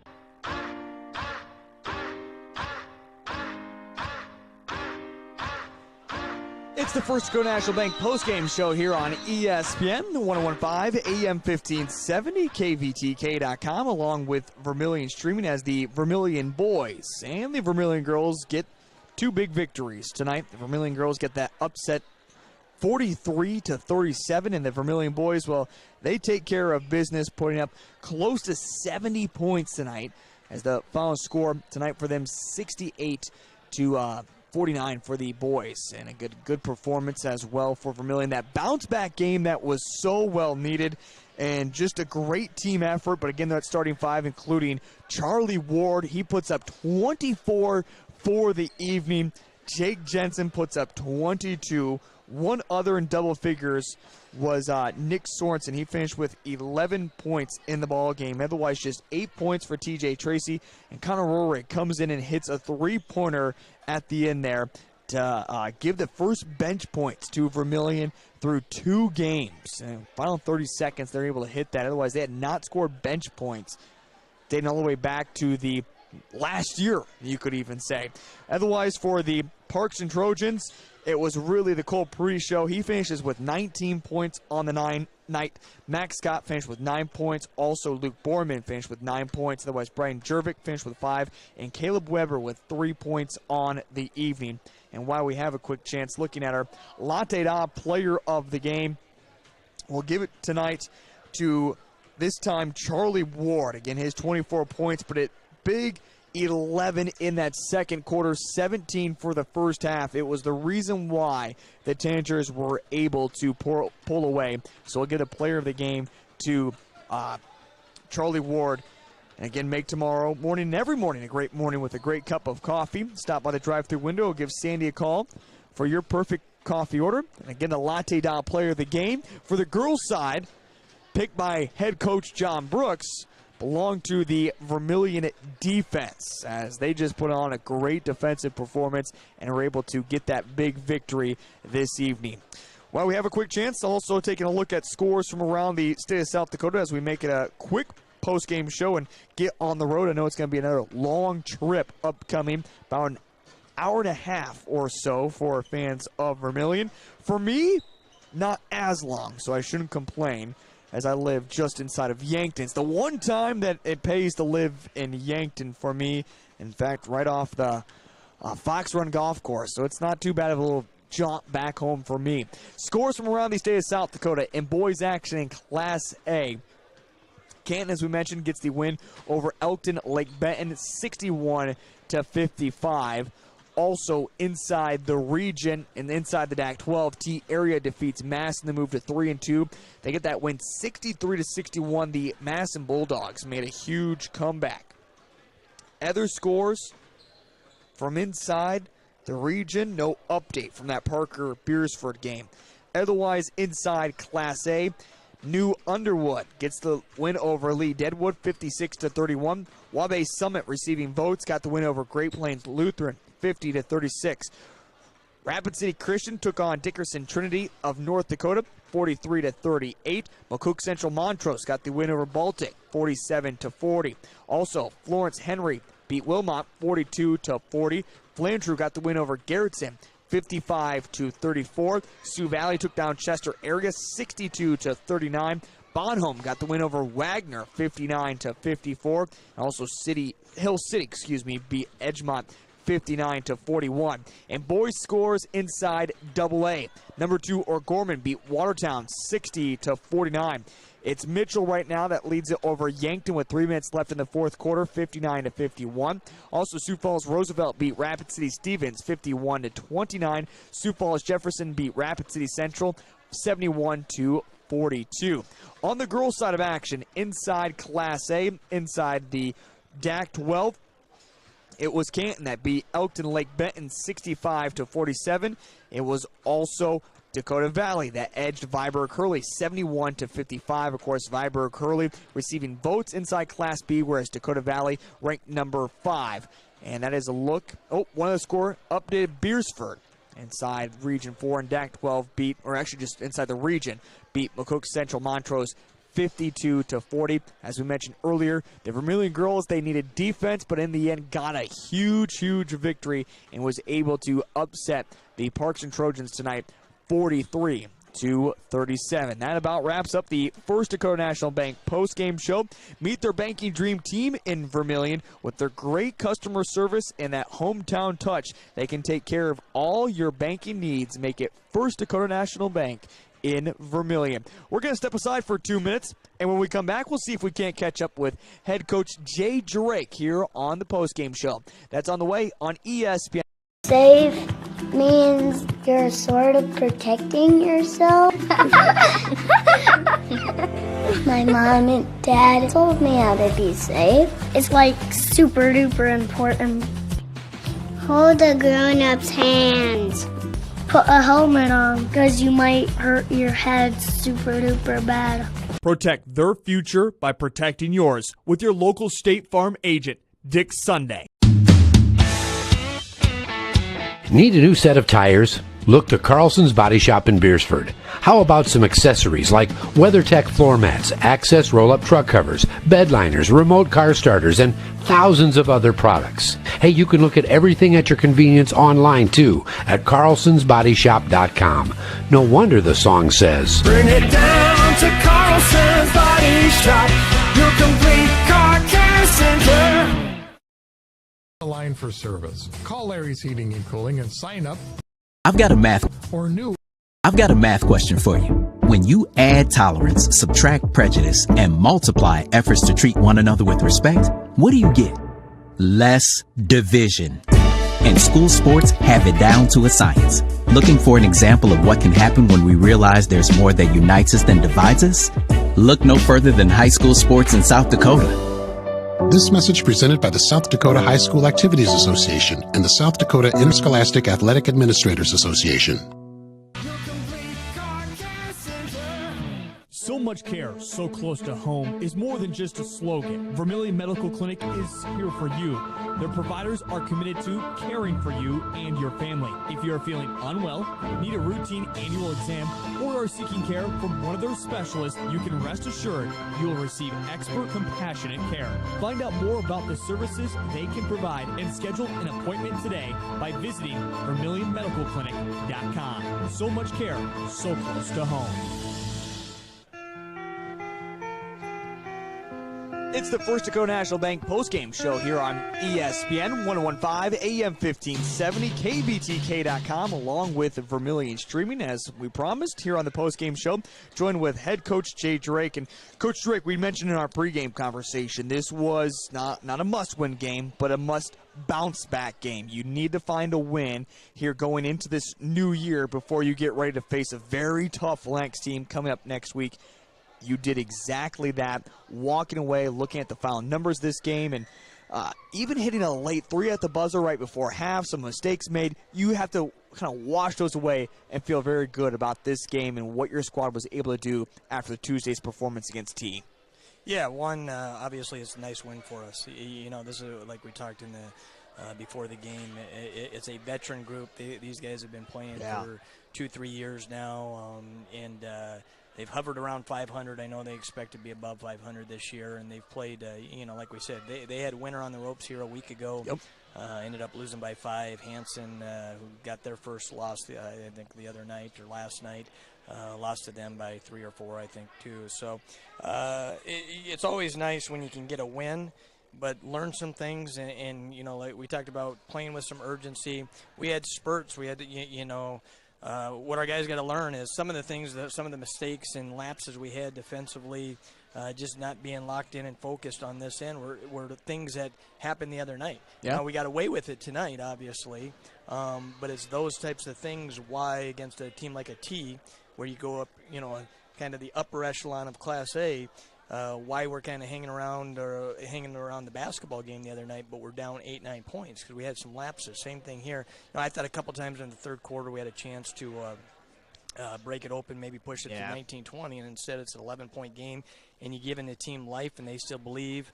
And we did a terrible job tonight on ending quarters. The first quarter, we don't run the play that was called. They end up we lose it. They go get in a layup. There's 2 points. At the end of the half, we went way too early. And the thing about it, you say a kid throws one in from half court, banks it in, but we're telling our guys in the locker room there was still a chance. We could have got the ball stopped down here. They made one pass up the floor. The kid shoots it, but we had a guy close, doesn't get a hand in his face. Those are little things and the little details that you have to, good teams take care of. We don't know if you get the ball stopped or if you get a hand up, maybe the kid doesn't make, but there's 3 more points, that's 5. And then the same thing at the end of the third quarter. That was the one we went way too early, and we end up missing it. They're going to the other end when it should be. So that's 7 points in a basketball game on 3 possessions. That worst case scenario, we told our guys, worst case, when we're in those situations and situational basketball, the worst case scenario, if we're up 15 at the end of the half, we should leave worst case 15, possibly up 16, 17, 18, and instead it was 12. And so our guys got to understand that, and we've got to finish those types of plays, finish possessions, finish quarters. But with all that said, it's always nice when you can get a win. The way we did it, we kept, they grind. That Parkston team, they're physical.